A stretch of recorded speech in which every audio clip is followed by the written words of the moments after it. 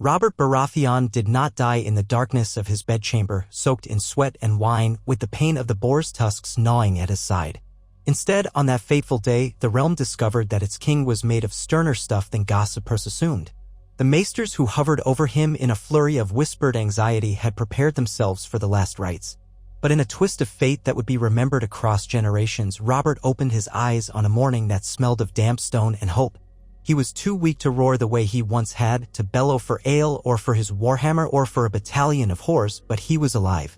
It had been a dangerous wound, deep enough to threaten his life, but the boar had not disemboweled him as thoroughly as some had feared. Bits of tusk had chipped off against the king's ribs, saving the vital organs but leaving him battered and feverish for days. His hair matted to his scalp, his mouth sour with the tang of milk of the poppy, Robert spent the first week drifting between states of delirium. When the fever broke, he lay motionless, a giant of a man diminished by suffering. No one dared speak of his survival for certain until he managed to rasp, "Where's my damn wine?" And though they would not give it to him in that moment, the Red Keep nearly breathed a sigh of relief. Queen Cersei had stood vigil, though more for appearance than love. She maintained a careful mask of concern, a performance honed from years of wearing the crown. She understood that if Robert died, everything changed, and for the first time in years, she found the possibility of his survival almost equally unnerving. Yet in the hush of the royal bedchamber, amid the stench of sickness, she had also glimpsed the precariousness of her own position. If Robert's last breath came too soon, the legitimacy of Joffrey's claim would matter more than ever. With Robert alive, all her machinations required subtler forms. So Cersei waited, stood at his bedside with impeccable posture, and occasionally lifted a cloth to dab sweat from the king's brow while never letting him out of sight. Eddard Stark, Ned to those who loved him, was the only soul who might have gleaned the gravity of this miraculous survival. Ned prayed in the sept or in the godwood for old time's sake. In truth, he prayed anywhere he could find quiet. He prayed for King Robert's life, for the realm's stability, for his own children. It was not lost on him that Robert's living body might save them from a Lannister ascendancy he deeply feared. Even so, there was a longing in Ned's heart for the simpler days in the north, where he might stride the cold ramparts of Winterfell and shield himself from the world with the comfort of family and tradition. But here he remained, where his old friend lay dying, then recovering, where secrets threatened to unravel everything he held dear. As the king's strength returned, slowly at first, so slowly that many wondered if he would ever again be the bull of a man he once was, Robert found a new sort of temperance forced upon him. He could not simply ignore the wound. Every slight movement sent a lance of pain through his ribs, and his muscles atrophied from weeks bedridden. The humiliations came in small increments, the necessity of being helped to the privy, the trembling in his hands as he tried to feed himself. Yet, beneath that humiliation glowed a simmering anger and, ironically, a battered gratitude. He was alive. He was not yet done with this world. One night, he swore an oath to himself. If the gods had spared him, perhaps they had a purpose for him beyond being a drunken fool perched upon the Iron Throne. The realm began to whisper. Did this brush with death change their king? Whispers in taverns and around hearthfires told of a calmer Robert, a more reflective Robert. They half expected him to fling courtiers from the windows once he regained his feet, or to order 1,000 casks of ale to celebrate. But the king who emerged from the darkness of near death was neither wholly changed nor wholly the same. Yes, he still joked about betting women, still had a body remark for nearly every passing maid. He retained that stubborn set of his jaw that promised violence if trifled with. Yet something in his eyes had shifted, as though having glimpsed the stranger's scythe, Robert now realized how fragile the realm truly was. Still, the political currents of King's Landing stopped for no one. Intrigue bled through every corridor of the Red Keep, weaving the fates of lords and ladies into a tapestry soaked with fear and ambition. Courtiers tiptoed around Cersei, uncertain of her position. The Lannisters bristled with tension. Jaime Lannister, reinstated to the King's Guard, watched over the king with his cool disdain. Tywin Lannister sent ravens from Casterly Rock with cautious, measured words, his golden quill scrawling tidings of concern for the king's health. Varys, the master of whisperers, glided in the background, gleaning rumors and secrets that might shape the kingdom to come. Littlefinger, with his sly grin, gambled on the best outcomes that might increase his own power, offering honeyed words to both queen and hand alike. Through it all, Ned Stark maintained a daily vigil at the king's side whenever allowed. "I prayed for your life," he confessed quietly when Robert was lucid enough to hold a conversation. "The realm needs you, Robert. I only hope you see how precarious it all is. Robert, propped up by pillows that smelled faintly of lavender, snorted. The realm needs me? The realm needs a man not half dead, Ned. But I won't let some pigs tusk me in. Not yet. He attempted a laugh but winced from the pull of the stitches. All my life I've swung the hammer, broken bones, thundered across battlefields. 'Tis a cruel jest that the boar nearly took me down. Bastard beast. Though Robert spat the words, Ned saw that his friend's fury was tempered by something akin to revelation. At night, Robert's dreams drifted to the war in which he seized the throne, to the memory of Rhaegar Targaryen's breastplate hammered by the fury of his warhammer. In the swirl of half-remembered images, Robert saw the brutal cost of power. He witnessed again the faces of those he'd lost and those he had killed. While he had nursed his hatred of Targaryens, he had never truly considered the next threat that might loom beyond his home. If the gods had spared him, perhaps it was to face a foe more horrifying than a Boar, or even a Targaryen. In the cold north, behind the mighty wall, warnings of undead and monstrous white walkers whispered through the frosty pines. Scouts of the Night's Watch told of sightings, pale figures with eyes like blue fire, an eerie intelligence that defied mortal comprehension. But in King's Landing, few took these stories seriously. After all, winter had come and gone countless times, and the wall had stood for 8,000 years. Even Ned Stark, resolute as he was, had seldom given much thought to legends that seemed older than the first men. The duties of the realm were too immediate, too pressing. But sometimes, when the wind howled at his windows, Ned felt the cold creeping into his bones, as if foreshadowing something unimaginable. When Robert was finally able to stand on his own 2 feet, even if shakily, the first thing he did was convene a meeting of the small council. He wanted them to see him upright, to respect that he had survived, to know that he was still king. Attending were Ned Stark, the Hand of the King, stoic in his northern furs despite the southern warmth. Pycelle, gray-bearded and half-napping behind his mask of senility. Littlefinger, smirking with unspoken secrets, and Varys, who offered sweet words of relief over the king's recovery. Cersei had insisted on joining, which Robert allowed with a gruff grunt. A seat was left conspicuously open. Stannis, who seldom wasted his presence in King's Landing if it could be helped, was at Dragonstone, stewing in his own bitterness. Robert lowered himself onto the chair at the council table with undisguised pain, but he managed to keep his expression firm. "I am not dead," he growled. "But I won't lie. I am not the man I was before. This wound will trouble me, so let's address the important matters. We've got the realm to rule, and it doesn't wait for me to heal." Ned spoke quietly, presenting updates on the tensions with the Iron Islands, the scuffles along the Dornish border, and the precarious finances of the realm. Littlefinger interjected with airy dismissals, reminding them all that coin could be borrowed. But Robert, uncharacteristically, did not wave away the matter of debts with his usual shrug. "We have borrowed too much already," he growled. "I remember the cost of war. I have no thirst for it now. We must be careful." Cersei shifted in her seat, scanning her husband with a calculating eye. Was this wounded Robert more circumspect, or was he merely too weak to roar? Through the long meeting, Ned watched Robert closely, amazed at his friend's transformation. There was less bravado, more discomfort. Even in his gaze, Ned perceived the flicker of some new resolve, as if Robert had glimpsed a shadow beyond the horizon. If only the king could articulate it. At last, when the meeting wrapped up with minor discussions of harvest yields, Robert leaned back, paler than usual. He locked eyes with Ned, a silent signal that he needed to speak with him alone. So the two old friends stood side by side at a window in Maegor's Holdfast, looking out over the city sprawl. Robert inhaled deeply, as if to convince himself he still had the capacity. "Ned," he said at last, "I want to go north." Ned blinked. "The north? Why?" Robert grimaced, rubbing gingerly at the bandages hidden beneath his tunic. "Because something in my gut tells me that these stories of walking dead, they may not be stories. I don't trust half of what I hear in King's Landing, but the realm has grown dangerously complacent. We're rotting from inside with our debts, our squabbles. We have no notion of a greater foe. They're only rumors, Ned said, almost by reflex. Old Nan used to frighten the children with tales of white shadows and ice spiders. If the dead were truly stirring in the far north, the watch would send ravens. But who listens to them? Are we so blind that we dismiss warnings of an ancient threat? I died once, Ned. He coughed at his own hyperbole. I nearly died, and in the darkness, I saw how small we all are. The king fixed Ned with an intensity that reminded him of their younger years.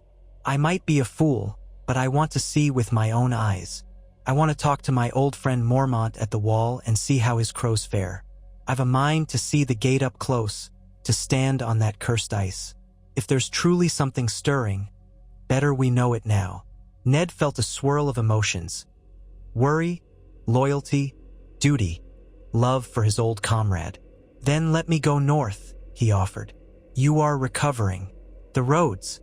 No, I've been cooped up here too long. If I linger, I'll sink back into the old ways. Drink myself to oblivion and ignore everything. I need the wind in my face. I need to feel alive, or else what was the point of surviving? He set a massive hand on Ned's shoulder, gentler than Ned ever remembered. We'll go together. I have not seen the north in years, and we'll take a retinue that can handle trouble, if trouble finds us. If it proves to be a fool's errand, so be it. But I must see. A quiet excitement sparked in Ned's chest at the idea of returning home, albeit under these unusual circumstances. Very well, he said softly, but we must plan carefully. The journey is long, the climate harsh, and your condition. Enough. I won't charge blindly into the snows. We'll bring enough men and enough supplies to make it a royal progress. And if the realm sees their king riding north for business, maybe they'll think twice about starting new rebellions in the meantime. He smirked, though it was tinged with tiredness. We'll keep the Lannisters close by. And Stannis, if the old sourpuss wants to brood, let him brood at Dragonstone. For once, I'll not beg his approval. Thus began the hush of new rumors in King's Landing. The king, freshly recovered, was determined to journey to the north to see the wall. Some joked that Robert simply wanted an excuse to stand in the snow and show off how tough he was. Others believed it was a political move to quell the ambitions of distant northern lords or a means to reassure them of royal favor. A few, including Varys, might have wondered whether Robert Baratheon's brush with death had lent him a sense of doom. But no one quite guessed the scale of it, except perhaps Ned Stark, who watched the king with a mixture of worry and a sliver of hope. Cersei, upon hearing the plan, reacted with a sneer. You think to gallivant across the realm when your body isn't even healed? She challenged him in private. This is madness. You should remain here, in the capital, where you can rest. Robert faced his queen with a strange calm. So you can rule in my stead, you mean? He clenched his fists. No, I won't be your puppet and I won't remain a prisoner in this fortress. I'm going. You can come with me or you can remain here. He paused, letting the weight of the words settle. But Joffrey stays behind, safe. You know that must be. And if you plot anything while I'm gone, I'll know. The threat hung in the air, a force that Cersei had not felt from Robert in years. She saw a glimmer in his eyes, something hardened by pain, sharpened by near death. She swallowed her retort. For now, she would yield, bide her time, and see how she might twist these developments to her advantage. Preparations were made swiftly. The king's party would include a contingent of loyal knights, guardsmen, and servants for comfort. Ned Stark would travel with him, of course, as the Hand. Arya and Sansa would remain in the capital under the watch of trusted men, though Ned insisted that Sansa's betrothal to Joffrey remained in question. He did not trust the Lannisters, especially now. Catelyn, who had been at Riverrun to visit her ailing father, would remain there a while longer, but she promised to meet Ned in Winterfell if the journey lasted as long as expected. Thus, the king's departure looked very different from the triumphant march he had once led when traveling south. Now, he rode more slowly, gingerly atop his courser, clad in furs and thick cloaks to protect his healing wound. They took the King's Road north. As they passed through the Riverlands, men and women came out to see the king. They stared at the once mighty figure, now seeming a bit hollowed out. Still, Robert offered a grin or a wave when he could manage. Wine was poured, though not too much, for each feast thrown in his honor. In the evenings, Ned and Robert shared quiet cups of ale by the campfire, speaking in hushed tones of the old days. Once or twice, Robert even let slip a question about the Targaryen girl across the narrow sea, the one rumored to have dragons. More old ghosts, he muttered. The realm is full of them. But such matters felt distant compared to the chill that lay ahead. Every day they journeyed closer to Winterfell. Ned felt the tension in his chest ease. He caught glimpses of farmland and small folk he recognized from distant memory, saw the land give way to hardier soils and sparse forests. The air took on a crisper, cooler taste. And Robert, though pale, seemed invigorated by the change. He breathed the northern air like a man remembering a piece of himself lost long ago. As the party ascended that last stretch of the King's Road, the familiar towers and walls of Winterfell rose from the horizon. Ned's throat tightened at the sight of home. Winterfell's gates opened in welcome. Robb Stark, now near manhood, stood with the household guard. Bran was there, too, shifting from foot to foot with excitement, though he still nursed an old injury to his legs. Rickon hid behind an older servant, uncertain, while the loyal maester Luwin hovered near. The king's party was greeted by the howling of the dire wolves, Grey Wind, Summer, Shaggy Dog, still roaming in the castle's courtyards, grown larger than pups but no less bonded to their Stark masters. The beasts bared teeth at strangers and sniffed the wind for threats, but at the sight of Ned, they relaxed. Robert dismounted carefully, his breath ragged from the travel. "Damn, Ned," he chuckled. "I remember arriving here years ago after I took the throne. Back then, I felt like a triumphant warrior. Now I feel like a wounded old bear seeking a cave." Ned gave him a wry grin. "Winterfell is as good a cave as any, my king. You're welcome here for as long as you wish." They spent days in Winterfell, allowing Robert to rest further. The king marveled at the hot springs that warmed the stones from within, soaking in the steamy water that eased the aching in his ribs.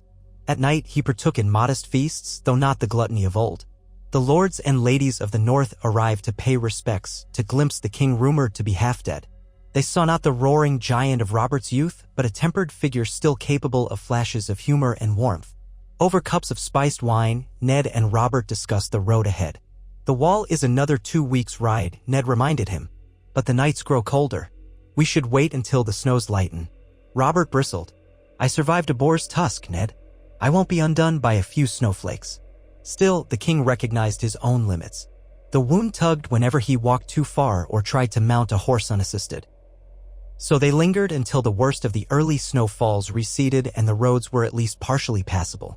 It was in Winterfell's courtyard, a few days before departure, that Robert met Jon Snow for the first time in years.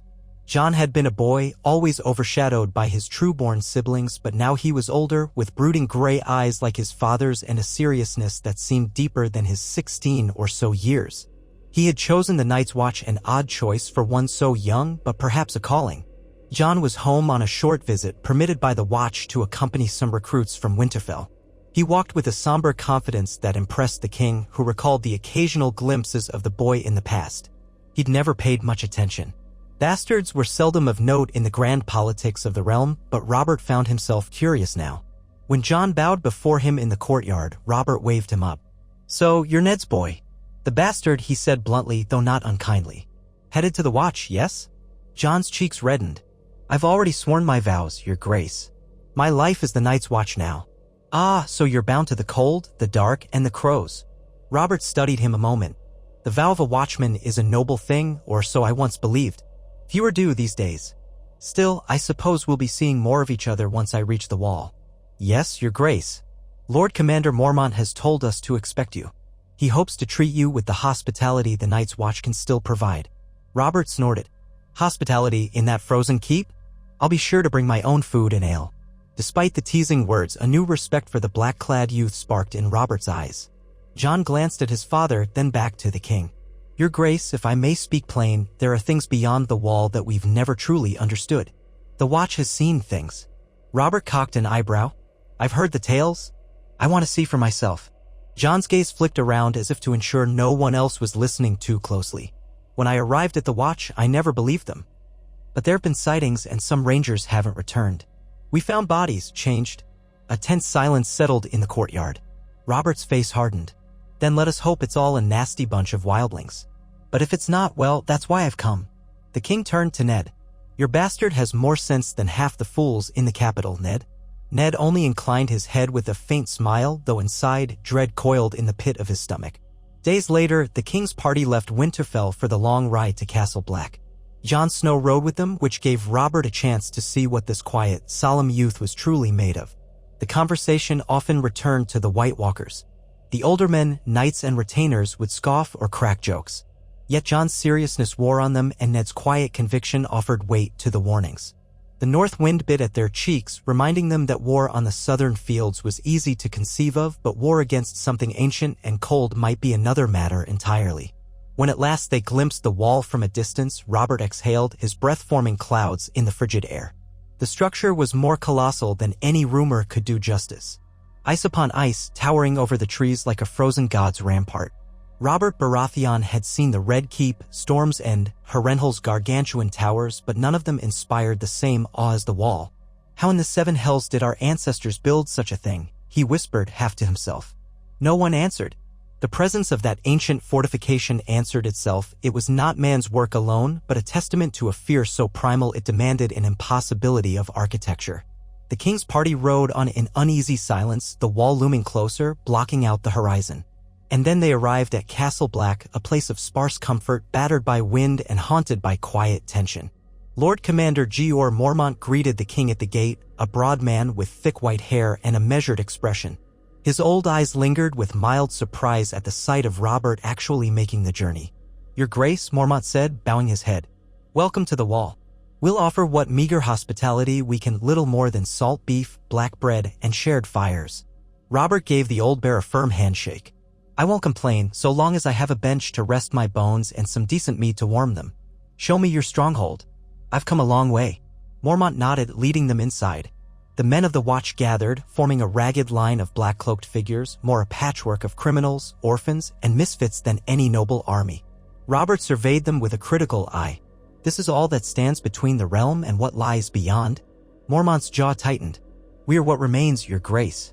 Our numbers have dwindled. Aye. Then the realm is in graver danger than I thought. That night, they held a feast of sorts in the communal hall, though feast was generous. The tables were laden with hearty stews, tough bread, and the best ale the watch could muster.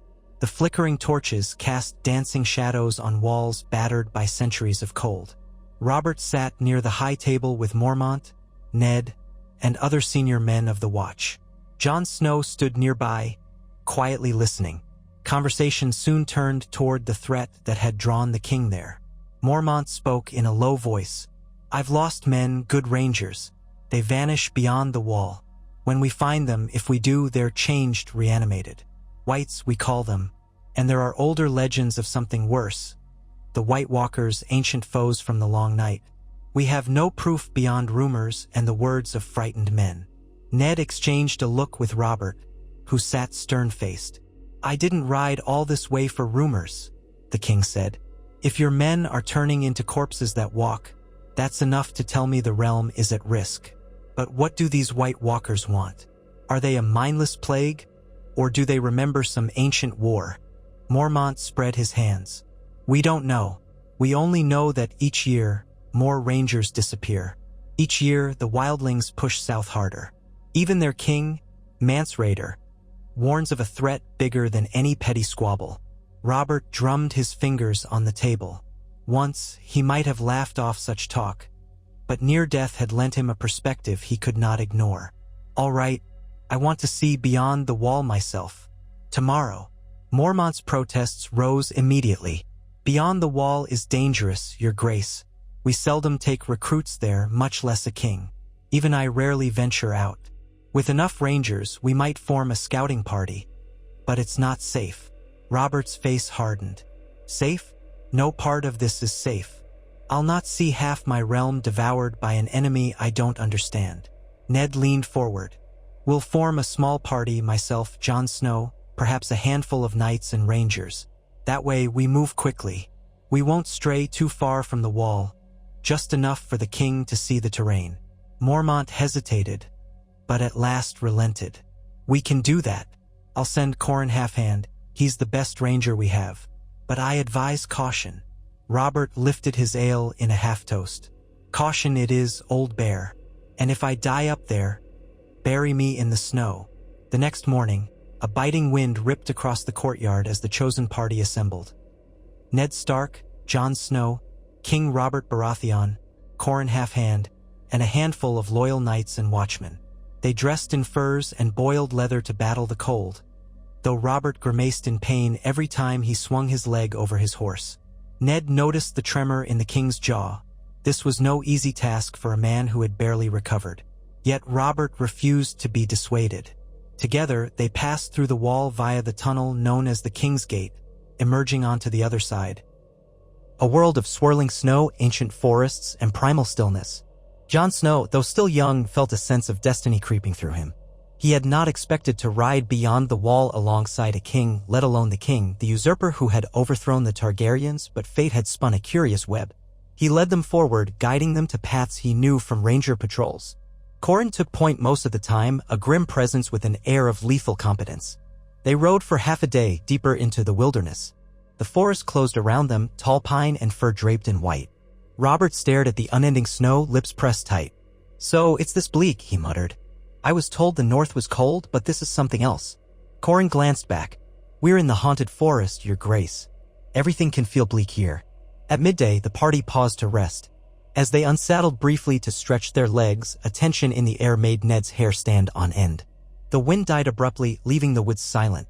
The horses stamped nervously, exhaling plumes of steam. Corin went still, eyes scanning the shadows between the trees. Jon drew Longclaw from its sheath, the Valyrian steel glinting in the pale light. Ned placed a hand on his own hilt, stepping protectively near Robert. "What is it?" he whispered. In reply, a low, haunting moan echoed through the trees, like wind across a grave. Figures emerged from the gloom, pale shapes stuttering in their movement. The watchers realized these were men, or had been. Their flesh was bluish-white, eyes clouded, bones visible through patches of torn skin. The stench of decay assaulted the senses. Whites. Some still wore the tatters of the Night's Watch cloaks, others the rags of wildlings. "Seven hells," Robert breathed. His hand fumbled for the hilt of a sword he had not used in earnest for years. Pain shot through his healing ribs as he tried to raise the blade. Corin growled, "Prepare yourselves." The whites lunged with uncanny speed, reaching out with grasping hands stiffened by death. The fighting was a maelstrom of panic and biting cold.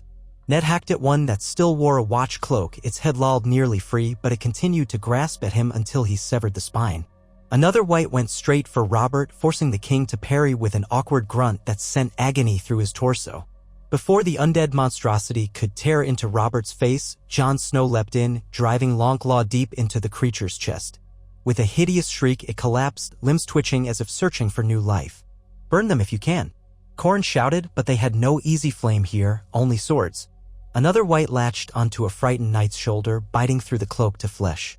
The man screamed as he fell backward, blade clattering into the snow. Corin ended the white with a precise slash across the neck, but the damage was done. The knight bled, eyes wide with horror. One after another, the whites met steel, but their unnatural endurance made each kill an effort. Jon found himself locked in desperate combat with a wildling white, face half-eaten by crows. It clawed at him, hissing through broken teeth. Longclaw's Valyrian steel parted its torso, but the remains still reached out, forcing Jon to plant a boot on its chest and yank the blade free in a spray of black ichor. Ned Stark beheaded another that had once been a rangy youth. The watchers found themselves panting in the numbing cold, each breath ragged with adrenaline. Finally, as abruptly as it began, the assault ended. The last white fell, convulsing in the snow. The men stood among the carnage, hearts pounding, each reeling from what they had just witnessed. Robert Baratheon leaned on his sword, face ashen and lined with pain. "Gods," he wheezed. "This is real." They had known it intellectually, but seeing those reanimated corpses hammered the reality home in a way no rumor or quiet story could. Several men sported wounds, including the unfortunate knight who moaned in pain. Corin knelt by him, expression grim. "You lose that arm if it's infected. I'll do what I can. But we need to return to the wall quickly." Robert nodded, swallowing. Yes. Let's go. Gather what remains if you can. I want proof." He stared at the remnants of the whites. "Let the realm see what we face." They formed a makeshift litter for the wounded knight, then turned back. The journey to Castle Black felt far longer. Each crunch of snow echoed their fear that more undead might appear. Robert's face pinched with each step, but he refused to ask for help.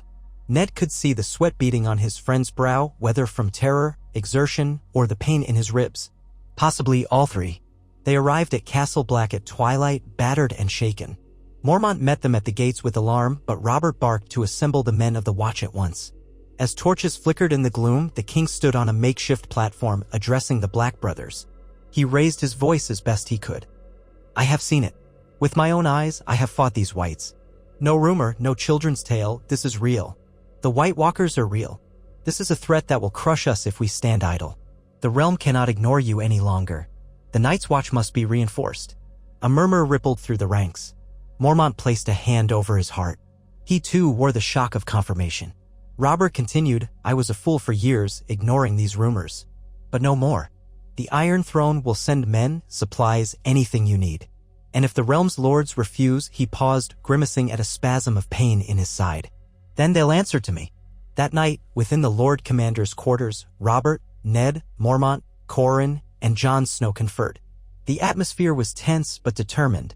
Robert pressed a hand to his bandaged side, breath still shaky. There's more to this threat, isn't there? These whites are just the foot soldiers. The real menace, the White Walkers, how do we fight them? Mormont spread a map over the table, pointing to scattered reports of sightings. Fire kills whites, and dragonglass, obsidian, has proven effective against the walkers in the old tales. Even Valyrian steel, perhaps. We have limited supplies of dragonglass here. Ned and Robert exchanged a glance.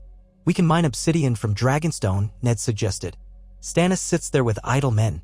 He might have reason to assist if the king orders it. Robert gave a humorless chuckle. If Stannis wants to brood in that fortress, he can at least make himself useful. We'll demand dragonglass. And we must unite the realm, call upon all the houses to send men. This is bigger than squabbles over crowns or debts. Jon Snow interjected quietly, Your Grace, the wildlings are also in danger. They speak of the others driving them south. Mance Rayder doesn't want to invade for conquest. He wants to flee from a terror that hunts his people. A few knights might have dismissed the mention of the king beyond the wall, but Robert listened. If he wants to help us fight these devils, perhaps we can reach an accord. Stranger things have happened. Mormont stepped in. We have tried to parley with Mance, but the South seldom trusts wildlings and the wildlings don't trust us. It will take a new approach, someone who can treat them as people, not savages. Robert's gaze flicked to Ned, who nodded slowly. Perhaps if the king himself extends an olive branch, that might carry weight. Or perhaps Jon Snow, who has already proven himself in the Watch. Jon flushed, but stepped forward. I'll do whatever's needed to protect the realm. Mance Rayder once served in the Watch, he may be more inclined to speak with one of our own. But to bring him to the table, we must offer safe passage. A plan began to form, a tenuous, uncertain plan that involved forging alliances once thought impossible. Robert Baratheon, battered but unbroken, resolved to return south immediately to rally the lords of Westeros to the true war. Ned Stark would assist in preparing the north, fortifying Moat Cailin as a line of defense. Jon would remain with the Watch but potentially serve as an emissary to Mance Rayder. And Corin Halfhand, along with a cadre of rangers, would continue scouting beyond the wall, seeking any sign of the White Walkers' movements.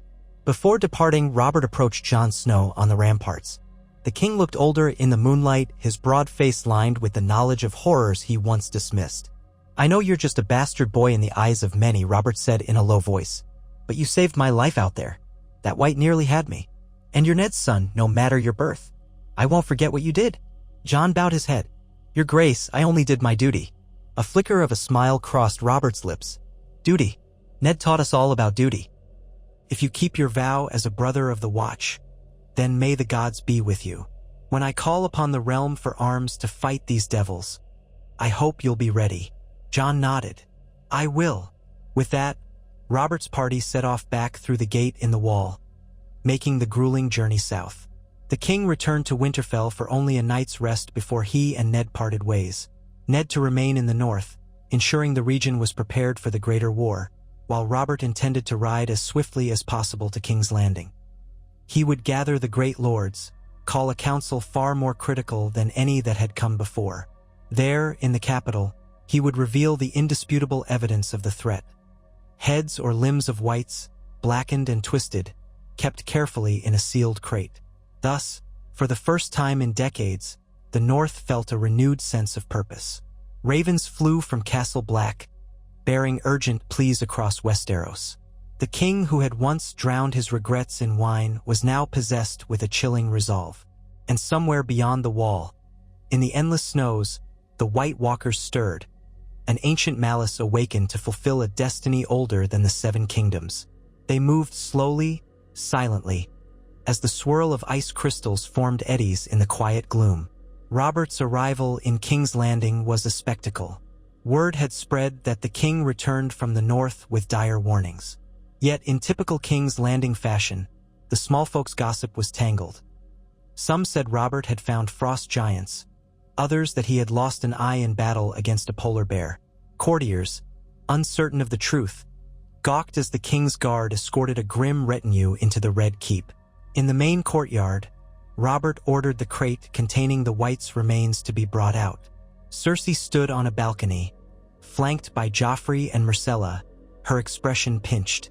She had not expected Robert to return with such fervor, and she had hoped to find a means to undermine him as she always had.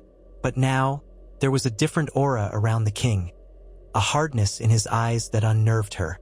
The small council convened. Robert began without preamble, describing the journey beyond the wall, the ambush by undead, and the urgent need for unity. He gestured to the crate. Pycelle cautiously lifted the lid, staggering back when he beheld the withered, reeking remains. Gasps and cries filled the council chamber. Varys paled, eyes flitting with sudden calculation. Littlefinger stepped back, hand covering his mouth. Cersei narrowed her gaze, though even she could not deny the stench and the horrific shape of the flesh before her. "So," Robert said, voice echoing in the chamber, "this is what we face. I nearly died once again, but not by a boar's tusk, by the hand of a dead man who wouldn't stay dead." Chaos erupted among the council members, each voicing their disbelief or horror. Eventually, Robert roared for order. "Listen, all of you. We have no time for petty squabbles. I want the banners called from all corners of the realm: Lannister, Tyrell, Martell, Greyjoy, Tully, Arryn. We march not against each other, but north. If we fail, we'll all die, Lannisters and Starks alike. The winter that's coming isn't just a season, it's death incarnate." Cersei, regaining her composure, folded her arms. "And who pays for this grand campaign? The crown is in debt, or so Littlefinger claims. Will you bankrupt the realm for a rumor from the far north?" "Rumor." Robert spat the word. He slammed a fist on the table so hard that the reverberation made Pycelle jump. "Look in that crate, woman. That is no rumor. I have seen it. By the gods, if you had half the sense of a stable girl, you'd be terrified." His eyes blazed. "The gold of Casterly Rock means little if we're all corpses. We must raise an army. The largest this land has seen since my rebellion, perhaps larger." Tywin Lannister was still at Casterly Rock, so the tension fell upon Cersei to respond for the Lannisters. She did so through clenched teeth. "As you wish, your grace. We'll see what can be done." But the cunning behind her eyes suggested she would maneuver for advantage.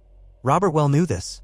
Still, if even a fraction of the Lannisters' forces marched north, it might be enough to hold back the tide of the undead if combined with the other great houses.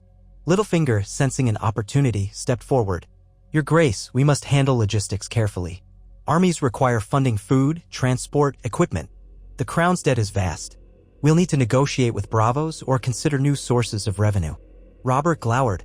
"Sort it out, Peter. Do what you must, but don't sabotage this. I'll not have you playing your games while the realm stands on the brink." Varys' soft voice slid in. "We must also consider alliances beyond our borders. The Targaryen girl, Daenerys, rumored to have dragons. If her beasts are real, they might be formidable against an army of the dead." The mention of Targaryens once would have driven Robert into a rage. But now he only sighed, a deep weariness in his gaze. "If the dragons exist, perhaps we need them. Damn it all, I'll parley with a dragon if it means saving the realm." And so the wheels of war began to turn in a direction no one had anticipated, northward against an enemy from ancient legend. Ravens flew to Dragonstone, bearing the king's command that Stannis gather obsidian. Missives went to the Tyrells at Highgarden, to the Martells in Dorne, to the Arryns in the Vale, summoning all to King's Landing for a grand council of war. The River Lords, too, were called upon. The Greyjoys might prove more difficult, for their reaving ways seldom fell in line with the aims of the Iron Throne. But Robert would try to unify them regardless. He'd seen with his own eyes what awaited disunity. As word spread across the Seven Kingdoms, the reactions varied. Some lords laughed at the notion of an army of the dead. Others, sobered by the king's personal testimony, began to muster their bannermen, forging weapons that might serve in the frozen north. Among the small folk, rumors blossomed into nightmares. Some prayed for deliverance, others prepared to flee further south.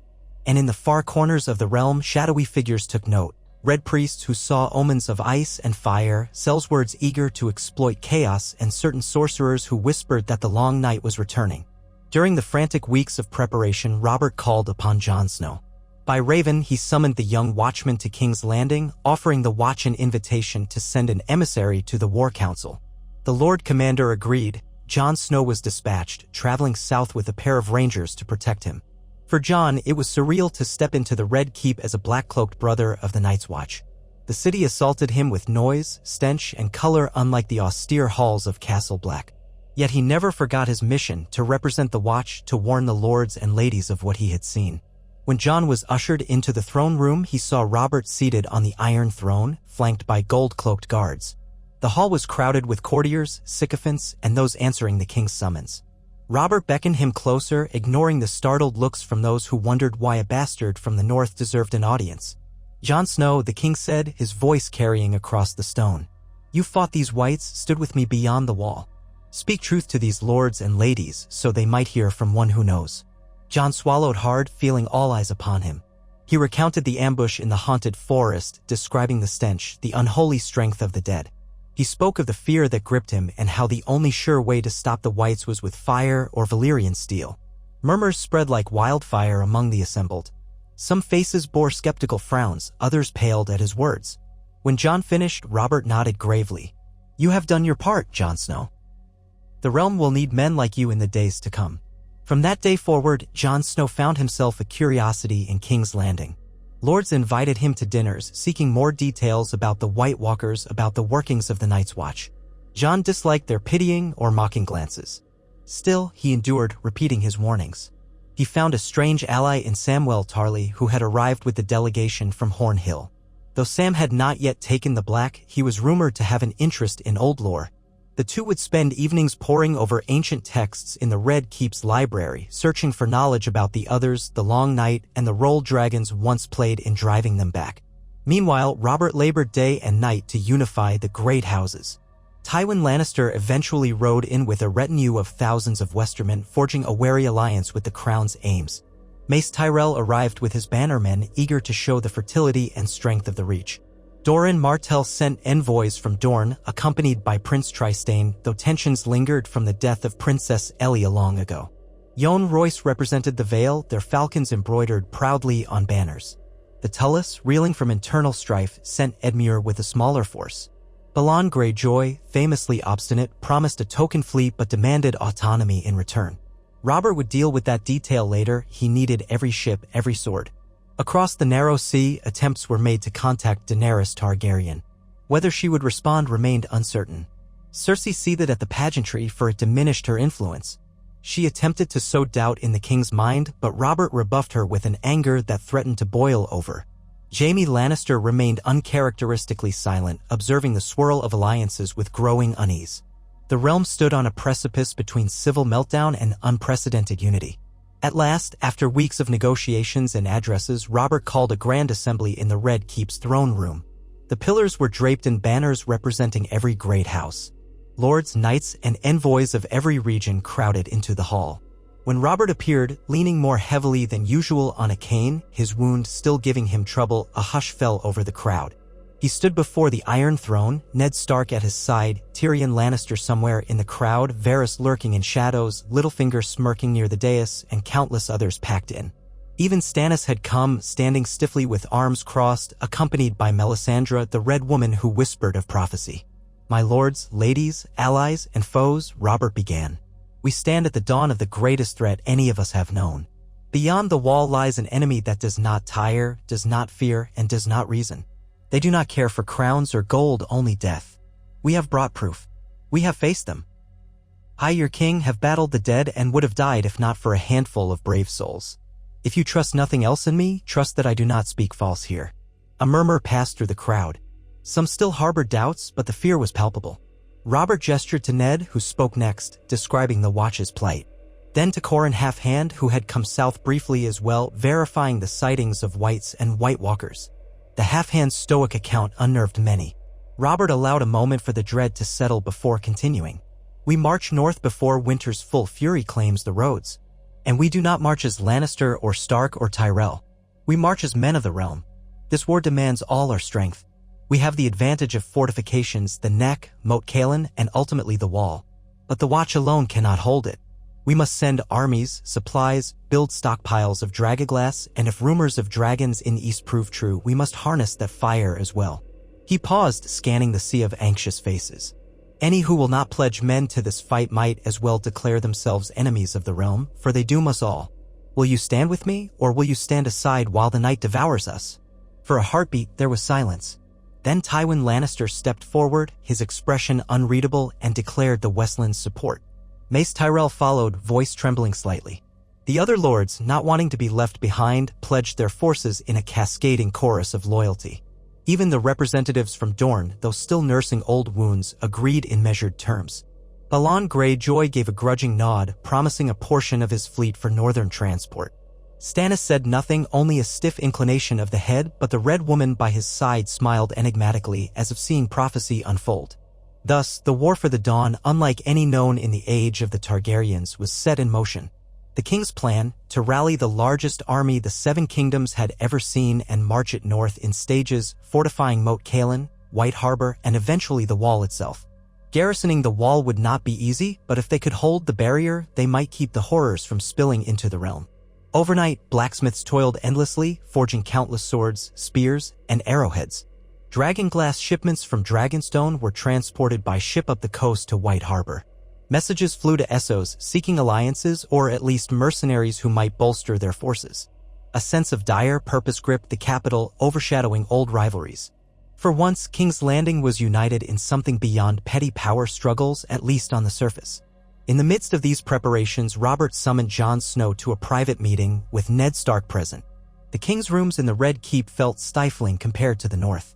Robert paced slowly, favoring his injured side. Ned stood near the window, arms folded. "Jon Snow," Robert began, "your father vouches for your skill and honor. The Watch needs every man, but we also need eyes beyond the wall to keep track of Mance Rayder and the wildlings to see if they'll help or hinder us. There's talk you have a rapport with the wildling folk. Is that true?" Jon nodded hesitantly. "I met some of them. They're just people, mostly. They fear the White Walkers more than they fear us, but they mistrust the Night's Watch. Can you change that?" Robert asked, gaze intense. "We need them on our side, or at least not attacking us from within." Jon took a deep breath. "I can try, your grace. Mance might listen to me, but he's proud. He'll not bow. He'll want safe passage for his people through the wall." Ned spoke quietly. "If we treat them with decency, give them some land, let them flee south of the wall, they might join our fight. A new strategy for a new enemy." Robert grunted. "It goes against everything we've done for centuries, calling wildlings raiders and savages. But if uniting with them keeps the dead from overrunning us, so be it. Jon Snow, I'll send you and a small group north again if you're willing to speak with Mance. Convince him to march with us, or at least not against us." Jon bowed, though the fear in his chest was real. "I'll do all I can, your grace." So the cogs turned. Jon Snow prepared for a journey that might end with him at the mercy of the king beyond the wall. Meanwhile, all through the north, men mustered. Robb Stark led some of the host near Mot Cailin, transforming the ancient fortress into a staging ground. The Umbers, Mormonts, Glovers, and other northern houses rallied. In the southern kingdoms, banners rose under the Lion of Lannister, the Rose of Tyrell, the Sun Spear of Dorne, the Falcon of Arryn, the Trout of Tully. Ships carried men up the coasts, while roads clogged with wagons. Winter threatened, but everyone raced against time. The king, for his part, chafed at the waiting, the planning, the swarm of details. Yet he endured, battered by the wound that refused to fully mend, haunted by the memory of that day beyond the wall.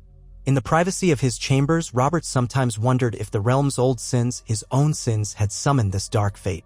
The Targaryens, the rebellion, the years of drunken neglect, perhaps these were trivial compared to the ancient powers stirring to the north.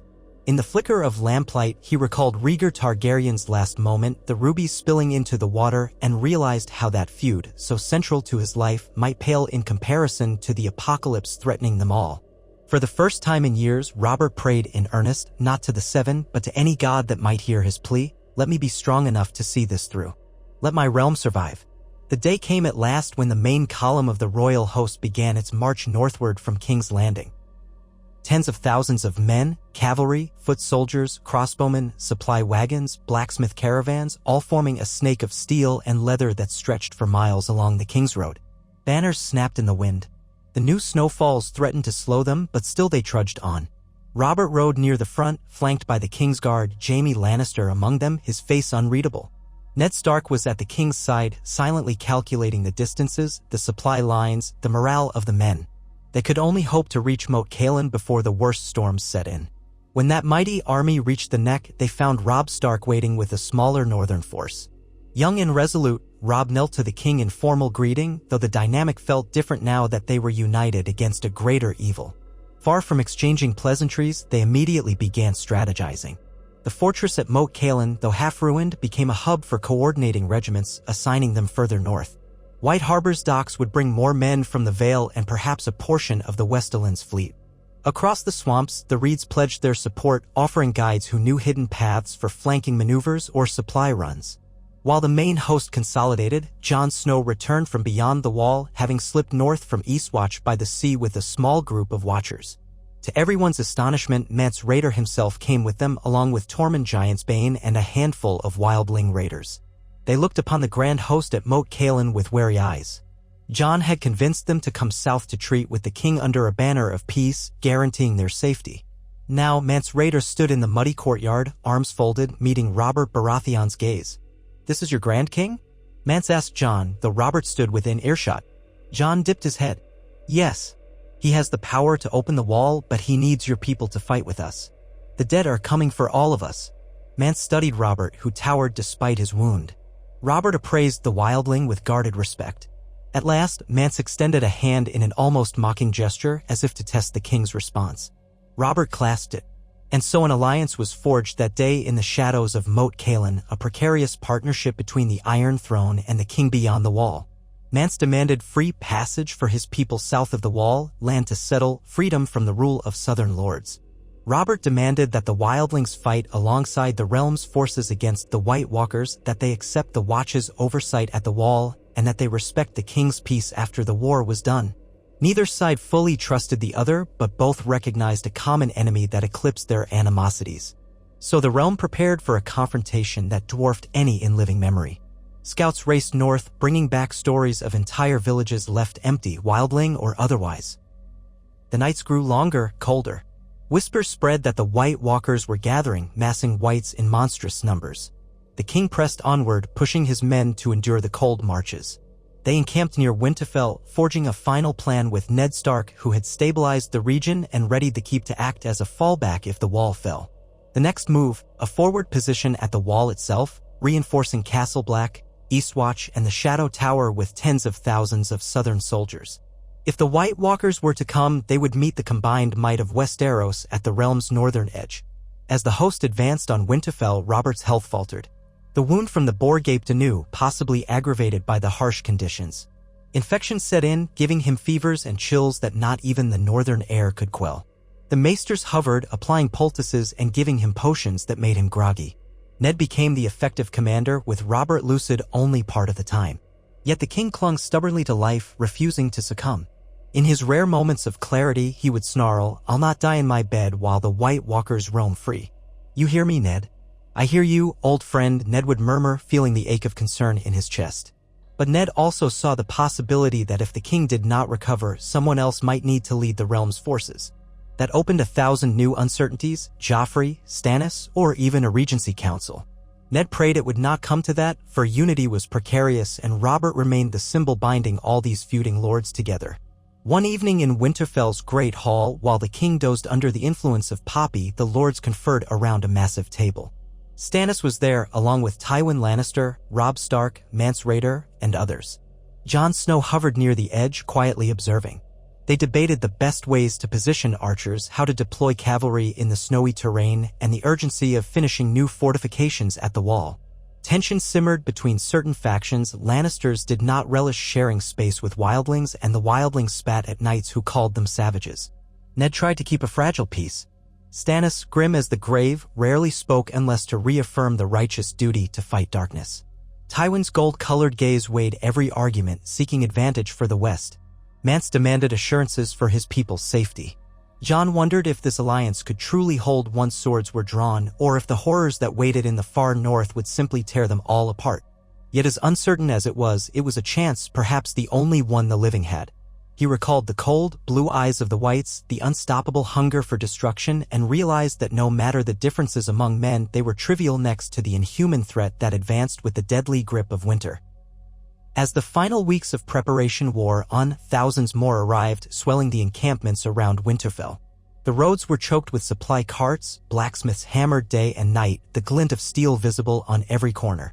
The nights were filled with the howling of dire wolves and the distant clank of swords. And at the heart of it all, a wounded king struggled against mortality, determined to see the fight through. At last, word reached them. A massive buildup of whites had been spotted by rangers near Craster's Keep. The White Walkers were marching south, a slow but relentless advance. Time had run out. If Westeros intended to stop them at the wall, they needed to be there now. And so the armies mobilized in earnest. Robert insisted on riding at the head of the column even though the maesters begged him to stay in Winterfell for further recovery. Ned tried to dissuade him. "Robert, your fever, eh?" "No," the king hissed. "I will face them. If I die on my feet, hammer in hand." They rode north once again, the largest host the North had ever witnessed, a sea of men and banners from all corners of Westeros, joined by wildling clans, each prepared to kill the other if not for this shared threat. War drums thundered in the crisp morning air, and the ground trembled beneath the hooves of tens of thousands of horses. The Black-cloaked Night's Watch led the way, guiding the southern lords to Castle Black. Row upon row of tents were erected along the wall's southern face. Fires blazed, forging steel in the open air. Night and day, men dug trenches, raised wooden palisades, and prepared barrels of pitch to ignite any whites that might breach the first line of defense. Winter winds battered them. Men froze during the nights, and more than one southerner deserted, preferring to face a beheading than the howling cold. But most stayed, trapped between a sense of duty and terror. Robert patrolled the camps on horseback or in a cart when his fever was worst, offering words of encouragement that were oddly heartfelt. Despite the bandages on his torso, he still wore a breastplate emblazoned with the crowned stag, the symbol of a king who refused to kneel before anything, living or dead. One evening, as scouts returned with reports of the White Walker horde drawing closer, Robert summoned Jon Snow and Ned Stark to his tent. The king, flushed with fever, clutched a mug of hot wine. "They'll be upon us soon," he murmured. "We have but a few days, maybe less." Ned clasped his friend's arm. "We're as ready as we can be. The men are prepared. We have archers on the wall, catapults loaded with wildfire at Eastwatch and the Shadow Tower. Torches everywhere." Robert gave a rasping laugh. "And I have my hammer, the same that crushed Rhaegar's chest. Perhaps it'll crush another or two." He shut his eyes briefly, as though summoning the last of his courage. "Ned, if I fall, you must ensure the realm carries on this fight. Promise me." Ned swallowed. "I promise." Robert reached for Jon Snow's shoulder, his grip surprisingly strong. "And you, boy, if there's truth to these old stories, the blood of dragons flows in your veins too. You're a Stark, but, well, never mind. I only ask you to keep that blade of yours sharp, because we'll need it soon enough." Jon felt a rush of confusion at the king's odd words, but he nodded, heart thudding. "Aye, your grace. I will." At dawn, a horn blast echoed across the frosty plains. The White Walkers had arrived. Through the swirling snow on the far horizon, a shape materialized. An endless mass of dead men, women, and beasts, some half-rotted, some newly dead, all with the same vacant, predatory malice. Behind them, clad in armor of ice, rode the White Walkers themselves, tall and lithe, with eyes of pale blue and swords that glimmered like shards of night. A chill deeper than winter itself seeped into the Watchers' hearts. Robert, astride his warhorse, stared at the approaching nightmare. The men all around him shifted nervously, a collective gulp of dread passing through the lines. The king's breath steamed in the air. He lifted his hammer, ignoring the burning in his wounded side. Ned Stark unsheathed ice, the ancestral sword of House Stark. Knights from the west brandished swords emblazoned with lions. The Tyrell cavalry readied lances. Archers stood atop the wall with torches lit. Wildlings, brandishing axes and crude spears, joined the line. Thousands of men, from the highest lord to the lowliest convict from Flea Bottom, stood shoulder to shoulder. Then, with a roar that tried to drown out his pain and fear, Robert Baratheon spurred his horse forward, leading the charge against the dead, determined to defend the living at any cost. The thunder of hooves and the clang of steel echoed across the frozen expanse, the final gamble of a realm that had, for once, united under a single purpose: survival. And as man and white collided in a cacophony of terror, the fate of Westeros hung in the balance, shaped by a king who refused to die when fate decreed, and by a bastard who had learned that honor sometimes meant fighting alongside old enemies for the sake of all the living. The armies of the living hurled themselves into that first clash against the dead with a desperate thunder. Horses, driven by the fierce scent of unnatural foes, reared and whinnied. Their hoofs flailed as steel met rotting flesh. The initial impact seemed to shatter the world with noise, steel on bone, with splintering, men shouting oaths to the Seven, to the old gods, or simply screaming in terror. Snow churned underfoot, stained red as if even winter bled for this battle. Robert Baratheon felt his ribs burn as he swung his warhammer in a wide arc. The boar wound pulled viciously, threatening to unhorse him, but he refused to give ground. The hammer smashed into the chest of a dead man in the tattered leathers of a wildling, caving in rib bones with a wet crunch. The white staggered back, limbs still twitching until a Tyrell pikeman ran it through from behind. Another foe loomed, a corpse with hollowed cheeks, perhaps a farmer in life. Its jaw hung slack, but it fought with frenzied strength. Robert's horse sidestepped, and he brought the hammer down onto the thing's skull, hearing the cracking echo through the swirl of snow. Ned Stark pressed through the mass of bodies not far from the king, wielding ice with both hands. The weight of that ancient Valyrian steel lent him calm amid the chaos. He remembered the stories of his youth, tales of the long night, the others, the last hero. In the churn of horror, those stories felt all too real. A pack of whites came at him from the flank, stumbling over corpses and hacking with rusted blades. Ned felled the first with a single stroke, sending its head rolling across the frost, jaws snapping even as it tumbled. A second landed a blow on Ned's shoulder, but the boiled leather took most of the impact. He gritted his teeth and swung ice sideways, shearing the attacker's arm off at the elbow, then reversed the grip and plunged the sword through its chest. Even that was not enough to still it, so Ned withdrew and beheaded it in a fluid motion. Men died all around them, though some rose again, reanimated in the whites' ranks. Lances shattered, horses screamed as undead hands dragged them down. The clangor was deafening, and at times it seemed the living fought the very storm itself. Archers atop the wall loosed volleys of flaming arrows. The sky rained fire, each shaft hissing and sputtering in the drifting snow. When the arrows struck true, whites collapsed in a blaze, screeching with inhuman fury. Yet even as the living fought valiantly, the press of the enemy seemed endless. For every white destroyed, more stumbled forward, some wearing furs, others wearing the battered armor of men who had died just days prior. Their pale eyes glinted with the same cold malevolence. Jon Snow was in the thick of it too, side by side with the Black Brothers and a contingent of wildlings under Tormund Giant's bane. Jon's heart hammered as he parried a savage blow from what had once been a tall warrior. Longclaw, with its Valyrian edge, bit through bone as if it were butter. The white dropped, limbs flailing. Jon pivoted, searching for the next threat. He caught sight of Tormund a short distance away, howling curses at the White Walkers and hacking whites apart with a great axe. Somehow, in the swirl of the undead and swirling snow, Tormund's voice boomed over the din, roaring about the free folk's courage. Despite the whites' silent malice, the wildlings fought with a savage intensity. "Light the trenches," came a cry from one of the officers behind the lines. A line of men rushed forward with torches, hurling them into shallow pits doused with oil. Flames roared up, forming a barrier that momentarily halted the whites' advance in that section of the battlefield. The heat crackled and smoke billowed, but as if in answer, a chilling wind swept across the plain. Snow and ice pelted downward in a fury so thick it threatened to smother the flames. It was no natural storm, but a conjuration of the White Walkers, those tall, gaunt figures glimpsed at the rear, their eyes gleaming with ancient cruelty. Catapults stationed behind the living lines unleashed clay pots of wildfire that arced through the sky, trailing greenish smoke before exploding among the dead. Jade flames burst across the plain, incinerating scores of whites in a horrifying dance of unnatural fire. Screams, both human and otherwise, mingled with the whoosh of flames. But the White Walkers themselves seemed to glide around the blasts, unaffected by the green conflagration, their icy swords slicing through any man who dared stand in their path. From atop the wall, horns sounded once more, warning of a new wave. The whites pressed from the flanks, forcing the living into a brutal melee near the base of the colossal structure. Men who had never seen a day of true war found themselves wrestling in the bloody slush, face to face with corpses that stared from hollow sockets. Yet the living still held firm, anchored by the might of lords and warriors who refused to yield. Tywin Lannister commanded a disciplined battalion on the right flank, using pike and shield formations to drive back the undead. Mace Tyrell's knights rode repeated sorties, although each charge cost them more horses and more good men.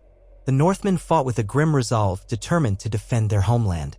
The wildlings, outraged at the defilement of their dead kin, joined the fight with savage ferocity. Somewhere amid the chaos, Mance Rayder took command of a group of raiders who flanked the whites, using the terrain knowledge he'd gained from years beyond the wall to strike at the dead from unexpected angles. Still, the onslaught felt unending. Robert Baratheon, pain pulsing at his side, bellowed again to rally his men. His once thundering voice was hoarse, made ragged by fever and the cold. Every swing of his hammer exacted a cost on his weakened body.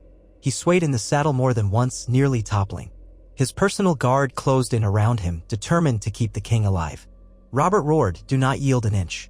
They don't tire, but neither do we break." A white lunged for his horse's flank, skeletal fingers digging into the beast's flesh. Robert cursed, bashing it away, but the horse screamed, kicking madly. The king was thrown to the snow. A hush of horror went through the guards, and Ned, spotting the calamity, broke formation to reach him. The wight that had unhorsed Robert lunged in, slashing with a jagged blade.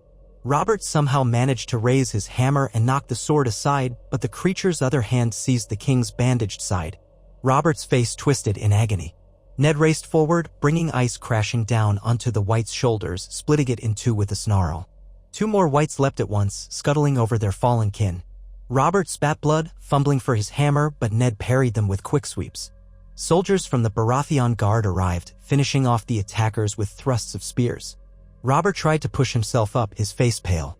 Ned and two knights seized him under the arms and half-carried, half-dragged him back behind the immediate fighting line. The king's breath came in ragged gasps and his eyes swam with pain. "Damn them," Robert croaked once they got him to a less chaotic pocket of the battlefield. I'll not die on my back." His hand pressed to the wound, and when he drew it away, it came back wet with fresh blood. A maester rushed in, hastily applying a linen pad. Robert hissed at the touch, though the battlefield left little room for gentle care. "Save your strength," Ned said. "We're far from beaten." Robert's mouth twitched in what might have been a grin. "Stubborn fool, you sound like me." Then, with all his might, he rasped, Go, Ned. They need you leading." Ned looked torn, but he realized the king was in no shape to continue. Surrounded by the Baratheon guard, Robert would be shielded for the time being. So Ned pressed his friend's hand once, then rose and plunged back into the fray, ice gleaming with half-frozen blood. Along the line, Jon Snow found himself squaring off against one of the walkers. Tall and thin, draped in armor like frosted glass, it moved with eerie fluidity. Its sword shimmered neither metal nor mere ice, but something otherworldly. Jon swallowed, remembering the lessons hammered into him by the Watch. Conventional steel would shatter upon contact with a White Walker's blade. Only Valyrian steel or dragoglass might stand a chance. He gripped Longclaw tight as the Walker turned its frozen gaze on him. He sensed, rather than heard, a malicious will behind those blue eyes. It swung, and Jon met the blow with a clash that rang unnaturally clear above the chaotic noise around them. Longclaw, made of Valyrian steel, held firm, though the impact vibrated down Jon's arms. In that moment, he felt the cold seeping through the blade, a numbing chill that threatened to freeze his very blood. The Walker slid back with inhuman grace, then came at him again. Jon parried once, twice, each strike more forceful. Snow whipped around them as if the Walker conjured the wind to blind its foe. On the third exchange, the Walker's blade glanced off Longclaw and sliced across Jon's shoulder, a shallow cut that burned cold instead of hot. Jon staggered, gasping at the strange agony. Summoning all his will, he brought Longclaw around in a two-handed arc. The Walker tried to dodge, but the Valyrian steel carved a deep gash across its side. For an instant, it screeched with a sound that set Jon's teeth on edge. Then, like shards of glass under pressure, it splintered into icy fragments that dissolved into mist, leaving only the swirling snow behind. Jon nearly fell to his knees, trembling. He glanced at the wound on his shoulder where the edges of the gash were faintly rimed with frost. He had fought and killed a White Walker, something that once seemed impossible. He forced himself upright, scanning the battlefield. The living lines held, but barely. The ground was a churned mess of gore and ice, littered with broken bodies and twitching whites. Flames still flickered here and there, but they were struggling against the storm. The White Walkers had advanced from multiple angles, whittling down the defenders with an onslaught of whites. Already, the living had lost hundreds if not thousands. Yet the realm's armies refused to break. "Fall back," bellowed one of the commanders. "Fall back behind the second trench." The order rippled through the ranks as the men pulled back in grim unison, crossing another line of oil-filled ditches. Torches were hurled and the ground erupted into flame again, forming a new barrier that momentarily forced the undead to pause. The living found themselves cramped against the sheer bulk of the wall, pressed so tightly that they had little room to maneuver. Archers atop the icy ramparts continued to rain flaming arrows. The defenders manning the catapults hurled more wildfire pots, risking catastrophic misfires. Each explosion lit the twilight in sickly green. Some of the White Walkers, cunning beyond reason, found paths around the trenches. It was as though an unnatural intelligence guided them, a presence that recognized how to exploit every weakness in the line. When a cluster of whites battered down part of the palisade, wildlings and Northmen scrambled to seal the breach. Tormund hacked at the undead with unstoppable wrath, while Mance Rayder urged his people on, shouting that if they did not stand together, they would be picked off like sheep. Tywin Lannister led a countercharge to reclaim lost ground, his golden armor spattered with mud and gore, an ignoble sight, yet necessary. Up on the wall, Castle Black's courtyard teemed with reinforcements ready to descend through the tunnel if the outer lines failed. Each warhorn blast signaled a new wave of men rotating to the front or a fresh assault from the dead. The Watchers glimpsed shapes in the gloom beyond the flames, silhouettes of monstrous pale spiders or beasts that might have once been bears, now reanimated. Rumors from the old legends sprang to life before their eyes. In that dire moment, the king insisted on returning to the front or as near as he could get. Against the pleading of the maesters, he rose, face ashen, pressing one hand to a blood-soaked bandage. He had to be half-carried by two knights to a vantage on a low hill. There, bracing himself against a broken cart, he surveyed the raging battle. Around him, men yelled orders, horns bleated, and the wind howled. Robert's vision blurred, but he still managed to call for runners to relay commands. He had Eddard Stark shift the bulk of the cavalry toward the western flank to repel a new surge of whites. He directed archers to reinforce certain choke points. Pain twisted his features with each breath, but he refused to collapse.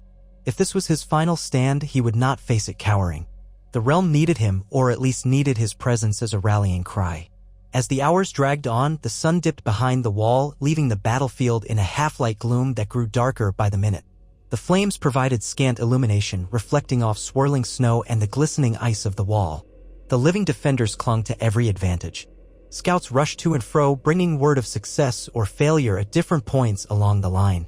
Somewhere in the chaos, a company from Dorne launched a daring flank attack behind one of the White Walkers, bringing it down with a spear of dragoglass. A group of Iron-born reavers, fighting under the Black Kraken banner, managed to torch a nest of whites that had nearly broken into the tunnel. The Tyrell cavalry, though badly mauled, kept riding in waves, pushing the undead back from the main gate. House Mormont's women warriors stood stoic at the barricades, hacking down whites with an unflinching determination reminiscent of Lady Lyanna Mormont's legendary will. Jon Snow found himself stumbling through drifts of snow and bodies, searching for survivors, for any sign of fresh help. His shoulder still throbbed from the cold cut. He saw Samwell Tarly crouched by the burnt remains of a white, clutching a dragoglass dagger in his shaking hand. Sam had come north to join the Watch just in time for this apocalypse, and though terror radiated from his wide eyes, he was here all the same, fulfilling his vows. Jon clapped him on the shoulder. "You fought bravely, Sam. Keep that dagger close." Sam nodded, too frightened for words. As the darkness thickened, a haunting cry rose from beyond the trenches, unlike any earthly sound.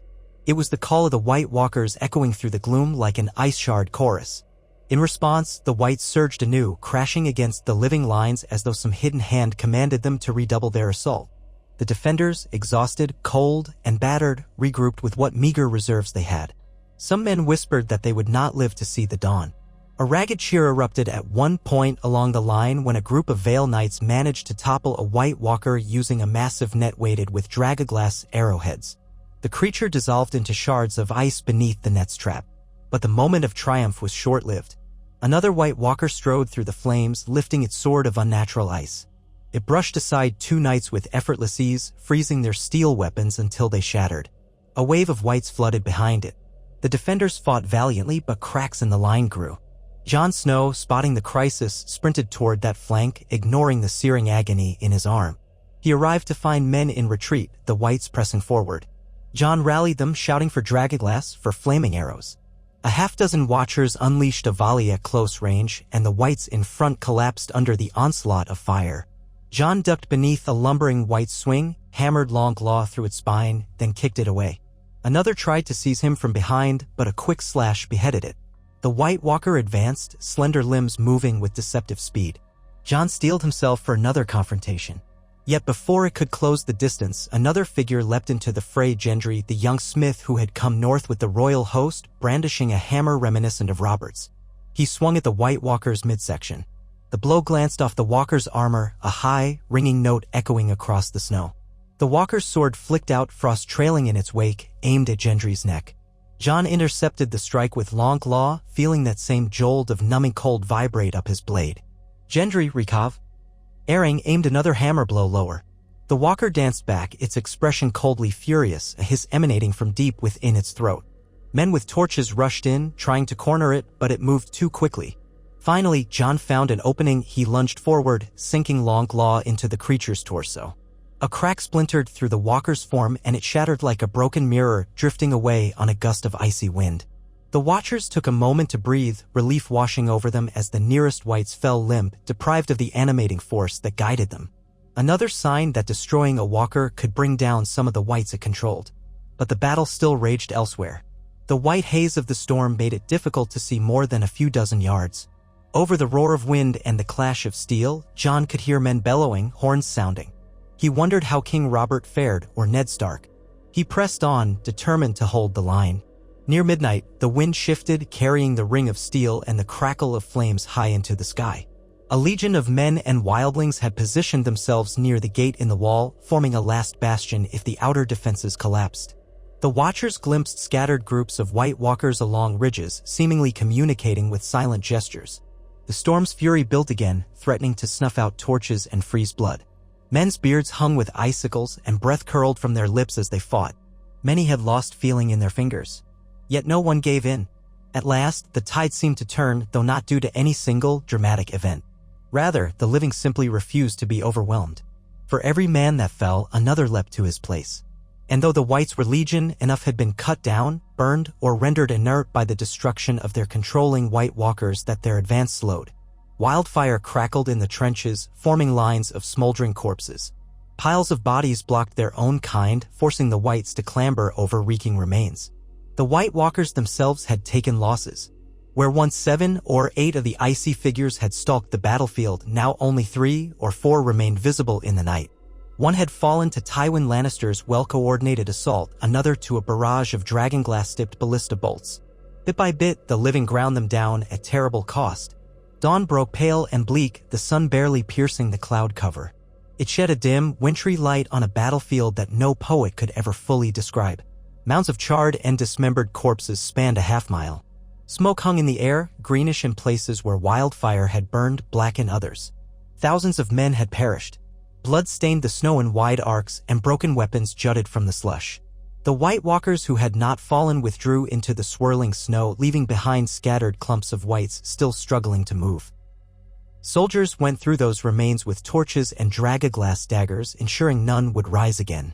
A weary Ned Stark emerged from the rubble of a broken palisade, ice still in hand, his breath pluming. Around him, men in battered armor coughed and trudged on stiff legs. Mormont's banner drooped in the cold wind, with only a handful of Lady Mormont's warriors left standing near it. Tormund Giantsbane knelt in the snow, leaning on his axe, hair caked with frost and gore. The combined might of Westeros had held, but it came closer to annihilation than any living memory. For a moment, Ned closed his eyes, inhaling the biting air and feeling an overwhelming gratitude that dawn had come at all. Jon Snow stood near the remains of a collapsed wagon, bandaging the cut on his shoulder with trembling hands. Samwell Tarly helped him, eyes rimmed with red, face etched in disbelief at having survived the night. The sun's meager light seemed a blessing, though they knew the White Walkers would surely regroup in the future. They were not destroyed, only driven back. "Jon," came a cry. He turned to see one of the king's guardsmen hurrying over, face streaked with soot.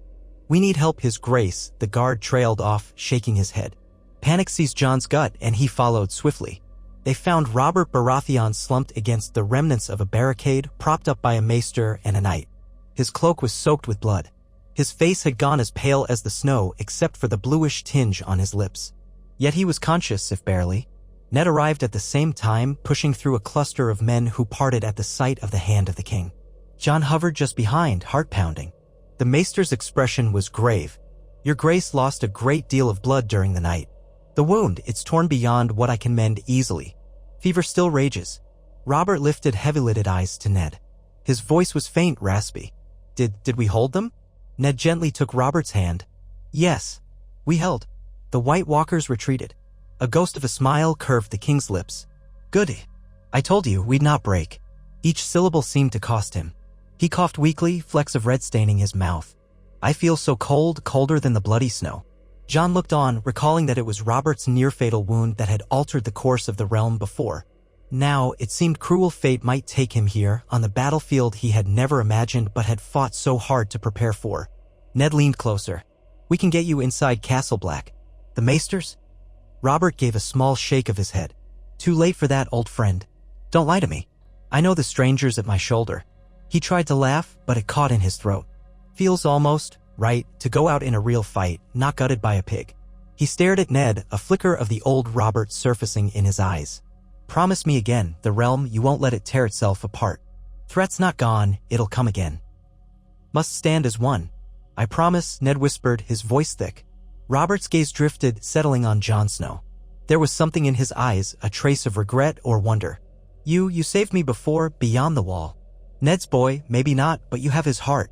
Keep that blade ready." His breathing grew shallow and his eyes fluttered. "Long night, still coming, stand firm." A quiet hush fell over the men surrounding their king. The only sounds were the crackle of distant fires and the moan of the wind. Robert Baratheon exhaled a ragged breath and slumped in Ned's arms. The maester pressed fingers to the king's neck, then closed his eyes. No pulse. Ned bowed his head, tears freezing on his lashes. A numbness that had nothing to do with the cold seeped into him. Around them, men bent the knee, removing helmets or bowing their heads in mournful respect. For all his flaws, for all his mistakes and cruelties, Robert had united them when it mattered most, had led them to an impossible victory against an unholy foe. Now he lay still, another casualty of a war that had scarcely begun. In the aftermath, the living stumbled to gather their dead, to burn the remains of the whites, to tend to the wounded. The day was a blur of grief and exhaustion. Messages were sent to the castles of the Night's Watch, to Winterfell, to King's Landing. Robert was gone, but the realm endured. The captains and lords convened in the shadow of the wall, grim-faced, to decide the next steps. Ned Stark took a leading role, though the question of succession weighed heavily on everyone. Joffrey Baratheon was the presumed heir, but rumors about his parentage had circulated for years. Stannis also had a claim by law and blood. Yet more pressing than any political question was the knowledge that the White Walkers had only been repulsed, not defeated. They might gather a larger force or find another route. The living could not simply declare victory and depart. Still, the night's events had proven that the threat was real and that unity was not a vain hope.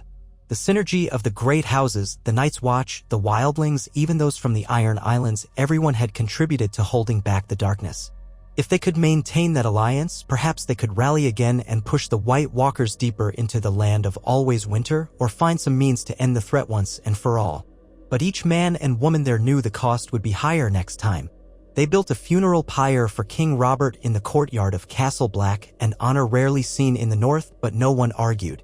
Ned insisted it was a necessary gesture, a final blaze against the cold. His old friend would have hated to rot in the ground, overshadowed by ice and gloom. The wood was piled high, soaked in oil. The king's body, clothed in armor that still bore the crown stag, was placed on top. As dusk settled, torches illuminated the courtyard, men forming a solemn ring. Knights of the King's Guard, battered and hollow-eyed, stood nearest.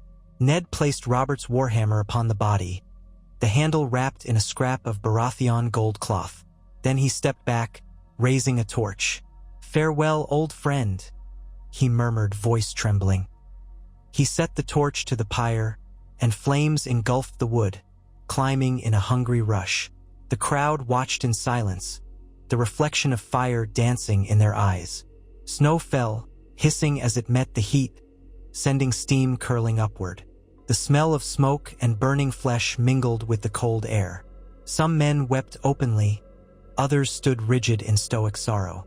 Jon Snow felt the ache of loss, though he barely knew Robert personally. Yet Robert's sacrifice had given the realm a fighting chance. The hush was broken only by the crackling roar of the pyre. As the pyre burned through the night, Ned Stark stood watch, shoulders slumped. He wore the mantle of command now in a way he never desired. The realm was leaderless in name and endangered by a threat that still loomed. But at least they had shown they could stand together. He vowed to do whatever it took to preserve that unity.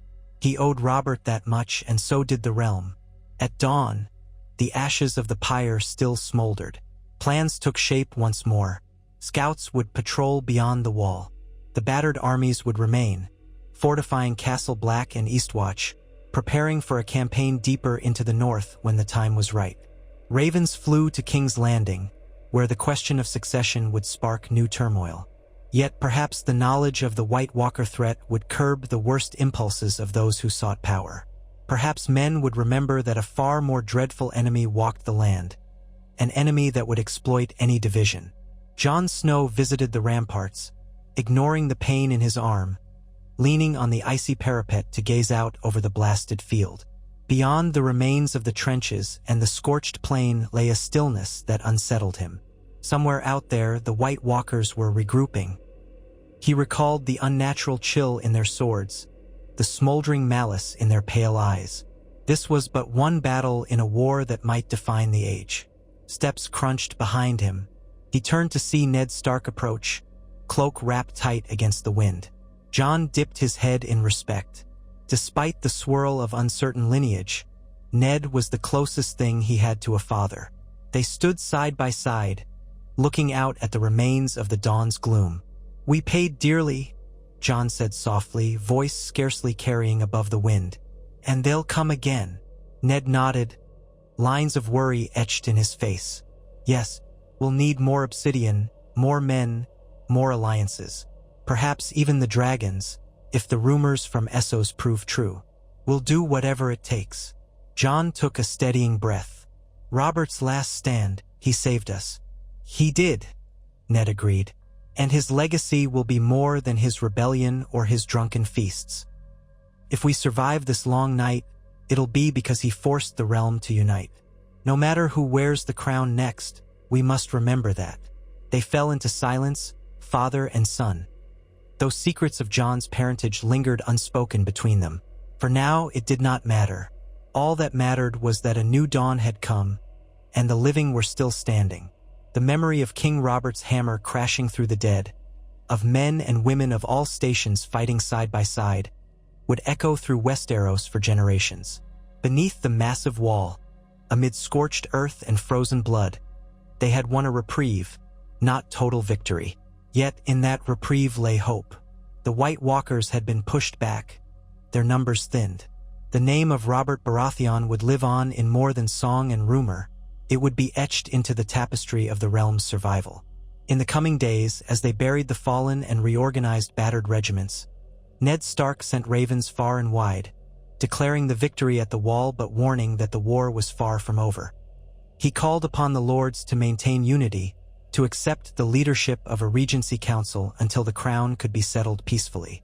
The High Septon, outraged by rumors of undead, called for a holy vigil across the 7 kingdoms, urging the faithful to stand ready.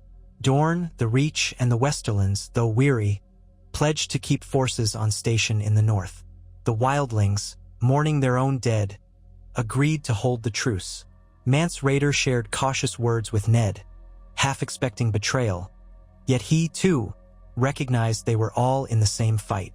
Bonds formed in blood and fire might yet endure. Far away, across the sea, rumors reached Daenerys Targaryen of an alliance of lords and a dead king, of winter's horrors stirring.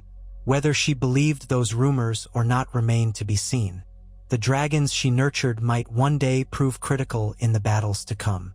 And in the darkness beyond the wall, the White Walkers, though repelled, were not extinct. Ancient powers stirred, the bitter memories of the long night awakening with each swirl of the wind. Yet for a time, the realm stood stronger than it had in living memory. Men whispered that Robert Baratheon had died a true warrior's death, forging the path for Westeros to endure. Some said it was the second rebirth of the realm's courage, reminiscent of the age when the first men carved the runes upon the weirwoods. Others claimed that the king's spirit roamed the haunted forest, hammer in hand, still hunting White Walkers. But Ned Stark knew the truth was both simpler and grander. Robert had poured his last breath into protecting the living, redeeming the years he had spent in drunken neglect. His name would forever be linked to the stinging cold of that night and the warmth of unity forged in the face of unstoppable winter. In the weeks that followed, Castle Black became a bustling fortress again, with lords and knights passing in and out. The Night's Watch received more recruits than it had in generations, many of the men who had witnessed the nightmare firsthand and felt a calling to stand sentinel. Jon Snow rose in respect among the Black Brothers, recognized for his bravery against the White Walkers. Tormund and the Free Folk helped the Watch patrol beyond the wall, clearing out scattered whites and searching for further signs of the others' return. Supplies arrived from across the Seven Kingdoms, and smiths set up a permanent forge near the wall to craft dragon glass weapons and arrowheads. Wildlings, for the first time, carried arms made in southern forges, while southern knights adopted the furs and layered clothing of the north. Even so, the watchers on the ramparts did not rest easy. Each dawn might bring the cold echo of that eerie horn, or the silent approach of a foe that felt neither hunger nor fear. But the memory of King Robert's last charge and his final rallying cry burned in their minds like a beacon. In the quiet hours, they told each other that if they could hold out once, they could do it again. And maybe with the gods' favor, they could do more than hold out. They could truly banish the long night that threatened to devour them all. Thus, the realm stood on the precipice of a new chapter, forged in the crucible of an undead storm. Robert Baratheon's survival from the boar's tusk wound had changed fate irrevocably, bringing him north to face a legendary menace. In so doing, he had bought precious time for Westeros, uniting its houses in a manner unseen since Aegon's conquest. Now, that fragile unity would be tested again and again as the White Walkers rallied and the question of the Iron Throne flared once more. Yet for every doubt, the living had a simple answer. Robert had shown them the path. Stand together or perish. In some later day, when the wall stood quiet and the horrors of the night were but stories told around hearth fires, minstrels might sing of the Boar King. Robert returned from death's door to save the kingdom from the ice. They would sing of his warhammer crashing into undead skulls, of the monstrous wights that melted in green wildfire, of knights and wildlings fighting side by side. They would sing of Ned Stark unwavering in loyalty, of Jon Snow wielding Valyrian steel against the others, of dragons perhaps, should they come, and of houses once sworn to feud but forced to unite. The verses might speak of sacrifice, of heartbreak, of dawn breaking over a battlefield littered with the dead. But most of all, they would sing that Westeros survived because a wounded king refused to bow to fate, and because, in the face of an enemy that neither courted nor feared mortals, men and women chose to stand as one.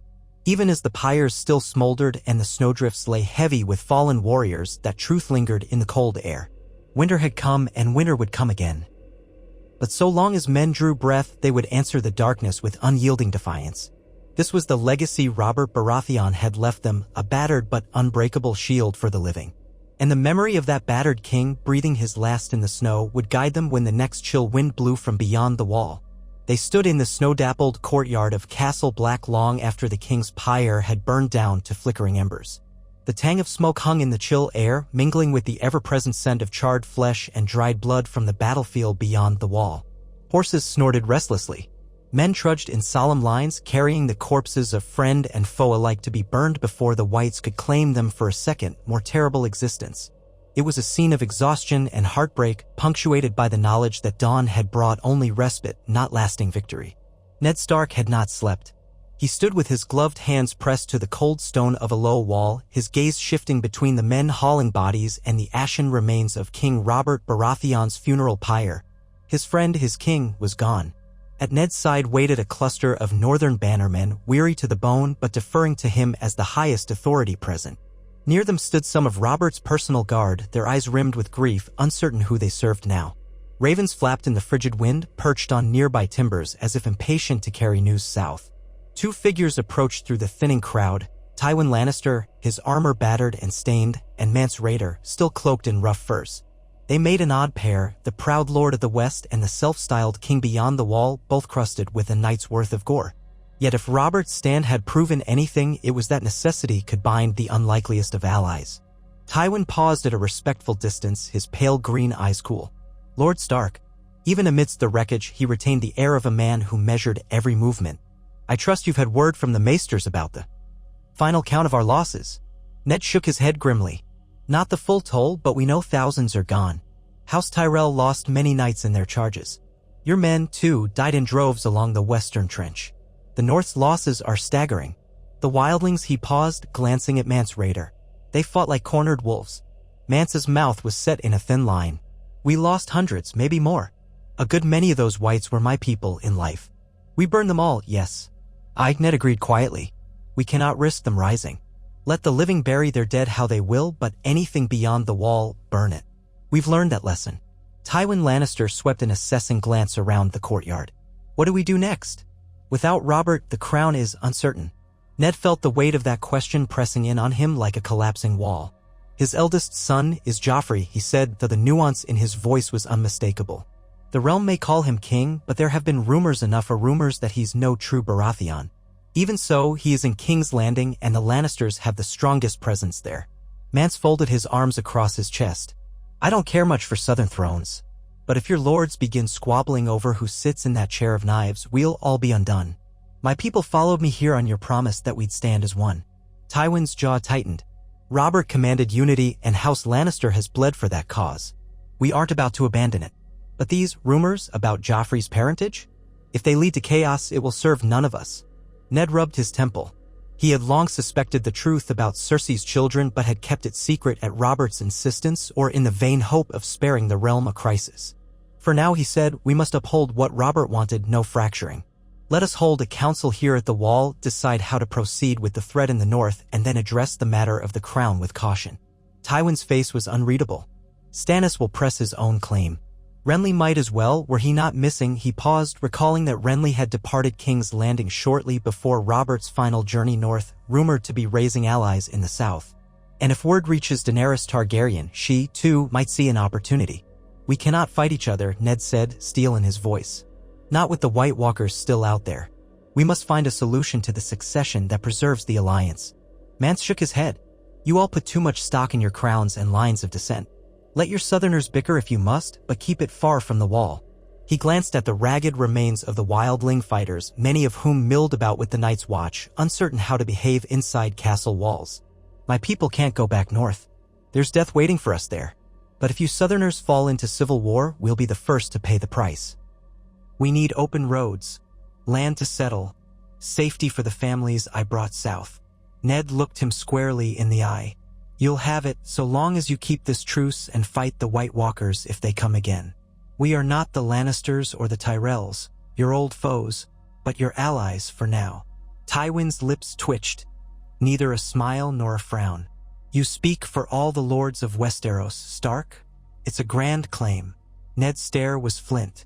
I speak on the basis of the vow we all made to Robert. Let's not fail him now.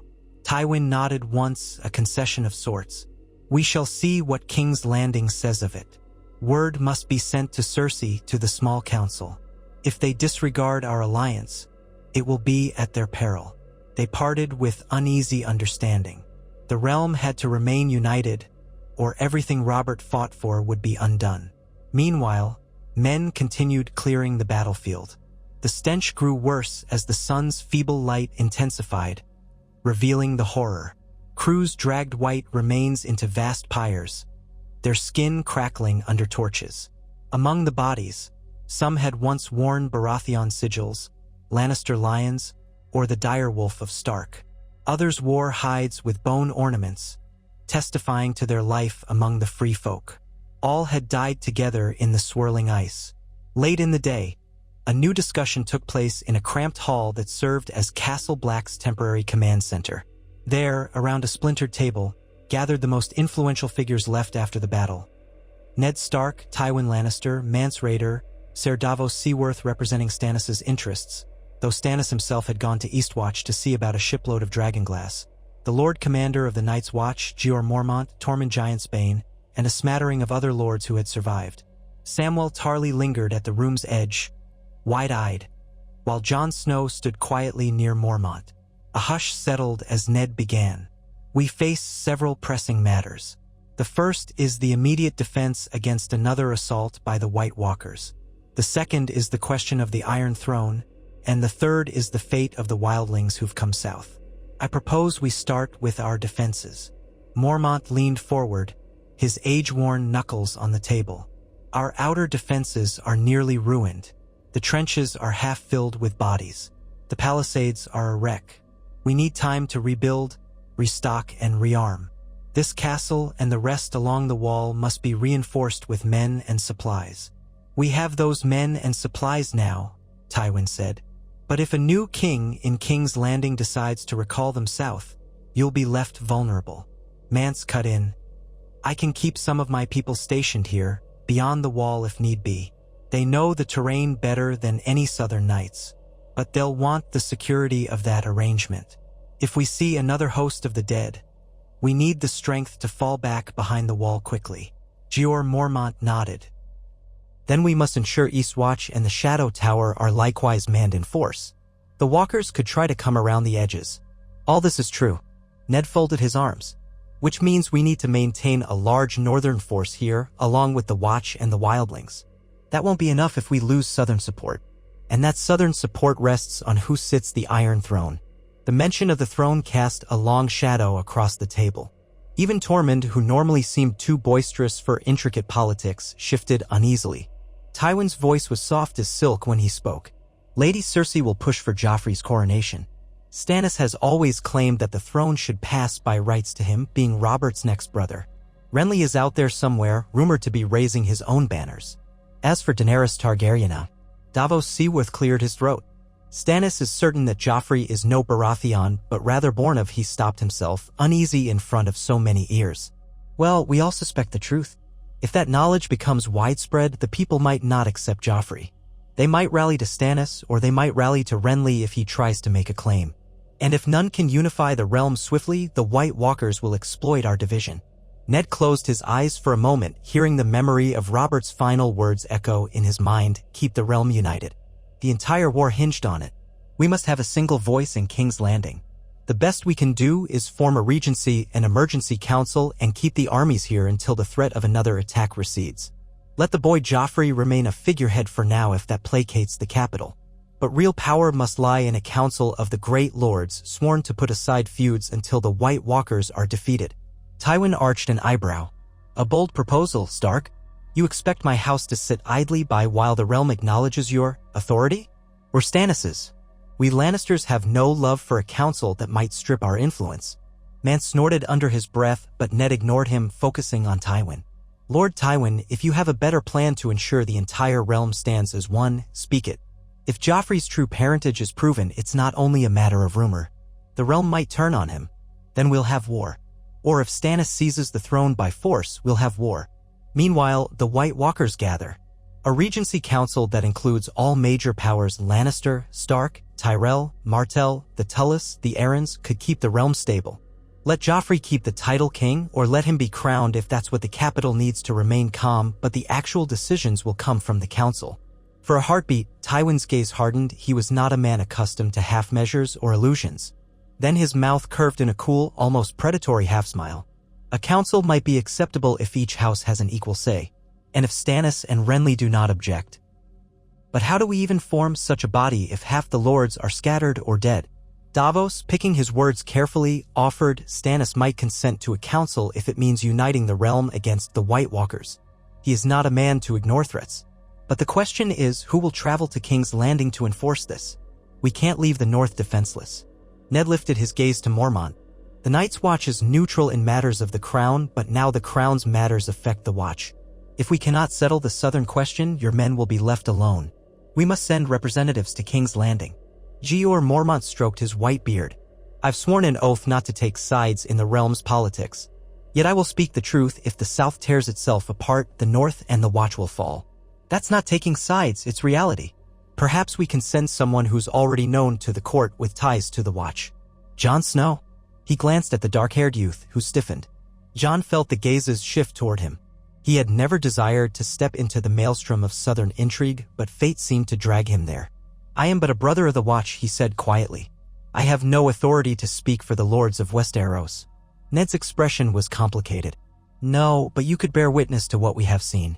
The king valued your words, and you fought beside him beyond the wall. That might hold weight with those in King's Landing who still respect Robert's memory. Tywin gave Jon a considering look as if measuring him. Jon braced himself, expecting a cutting remark, but Tywin only said, "Men in the capital love a story. The bastard son of Ned Stark who slew a White Walker that might make them listen." No doubt Varys would see the use in it. A flutter of fear and resolve collided in Jon's heart. "If it helps maintain the alliance, I will go." "It will be dangerous," Ned said, voice hushed. "And you'll be caught between factions with knives at one another's backs. But we can ill afford to do nothing." "Then it's decided," Tywin said, as if the matter were sealed. "Jon Snow will accompany whomever else we appoint." Davos squared his shoulders. "I can come as well, to speak for Stannis. We'll attempt to hold the capital to the cause. And if Joffrey sits the throne, we'll see if his mother can be made to accept a council. If not, we face the same old war," Ned finished, his tone grim. "Let us hope it doesn't come to that."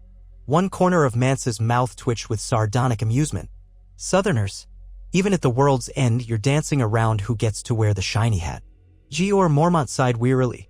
"The formalities matter, Mance, because if they're not sorted, no armies come north. And if no armies come north, we all freeze together." Tormund, who had been silent so far, banged a fist on the table. "The free folk will keep watch. But we expect your word to hold, Ned Stark. No going back on the promise to let us settle south of the wall when winter truly hits.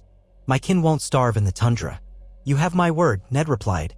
"And we'll set it in writing, too, so your people have the crown's protection." House Stark stands by that. With that, the men dispersed, each weighed down by new burdens. They would begin preparations to send an emissary party south. Meanwhile, the largest part of the Allied army would remain at or near the wall, rebuilding what the night's battle had destroyed. Food and supplies trickled north from White Harbor, but moving enough provisions to sustain such a multitude in winter was an immense challenge. Already, some of the southern knights, unused to the brutal cold, muttered about retreating to Winterfell until spring. Yet no one dared fully withdraw for fear the White Walkers would exploit the gap. 2 days later, as the pyres still smoldered and the funeral rites for fallen lords concluded, the chosen envoys prepared to depart. Jon Snow emerged into the courtyard wearing black and gray leathers, a heavy fur cloak, and the sword Longclaw at his hip.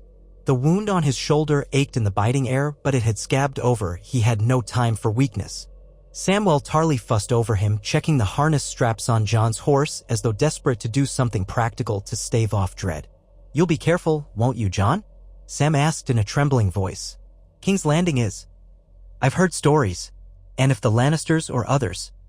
"I'll be careful, Sam." Jon placed a hand on his friend's shoulder. "But do your part here. The Watch will need every man who can read old records about the others. We've only seen a glimpse of their power." Sam nodded rapidly, pushing his round cheeks into a determined set. "I will. And we'll send ravens at the first sign of anything else stirring." Nearby, Davos Seaworth adjusted his gloves, his weathered face etched with the pragmatic resolve of a man used to hardships. "The good news is that some portion of the royal fleet is anchored near Eastwatch. We can sail down the east coast faster than riding." That had been the plan. They would sail to the Blackwater Bay region and approach the capital by ship, giving them a measure of security from roving bandits or opportunistic lords. Tywin Lannister was not traveling south yet. He intended to stay in the north to oversee Lannister forces and ensure no White Walker threat crept in from the west. Instead, he'd sent a trusted retainer, Ser Adam Marbrand, to represent the Lannisters' interests in the capital along with a small contingent of gold-cloaked riders. Also joining them was a falcon-bannered envoy from the Vale, a tall knight with a dour disposition named Ser Brynden Blackfish Tully. He had come north at Lady Lisa Arryn's behest to see the threat firsthand. Bryndon's stoic competence would lend weight to the negotiations in King's Landing. Ned Stark came to bid Jon farewell. He clasped Jon's arm. "I know you never expected this duty, but the realm needs your honesty and your proof of the dead we fought." Jon swallowed. "I have no taste for politics, father." "No one truly does, except the schemers who thrive on it," Ned said with a faint smile. "But you're your mother's son as well as mine. You have a good heart. Remember that. Serve the realm, keep your vows, and return safely." A pang of unspoken understanding passed between them. Jon suspected in the quiet corners of his mind that his father had withheld the truth about his birth for reasons beyond mere shame. But there was no time now to unravel those mysteries. They had a war to fight, 2 wars, perhaps one against the undead and one against the realm's own lust for power. They set off at first light, riding eastward toward the sea. The roads were clogged with supply wagons, some heading back south, some still rolling north. Tired-faced farmers from the Riverlands drove carts loaded with grain, while scowling mercenaries from the free cities eyed the northern snows. The group kept a steady pace, mindful that winter's storms could close paths any day. Along the way, they passed peasants building makeshift shelters or setting up field kitchens for the wounded. The scale of devastation from the recent battle was heartbreaking. Bodies still lay in some ditches, awaiting pyres.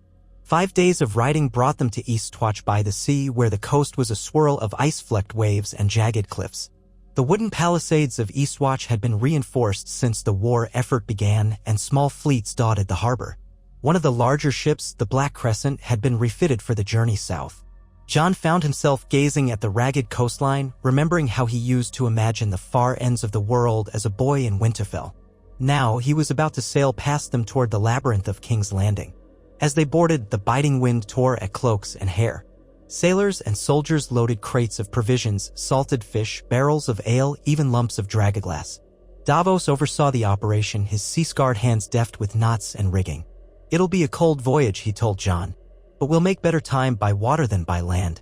And we avoid any petty lords who might be lying in wait." "What about pirates or sell sails?" Jon asked. Davos offered a wry grin.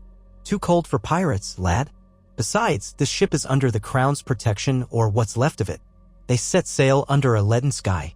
The gulf between the haunted forest and the open sea felt jarring, as though Jon had slipped from one world into another. The deck rolled beneath his feet, and he fought to keep his balance as waves slapped the hull. Despite the chill, the sailors worked tirelessly, shouting commands and adjusting sails to catch a fitful wind. Brynden Tully stood near the bow, scanning the horizon with a stoic gaze. Ser Adam Marbrand stayed below deck much of the time, unaccustomed to the rolling waves, while Davos roamed everywhere, quietly ensuring discipline. Days stretched on in a pattern of wind, gray water, and watchful tension. Jon spent hours in conversation with Davos, learning what the smuggler-turned-knight knew of King's Landing politics. Davos explained how the small council had changed over time, Littlefinger with his cunning plots, Varys with his webs of whispers, Grand Maester Pycelle as the Lannisters' puppet, and so forth. Jon found himself yearning for the stark clarity of the battlefield. In that terror, at least, an enemy's face was plain to see. At night, the men huddled by lanterns in the cramped cabin, discussing how they would present their case to the Queen Regent or whoever held power. They carried a sealed letter from Ned Stark and from Lord Tywin, each urging a new Regency Council. They also had evidence of the undead threat, carefully packaged fragments of whites bound in thick cloth soaked with preserving salts. The idea was to present something undeniable to the eyes of King's Landing, so the lords could not dismiss the northern peril as rumor. On the 7th day of their voyage, they glimpsed the coastline shifting from rugged cliffs to gentler shores. Fishing villages dotted the land. On the 8th day, they rounded a cape and entered Blackwater Bay, where the water was calmer but the atmosphere seemed fraught with invisible tension. King's Landing rose in the distance, its walls a smudge against the pale sky, the Red Keep perched on Aegon's high hill. Even from here, Jon could see the city sprawling outward, a chaotic mass of brown rooftops and winding streets. Smoke from 1,000 chimneys smudged the horizon. "Home to 1,000,000 souls," Davos muttered, "and half of them would slit your throat for a clipped copper." Jon tried to repress a swell of nerves. He recalled the warnings from Ned, from Sam, from so many. King's Landing was a viper's nest. His presence here was meant to unify the realm, but he could all too easily wind up a pawn in someone else's game. He touched Longclaw's hilt, drawing a small measure of comfort from the memory of how that blade had saved his life against the dead. But were cunning courtiers any less deadly? The Black Crescent was hailed by a royal galley, its deck manned by oarsmen in the gold and crimson livery of the crown. Davos identified himself and their purpose. After some tense back and forth, the galley escorted them to a dock near the Mud Gate, in the bustling southern part of the city. As they disembarked, a retinue of gold cloaks stood waiting, their polished helms and cloaks shimmering in the midday sun. A gaunt officer with a pinched face stepped forward. "You come from the north, Ser Adam Marbrand, and visitors." Ser Adam handed over letters sealed with the Lannister sigil. "We are here on behalf of Lord Tywin Lannister, Lord Eddard Stark, and the allied forces of the realm. We request an audience with the Queen Regent, or with whoever leads the small council." The officer glanced over the seals. His expression flickered with some mix of deference and unease. "Yes, of course. Follow us." Jon, Davos, Brynden Tully, and the others moved off the docks, weaving into the throng of the city. It was a riot of sensation. The stench of rotting fish, the calls of hawkers selling stew and fruit, the swirl of beggars tugging at sleeves. Gold cloaks parted the crowd with sharp commands, occasionally slapping aside a pickpocket or two. Davos kept one hand near his belt purse, glaring at suspicious passers-by. Jon felt half sick, the swirl of humanity too loud and too endless. After the emptiness of the wall, this place felt like a different world altogether. They ascended winding streets toward the Red Keep, passing grand homes of noble families, overshadowed by towers of red stone.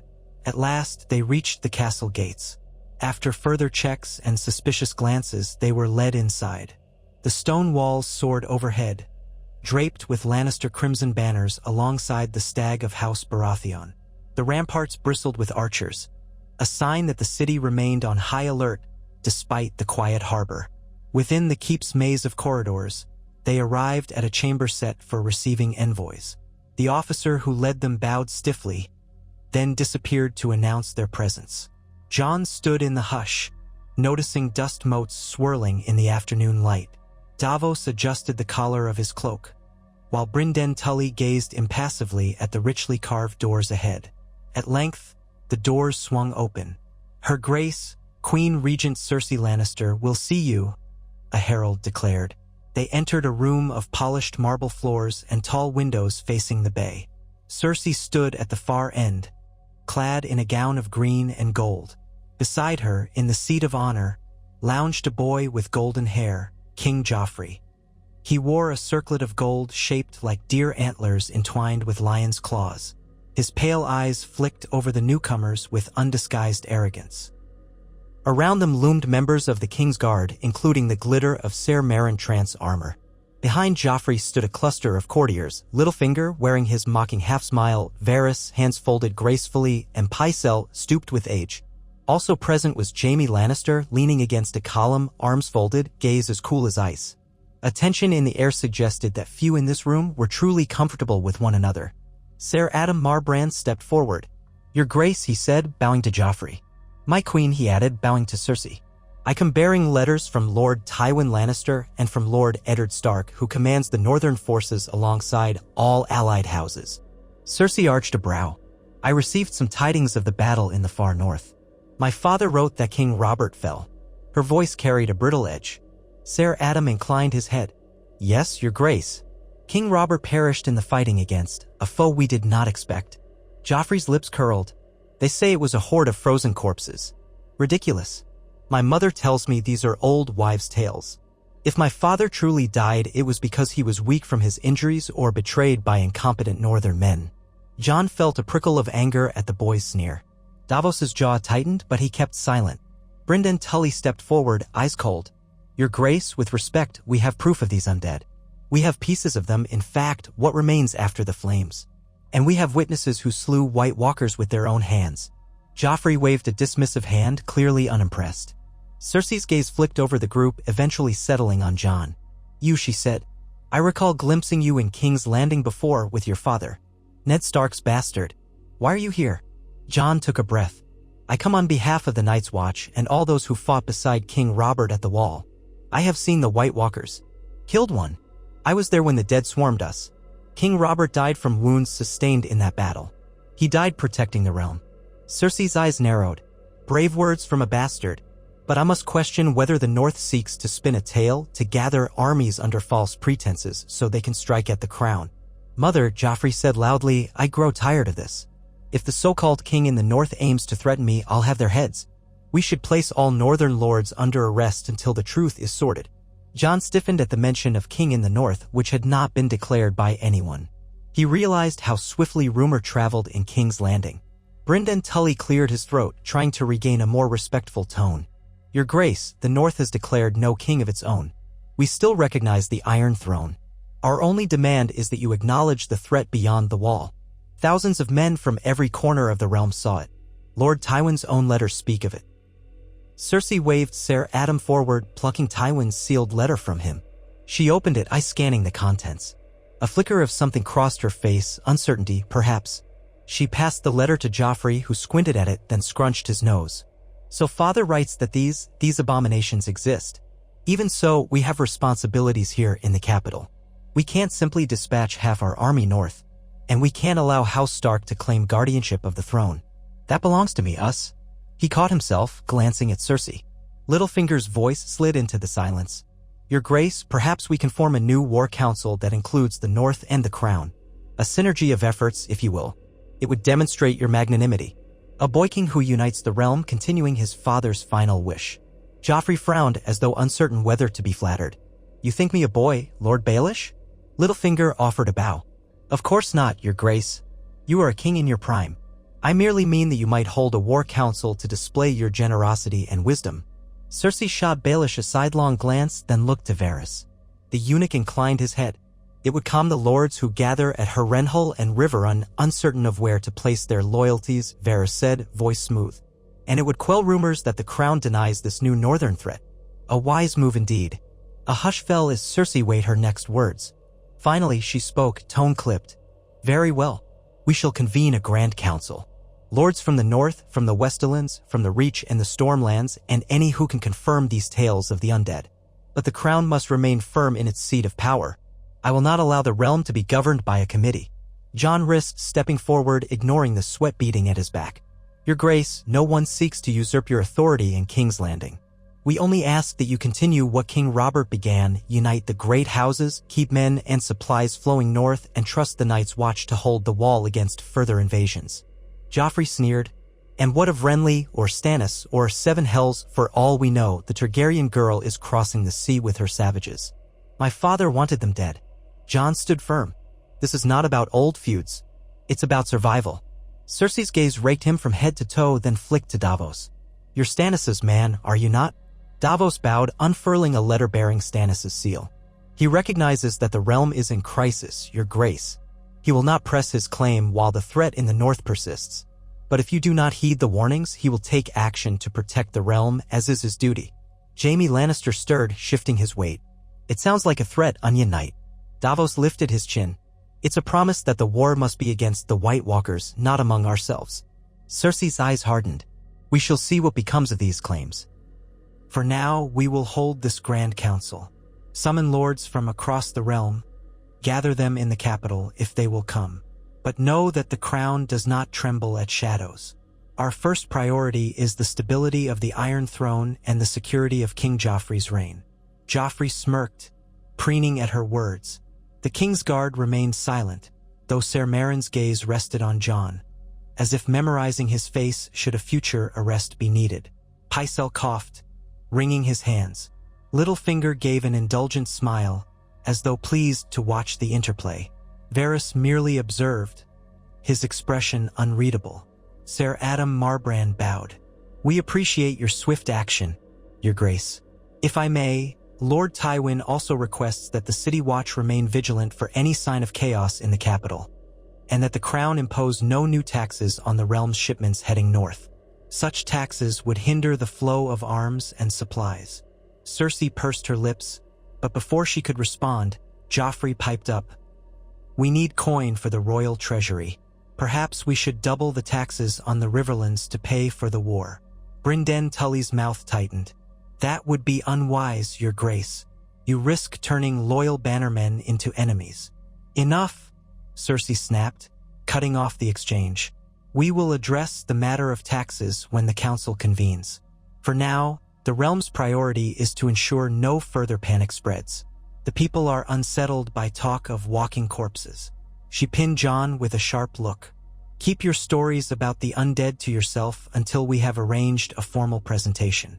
The last thing King's Landing needs is chaos in the streets. Jon clenched his jaw but nodded. As you say, Your Grace. Joffrey lounged back in his seat, looking bored. You are dismissed. Mother, I wish to hunt this afternoon. Perhaps we can arrange a boar chase in the Kingswood, since my father loved hunts so much. A flicker of discomfort crossed Cersei's features at Joffrey's mention of a boar, but she only nodded. Yes, yes, we shall see. She waved a hand in dismissal again, turning away. The courtiers filed out, leaving Jon and his companions to exit under the watchful eyes of the Kingsguard. Once in the corridor, Brynden Tully muttered an oath under his breath. Davos smoothed his salt and pepper beard. Well, that was interesting. We have a foot in the door, but they're suspicious as ever. Jon glanced at the high windows, mind spinning. We need to show them the truth, or at least gather enough Southern lords that they can't simply dismiss us. But Cersei is determined to maintain Joffrey's hold on the throne. Brynden gave him a somber nod. Let's hope the White Walkers grant us enough time for all this maneuvering. If they attack the wall again while we're mired in political games, the realm is doomed. They proceeded to the chambers assigned them, sparse but serviceable rooms in Maegor's Holdfast. Over the next days, the capital buzzed with talk of a new Great Council to be held soon, where lords from near and far would gather to discuss the situation in the north. Raven scrolls were dispatched in all directions, though the rumor mill turned even faster than the official notices.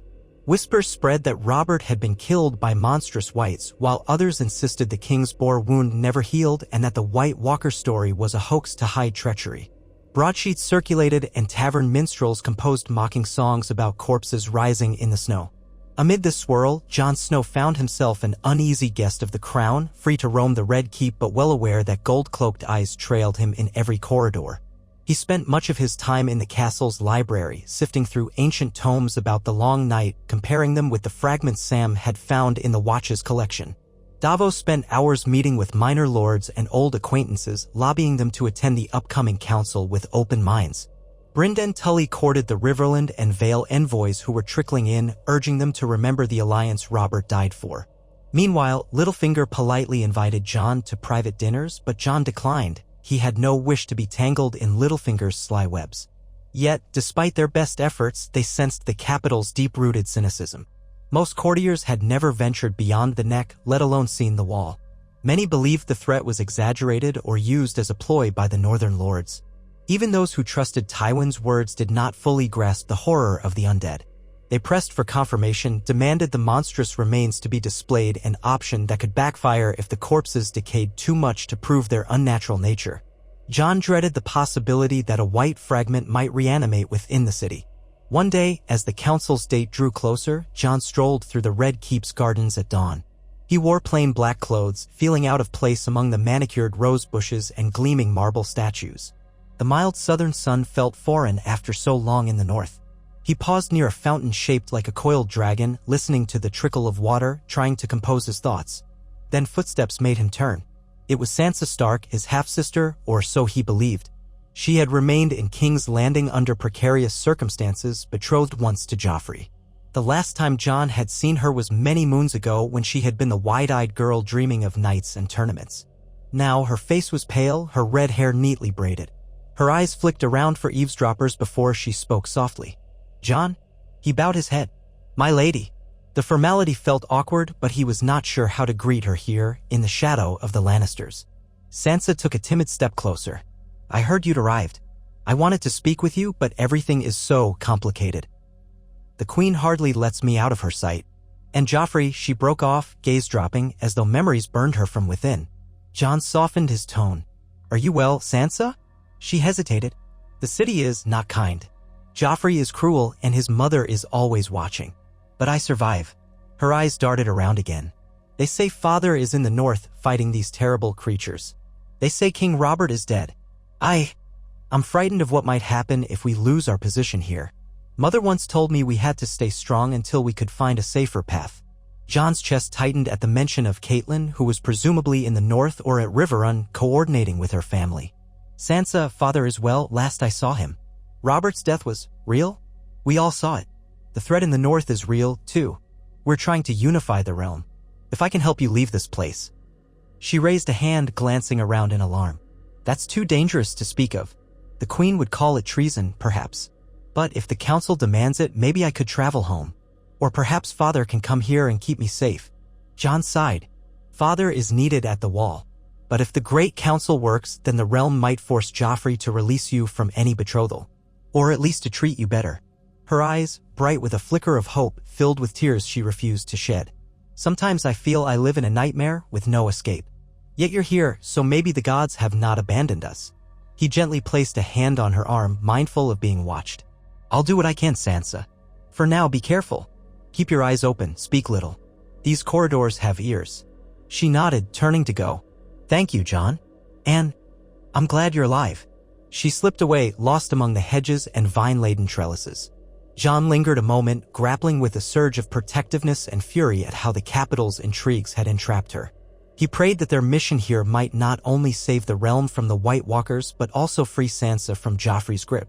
At last, the day of the promised Great Council arrived. The throne room was packed with lords, ladies, and knights from across the 7 kingdoms, some distinguished, others infamous. The high columns bore the banners of the crown, Baratheon stags entwined with Lannister lions, though Ned Stark's dire wolf was notably absent from the hall's decorations. Or perhaps not so notably, Cersei oversaw these details after all. Joffrey perched on the Iron Throne, posture stiff, face set in a theatrical mask of regal disdain. To his right stood Cersei in gleaming cloth of gold, to his left the Kingsguard in white cloaks. At the foot of the dais, men of renown lined up, Brynden Tully, representing Riverrun, Davos Seaworth, representing Stannis, Mace Tyrell, who had just arrived from the Reach with a retinue, Prince Dor-en Martell's envoy from Dorne. A reserved man named Ereston Euler, the Arryn Knights from the Vale, plus a few Riverlords. Even the Greyjoys had sent a representative, though Balon himself had not come. His brother, Victarion, scowled behind a braided beard. Littlefinger and Pycelle hovered near the throne, while Varys stood behind a pillar, watchful. Jaime Lannister lingered at the dais' edge, arms crossed. Jon Snow stood with Ser Adam and Brynden clutching a small chest of the white fragments. His heart pounded. They would show these remains as evidence, but would it be enough to persuade the gathered lords? Trumpets sounded. The herald boomed, "Hear ye, the great council of King Joffrey Baratheon, first of his name, rightful king of the Undulls and the first men, has begun. All kneel and swear fealty." A ripple of half-hearted kneeling passed through the crowd. Some lords were reluctant, but none were brave enough to refuse openly. Jon, as a sworn brother of the Watch, did not kneel. The Watch bent the knee to no lord save the realm itself. It drew a few curious stares, but no one challenged him. When the herald finished, Joffrey rose, gestures theatrically wide. All these rumors, he began in a reedy voice, of undead armies and vicious white demons. It sounds like children's tales meant to scare the ignorant. Yet my lord grandfather and my mother insist we hear the testimony. So who will speak? Davos stepped forward first. He bowed politely but not deeply. Your Grace, I have sailed to the north. I have witnessed the wounded returning from a battle at the wall. I hold a letter from Lord Eddard Stark attesting to the horror scene. I also have the word of Lord Tywin Lannister, who has confirmed the threat. We ask you to commit the crown's resources to fortifying the wall, to ensuring an alliance stands among all great houses until we can drive back the White Walkers for good. A few scattered murmurs rose from the assembled lords. Mace Tyrell cleared his throat. We have heard these claims, but we saw no walking dead in the Reach. Why should we expend our resources so far away? Davos gestured to Jon. Because if they breach the wall, they will not stop in the north. They will sweep across all Westeros. Jon Snow has fought them. He carries proof. All eyes turned to Jon as he stepped forward with the chest. The hush was profound. He set the small chest on the floor, opened the latch, and carefully lifted out the twisted remains of a white's hand and part of its face, both blackened and shriveled, but still recognizable as something once living. A stench wafted out, drawing gasps and cries of disgust. Some onlookers craned their necks, others recoiled. Joffrey wrinkled his nose. Cersei's eyes narrowed as if searching for a trick. This is the hand of a man who rose from death, Jon said, voice taut. We burned most of the corpses, for that's how you must kill them. What you see here is a relic treated with salts so it would not rot completely. You can examine it. A maester can confirm it's no ordinary cadaver. I was there when it tried to tear my king's face apart. He raised his voice so all could hear. I swear on my vows to the Night's Watch, these creatures are real. They killed Robert Baratheon, though not before he struck many down. He died saving the realm. A wave of uneasy murmurs washed over the hall. Some lords looked unconvinced, but others wore expressions of dawning fear. Pycelle ambled forward, adjusting his spectacles as he peered at the twisted flesh. Ghastly, certainly not fresh, but that does not prove animation. He prodded it with a metal rod. It is stone-cold, blackened, that might come from extreme frost. Suddenly, the withered hand twitched. A faint spasm, perhaps from a pocket of the salts reacting.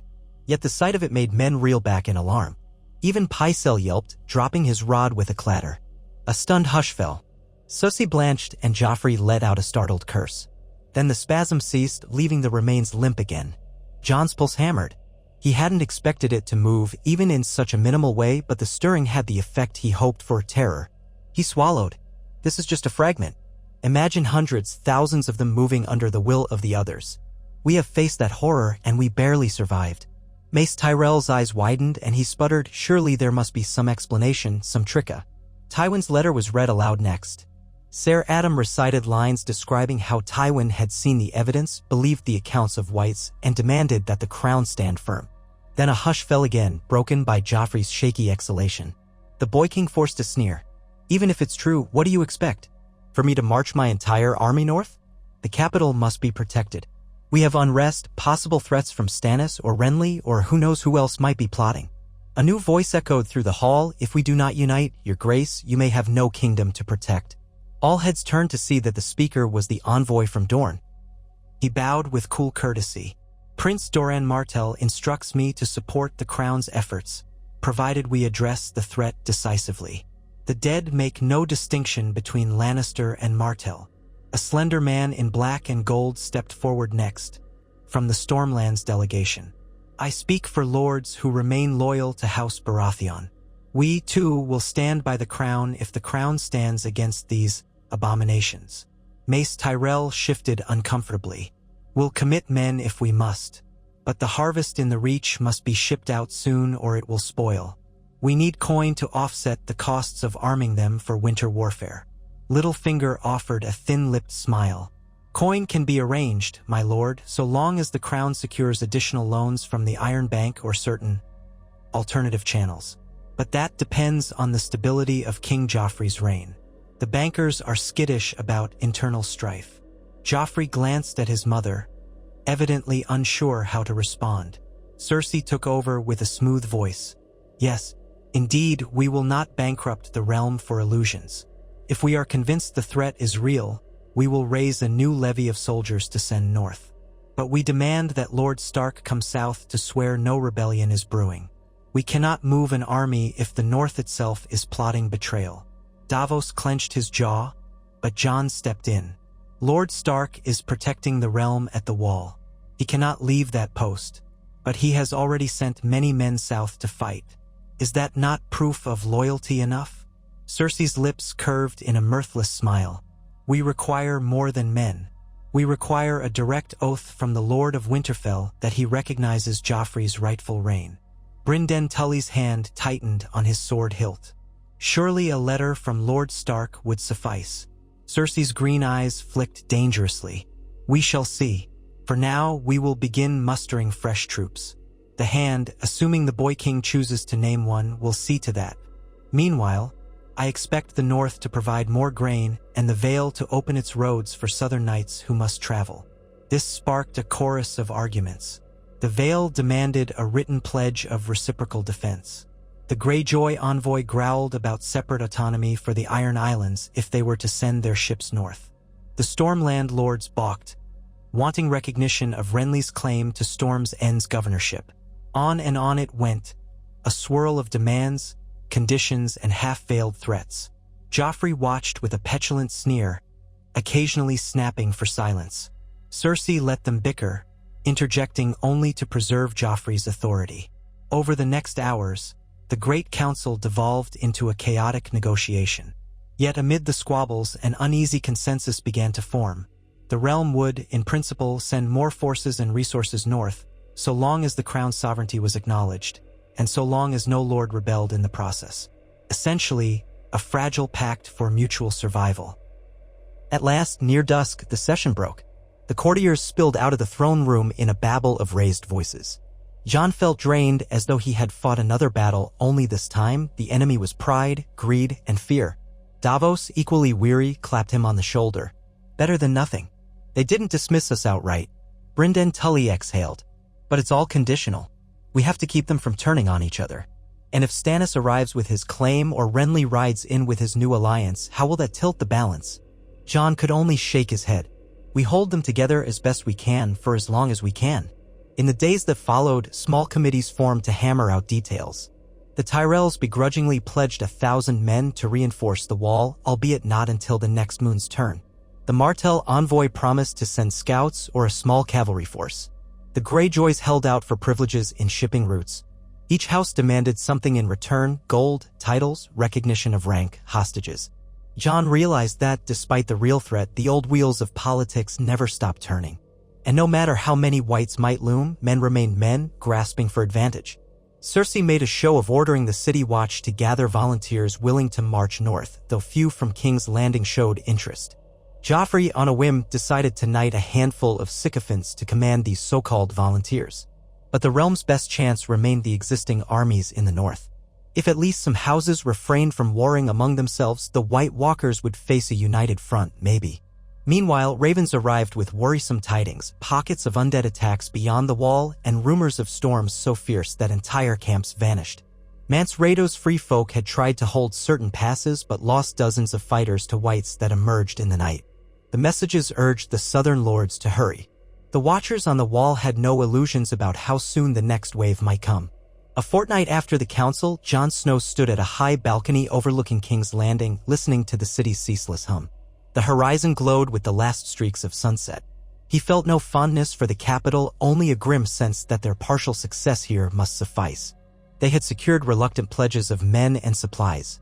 The crown had not imprisoned them or dismissed the threat. It was the best outcome they could expect from this viper's nest.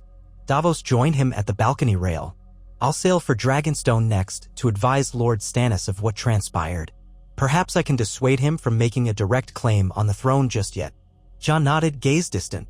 "Then I'll return north with the shipments of weapons we can gather. Every day we linger here feels wasted." They stood in companionable silence a moment until Davos spoke quietly. "You've done well, lad.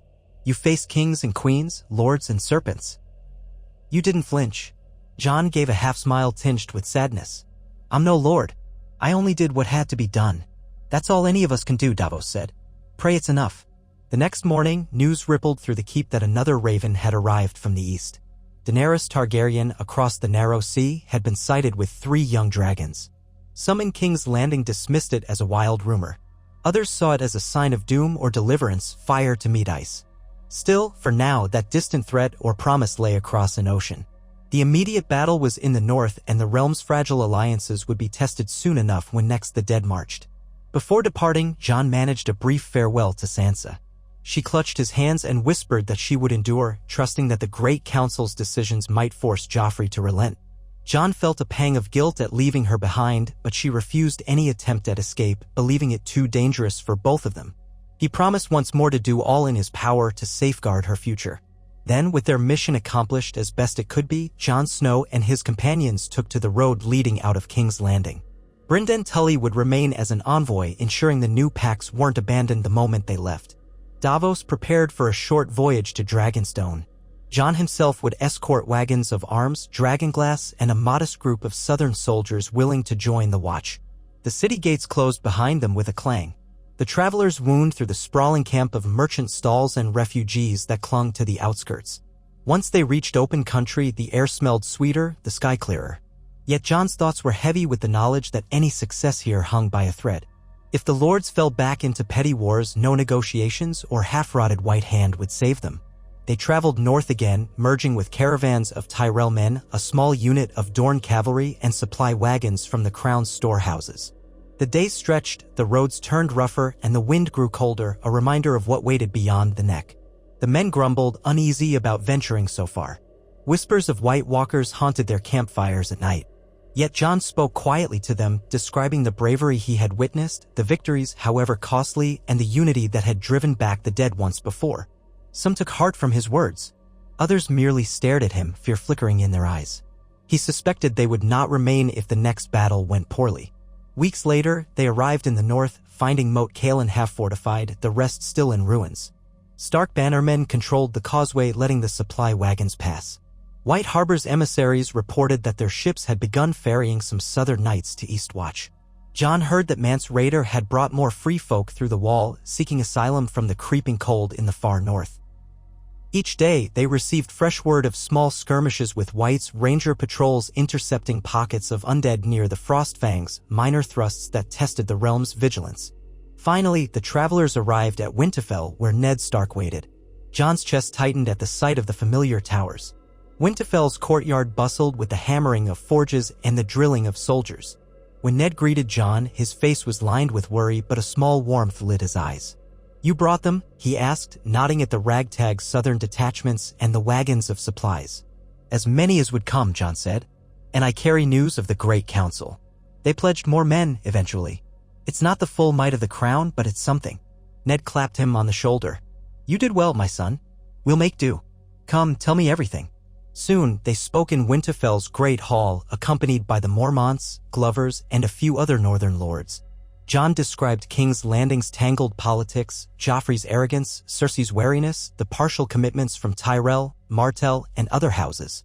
He recounted how the withered white hand had twitched in the throne room, shocking them all. A grim satisfaction touched the northern lords at that detail. Ned nodded gravely. "So we have some measure of support, and the crown hasn't marched on us. That's a start." He exhaled. "Though I fear it may not be enough if the White Walkers come again in force." "We can only prepare," Jon said. "Fortify the wall, gather more dragonglass. We might send scouting parties beyond the wall to destroy them if possible." At that, Jeor Mormont, who had ridden to Winterfell for these talks, spoke up. "We've tried scouting. Qhorin Halfhand is still out there, searching for the other's main host. He has found only deathly quiet and vanishing footprints. The White Walkers are cunning. They hide in storms or at night. Our men have to be careful not to be overwhelmed."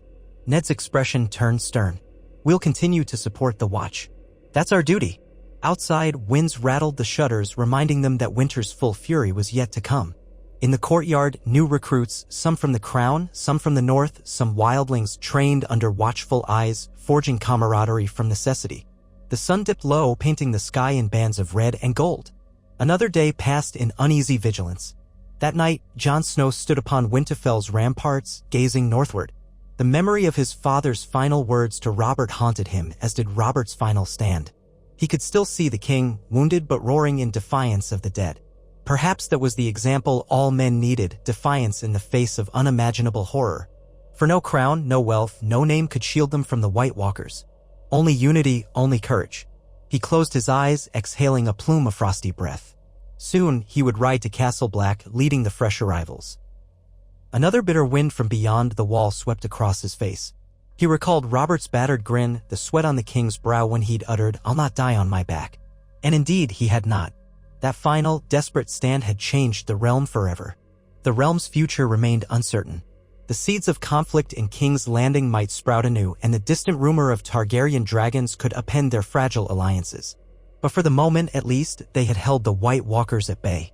And somewhere in the icy forests beyond the wall, the others bided their time, gathering cold and darkness, perhaps waiting to strike again when men were lulled into complacency or distracted by ambition.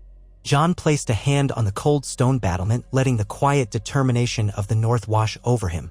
He would face the cold darkness again whenever it came. Men like Robert Baratheon had shown him that even the mightiest warrior could fall, but what truly mattered was how they chose to fight, how they bound the realm together in its darkest hour. Jon vowed he would not fail that legacy. If the living had but one chance against the long night, it would be built on the memory of those who died defying it and upon the hard truths that forced unlikely allies to stand shoulder to shoulder, forging a shield of flesh and iron to hold back the chill. As the night deepened, so too did the hush over Winterfell's courtyard. Torches along the walls sputtered in the cold, and the flicker of their flames made shadows dance across the ancient stones. Jon Snow remained, watching and waiting, torn between the quiet dread of what lay ahead and the faint hope that men could remain true to the fragile unity won by a dying king's final stand. Perhaps, in the end, that was all the realm had ever had, hope as thin and fleeting as the last warmth of day, yet so long as it burned, the living would stand a chance against the coming night. They gathered at dusk beneath the vaulted timbers of Winterfell's great hall, the rising wind a distant howl beyond the stone walls.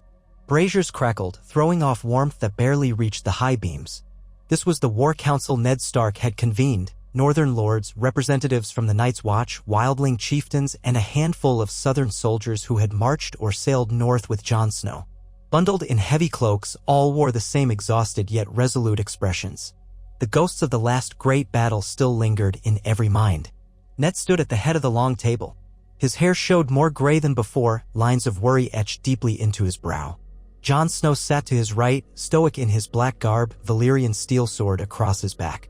Beyond Jon, Lady Midge Mormont loomed with her square shoulders, flanked by a trio of Bear Island warriors. On the opposite side of the table, Tormund Giantsbane pored over a crude map, picking at his teeth with a broken fingernail. He cast the occasional glance at the Southern Knights as if still deciding whether he trusted them. Ned cleared his throat and the murmurs died. "You all know why we're here." Raven reports grow dire. The Free Folk Scouts report whites roaming in scattered groups near the Frostfangs. The Night's Watch says there have been attacks on small settlements along the Millwater. The White Walkers are gathering strength and we cannot wait for them to choose the field again. We must decide how best to use the men we have and the men who should be coming from the south. Lady Mormont's voice was gravelly. We've seen no sign of those Tyrell men promised by King's Landing. A few sellswords from the Crown, some barrels of dragaglass from Dragonstone, but no real force to speak of. When do they arrive? Jon glanced at his folded hands. They might still be assembling in the Reach, mustering for a long march north. The Crown's War Council insisted they would send 1,000 knights. But it won't be quick. The roads in the Riverlands are muddy, half-flooded from autumn rains. Tormund exhaled, crossing his arms. We don't have time to wait for fancy southern ponces if the dead are already on the move. We can't rely on men who've never felt real cold, let alone faced whites. We must strike soon, break the White Walkers' hold beyond the wall. One of the Southern Knights bristled, but Ned raised a hand to keep the peace. Tormund, we share your urgency. The question is how to strike. Marching beyond the wall is no simple thing, supply lines are precarious and the others could lure us into an ambush. Jeor Mormont, the Lord Commander of the Night's Watch, stood with arms locked behind his back. The Watch can guide a limited force north of the wall. We know secret paths and vantage points. But for a large-scale invasion of the haunted forest, we'd need more rangers, more supplies. We risk leaving Castle Black undermanned if the White Walkers slip around us. Jon spoke up. We do. Have a new line of defense at the wall, Southern foot soldiers, wildlings who've agreed to fight, the heavy-lift cranes we've repaired. And we've begun training archers with dragonglass-tipped arrows. If we keep a strong garrison, we might risk sending a strike force to disrupt the White Walkers' main gathering. Tormund thumped the table. Aye. Punch them first and punch them hard. Lady Mormont shot Tormund a stern look. Easier said than done, free folk. The others move like ghosts, and you can't kill ghosts by waving steel. You need dragoglass or Valyrian steel. Even then, one misstep and we lose half our fighters. Tormund shrugged as though half their fighters might be an acceptable price. Ned tapped a finger on the table map. We must be clever. A quick raid to destroy key gatherings of whites before they can mass into an army. If Qhorin Halfhand can pinpoint their location, we might have a chance. Jeor Mormont nodded. Qhorin's last raven indicated unusual activity near the Fist of the First Men. Old ruin, ring by stone. He suspects the White Walkers might be using that vantage to gather a horde. If we muster a swift, mobile force, wildlings, rangers, some northern infantry for muscle, perhaps we can strike before they move south. Ned studied the faces around him. We must also keep enough men at Castle Black in case we fail. If the others slip past us, we fall back behind the wall. The next wave could be unstoppable if we're not ready. A tense silence followed. They all knew how risky it was. But waiting passively might be worse. Finally, Ned lifted his gaze. Very well. We'll send out ravens tonight, calling for those southern reinforcements to hurry. Meanwhile, we prepare a strike force. Lord Commander, select the rangers you trust most. Tormund, gather your best fighters among the free folk, men and women who won't flinch from the cold. Lady Mormont, we ask for 100 or so of your Bear Island warriors. And from Winterfell, I'll send a contingent of loyal men led by Jon Snow. Will that suffice? Tormund clapped his broad hands together. Har. I'll bring the stoutest warriors you've ever seen. We'll make the White Shadows wish they'd stayed dead. Jeor Mormont offered a small nod of assent. Lady Mormont only grunted, but behind her eyes was a fierce gleam of resolve. Jon swallowed hard, feeling the enormity of it. Another expedition beyond the wall, this time not just scouting but actively hunting White Walkers on their ground. Ned said quietly, then it's settled. We leave in 4 days' time. The men need rest and we must gather provisions. Jon, you'll oversee the organization. Make sure each soldier has dragonglass weapons. We cannot face the White Walkers unprepared. Jon bowed his head. I will, father. At that, the council broke. Men drifted away from the table, exchanging hushed remarks, their breath steaming in the chilly hall. Outside, the wind had picked up, rattling shutters. Snow flurries whirled in the torchlight as they scattered to their posts or their bedrolls. Tormund barked for two of his wildling companions, eager to begin planning. Lady Mormont strode out, calling for her niece to gather Bear Islanders. Jeor Mormont lingered with Ned, discussing logistics for the watch. Jon found himself stepping into the courtyard to feel the cold night air, letting it sharpen his senses. He had dreaded returning north to face the horrors again, but a deeper part of him burned with quiet determination. If they could cripple the White Walkers here and now, they might stave off a second long night. 2 nights later, around midnight, a rider arrived at Winterfell, half-frozen and near collapse. The guards rushed him inside. Jon, roused from a fitful sleep, hurried to the Great Hall. There, beneath flickering torches, Ned was already receiving the messenger. The rider, a young man wearing the sigil of House Manderley, shivered uncontrollably even by the crackling hearth. "They're coming," he gasped. "A war party of whites, near the new gift. Some outlying farms were overrun. Lord Manderley's outriders say the corpses are traveling south across the White Knife." Ned's jaw tightened. "How many?" "Perhaps a few hundred," the messenger rasped. They move at night, vanishing by day. The small folk are fleeing. My lord asked me to warn Winterfell." Jon's heart hammered. 100 or more whites, presumably under the White Walkers' command.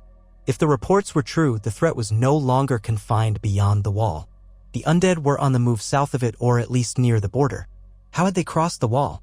Was there a breach, or had they come around by sea or some pass? Ned turned to Jon, eyes grave. "Sound the alarm. Rouse the men. We march at dawn for Moat Cailin. If the whites slip through the neck, they could scatter into the riverlands." So even before the planned expedition, a crisis was at hand. The defilers marched in territory once considered safe. If they were not stopped, panic would sweep the north. By dawn, Winterfell buzzed with frantic preparations. Horses were saddled, weapons strapped to saddlebags. The Bear Islanders who had arrived to join the strike force prepared to head south instead, for the moment, to deal with this new threat. Tormund bristled at the delay. "We were to go beyond the wall, kill the others at their nest. Now we chase whites down here." Ned's voice was steel. "We cannot ignore them. If the whites carve a path through the gift, the entire north becomes a battleground. We must cut them off." Jeor Mormont rumbled agreement. "We'll redirect. Some men will still proceed north as planned, perhaps smaller in number. But if the whites roam the south, the threat has changed." Tormund grimaced, but relented. In the end, they split their forces.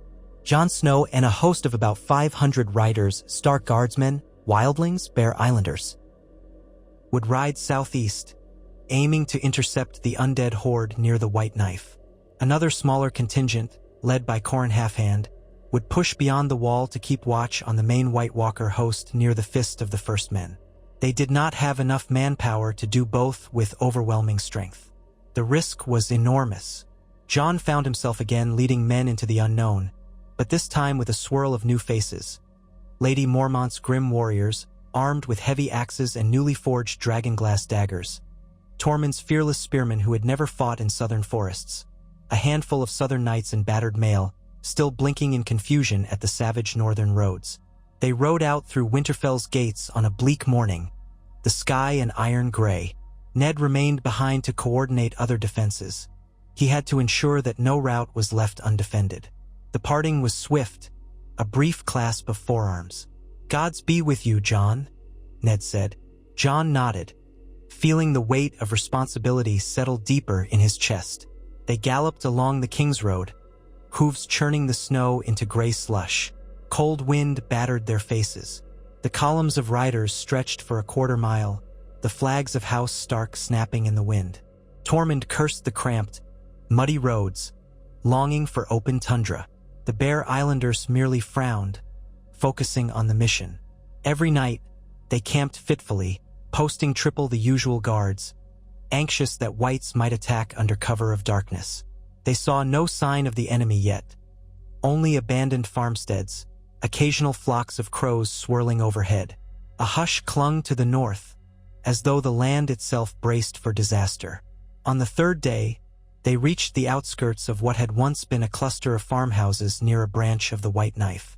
Smoke still curled from the charred remains of huts. The stench of death hung in the air.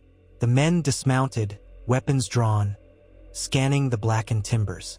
Jon's stomach tightened at the sight of a half-burned corpse in the snow, too small to be an adult. Lady Mormont's eyes flashed with rage. Tormund spat. No sign of the corpses that did this? Pair of scouts advanced, crossbows loaded. One, a freckled wildling named Ardith, crouched near footprints in the half-frozen mud. They moved east maybe a day ago, could be heading toward the river. If they cross it, they'll be out of reach for a quick chase. Jon gestured for the scouts to fan out. Find a safe place for the horses to ford. We'll follow the tracks. Then he knelt by the small body, swallowing the knot of grief in his throat. Death was no stranger to him, but the savage finality of the undead weighed heavier each time. They tracked the Whites' path through ravaged homesteads and trampled fields. The footprints indicated a sizable group, trudging with an unnatural gait. Now and then they found new bodies, some half-eaten by crows, others with limbs twisted. It appeared the Whites had taken no time to feed, for they did not feed but had torn these victims apart anyway. The men grew more uneasy with each grim discovery, the southern knights cursing under their breath, the wildlings exchanging grim nods. By late afternoon, they reached the White Knife. The wide, slow-moving river glinted with patches of ice. On the far shore, footprints continued into a stand of pines. The Whites had crossed. They're ahead of us, Jon said. We ford now. We must catch them before nightfall if we can. Tormund's eyes gleamed. Aye, or they'll vanish by night and tear up more farms. They urged the horses into the freezing water. Some animals balked, but the Bear Islanders hissed commands and forced them onward. The current was sluggish but bitterly cold, soaking boots and numbing legs. Dripping, they emerged on the far bank and pressed east. The forest swallowed them, shadows stretching in the late-day sun. Broken branches and trampled undergrowth marked the undead passage. Tension coiled through the ranks like a drawn bowstring. Then, near dusk, their forward scouts signaled from a ridge. The entire force reined in, hearts pounding. Jon nudged his horse up to the ridge. The forest dipped into a shallow valley below where a clearing offered a grim tableau. A mass of perhaps 100 Whites lurched slowly forward, their ranks ragged but numerous. They wore the remnants of farm clothing, tattered cloaks, even a few watch cloaks that looked black with old dried blood. Their eyes were milky or filled with that pale glow of unholy energy. They moved with a single-minded shuffle. At their head lumbered a huge White that might once have been a burly man, now missing half its jaw. Jon suppressed a shudder. No White Walker was in sight, but that did not mean one wasn't near. The question was, how had these Whites crossed the wall? Perhaps a walker had led them around Eastwatch or at some point of weakness. Regardless, they were here now. 100. More than enough to tear through this forest, reanimating every corpse they left. Lady Mormont's gruff whisper carried. Now is our moment. If night falls, they'll slip away or double back on us. Jon nodded. We strike. Archers in the trees, dragonglass arrowheads. Others form a line on horseback. We try to catch them in a pincer. Do not let them close ranks around you. Remember, beheading or fire if you can. Above all, watch each other's backs. Quietly, they spread out. Bear Islanders and wildlings with bows climbed ridges or found vantage behind thick pines. The rest on horseback or foot readied for a sudden strike. Tormund pulled his battered horn from his belt and waggled his eyebrows at Jon. A good day to kill what's already dead. Jon managed a thin smile, then signaled to the archers. Flaming arrows streaked through the air, each tip coated in oil. Some carried dragonglass points, others steel meant to ignite. The volley descended onto the leading ranks of Whites. Several collapsed in flames, limbs thrashing. Another took an arrow to the head and fell twitching. The rearmost figures stiffened in that eerie way, heads jerking around as if to sense the threat. Then Tormund blew his horn and the forest exploded with battle cries. Jon and Lady Mormont led the cavalry charge down the slope, hoofs pounding. The Whites turned, letting out guttural moans. In seconds, horsemen slammed into the undead ranks. Jon slashed with long claw, severing a White's arm. Its next lunge missed, and a Bear Island axe cut it down. Another White seized the bridle of a horse, but Tormund crashed in from the side, burying a dragonglass spear in its ribcage. Fire-laden arrows kept raining, igniting Whites one by one. The stench of burning rot clung to the cold air. Amid the chaos, the Whites fought with no trace of fear or pain, clawing at horses, trying to drag riders down. One southern knight was unhorsed, screaming as 3 Whites tore at his limbs. Lady Mormont's warriors rushed to hack the creatures apart before they could reanimate the fallen knight. Jon decapitated a White that lunged at him from behind, pivoting just in time to see Tormund battered to one knee by a monstrous corpse. Jon leapt forward, slashing the attacker across the spine. It collapsed, flailing, until Tormund finished it off with a savage blow that caved in its skull. Still, more whites pressed in from the flanks, arms outstretched, jaws snapping. The forest echoed with the ring of steel and the crackle of flames. The cavalry momentum carried them through the mass, but the ground grew slick with gore and slush. Horses stumbled, men shouted. Jon's heart pounded. Where was the controlling walker? The whites seemed to be moving with less coordination than at the great battle where Robert fell, but they remained deadly all the same. Pull back, regroup. Jon shouted. They needed to avoid being surrounded. The riders circled around in a wide arc while archers released another volley of flaming arrows. A half-dozen more whites toppled, their frames catching fire in an instant. That was the opening needed. The Bear Islanders advanced in a wedge, swinging axes in grim efficiency. Dead flesh flew, severed limbs twitching. Tormund's wildlings took the other flank. One used a torch to set a cluster of whites ablaze, cackling as their shrieks rattled the pines. Within minutes, the clearing was an inferno of blackened corpses. The last handful of whites flailed, pinned down under Bear Island shields or pinned by dragonglass-tipped spears. A hush fell, broken by harsh breathing and the crackle of flames. One final white, missing both legs, slithered across the ground toward a wounded horse, jaws snapping. Jon stepped over and ended it with a precise beheading. He had learned the hard way never to leave a partial white squirming. When the chaos settled, they counted the fallen. 10 men had died, including the unhorsed knight, and several more were badly wounded. Lady Mormont wiped blood from her axe, breathing hard. Fewer casualties than I feared. They fought like the dead. Tormund spat onto the smoldering corpse of a white. No others among them. Seems they're sending small packs to terrorize us. Testing our defenses.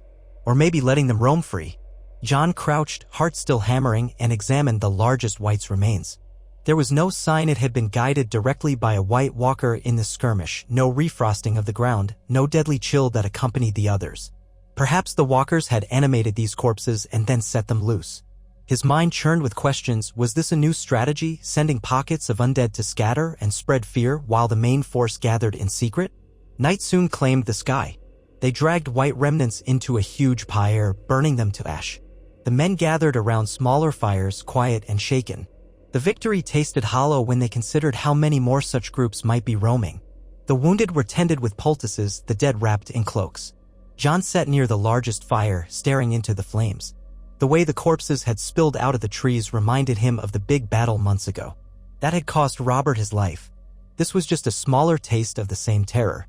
Tormund dropped down beside him, rummaging for a flask. Cheer up, Snow. We won. Jon looked at him. For now. How many more bands of whites are out there?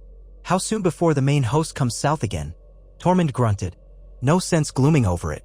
When they come, we'll kill them. He offered the flask and Jon took a small swallow, wincing at the burn of strong spirits. Tormund's face turned serious. But you're not wrong to worry. If the others keep prodding us from different angles, we'll wear thin. Jon lowered his voice. The southern houses are slow to move. We can't hold the entire north with just a few thousand men. We need a final strike beyond the wall and the threat at its source. But how do we do that if the whites are already here? Tormund exhaled, the lines of weariness showing around his eyes. We do what we can where we are. The free folk have a saying, the pack that stays together fights off the shadows. We keep the pack strong. Maybe that's all. Jon gazed into the flames. I hope it's enough. They spent the next morning burying their fallen in deep graves after burning the bodies to ensure no chance of reanimation. Then scouts fanned out again, searching for further white tracks. The forest remained eerily still. A few scattered footprints suggested smaller groups might have splintered off, but none posed a large-scale threat. Jon decided to push further east for 2 days, clearing any sign of undead before circling back to Winterfell. Lady Mormont agreed, though her blunt opinion was that the main threat still lay beyond the wall. Killing dribs and drabs is necessary, but it won't end the war, she said. In those 2 days, they found no more large bands, only a few stray whites quickly dispatched. Yet the feeling of being watched never left them. The nights were long, the wind moaning through the pines.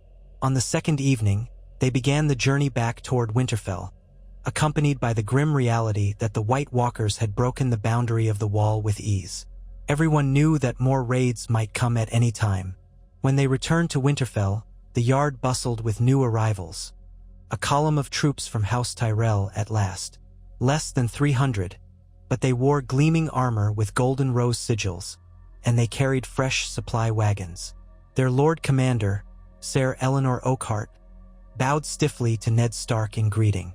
"We have come in King Joffrey's name to assist in the northern cause." His tone suggested he wasn't entirely convinced about the undead, but he was under orders. More interesting still was the presence of a half-dozen knights from Dorne, sporting sun and spear regalia, sent north by Prince Doran Martell to observe and aid as necessary. They had arrived a day before the Tyrell group, complaining bitterly about the cold. Nonetheless, they pitched in, drilling with the Stark men. Ned wasted no time pressing them into service. The alliance now had a wider spread of southern representation, at least in token numbers. Perhaps it was a start, though a meager one. Jon updated Ned on the skirmish. Ned's face darkened with each detail of the burned farms. "We'll send out more patrols," he said at last, "and I'll keep men stationed near the White Knife crossing. But you're right. If the White Walkers are sending scattered whites south, the main threat remains up there." He paused, glancing at the newly arrived Tyrell knights practicing in the courtyard. "The question is whether we have enough to mount a decisive campaign beyond the wall." Jeor Mormont joined them, arms folded. "Lord Stark, Corrin's scouts keep returning with reports of movement near the Fist of Teach. Ye first men." Another large gathering, bigger than the force Robert faced. "If we delay, they'll strike on their own terms." Ned inhaled deeply, lines of fatigue under his eyes. "Then we bring what men we can, these Tyrell knights, the Dornish, our own northern forces, wildlings, the Watch, and attempt to crush them at the Fist. If we succeed, we might drive the others deep into the land of always winter. Maybe that'll buy us enough time to strengthen the entire wall." Jon looked from one man to the other. "It's a gamble." Jeor nodded. "One we may have to take. The walkers' numbers grow with every corpse they claim. We can't let them rally an army in secret." A grim silence, then Ned set his jaw. "All right. We muster as many as we dare without leaving Winterfell empty. We'll rally at Castle Black. I'll command personally this time. My place is with our men. You, Jon, shall lead the vanguard with Jeor Mormont and Tormund. The Tyrell and Dornish men can bolster our flanks. We'll carry the best dragonglass weapons we have, plus wildfire if we can transport it. Let's pray it's enough." Within days, the largest northern army since Robert's second march was on the move. Not nearly as grand as the force that had once gathered for the big battle. Too many had died and the rest were spread across the region, but still formidable, a mix of Northmen in furs, Southern Knights in shining plate, wildlings in patched leathers, and the black-cloaked brothers of the Watch. They marched under the gray skies, bound for Castle Black. Rumor said more men were trickling north from the Vale, from House Royce or House Corbray, but they might not arrive in time. When they reached Moat Cailin, Ned paused to ensure the fortress was well garrisoned, then pressed on. The journey felt endless, the cold biting deeper each day. But the memory of the burned farmhouses spurred them on. If the undead found a foothold beyond the wall, all of Westeros might fall. At last, the immense shadow of the wall loomed against the horizon, stark and unyielding. Once again, men gaped at its vastness. Newcomers like the Tyrell Knights and Dornish riders stared in awe. But the veterans felt only a familiar, uneasy chill. At Castle Black, the Black brothers greeted them, preparing as best they could. Forges hammered out dragonglass arrowheads. Supplies were stacked in the courtyard. Tormund's wildlings gathered with Mance Raido's folk, exchanging harsh humor about southern fancy armor. The sense of tension hung like a storm cloud about to break. Ned wasted no time. He met with Corrin Halfhand, who had just returned from a perilous scouting trip beyond the wall. The ranger's face was drawn with exhaustion, but his eyes burned with urgency. "There's a massive gathering near the Fist of the First Men. Maybe thousands of whites, along with White Walkers. At least 4 or 5 walkers we saw, possibly more hidden in the storms. They're building something. Barriers of ice and bone. It's as if they're raising a fortress of their own, or forming a base." Ned's heart sank. "Thousands of whites?" "Aye," Corrin said grimly.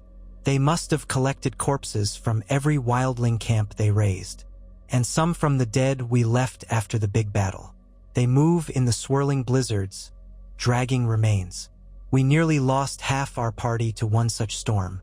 The others are cunning, setting traps, illusions of movement to lure rangers astray. I fear an assault on that Fist might be the bloodiest thing we've ever faced."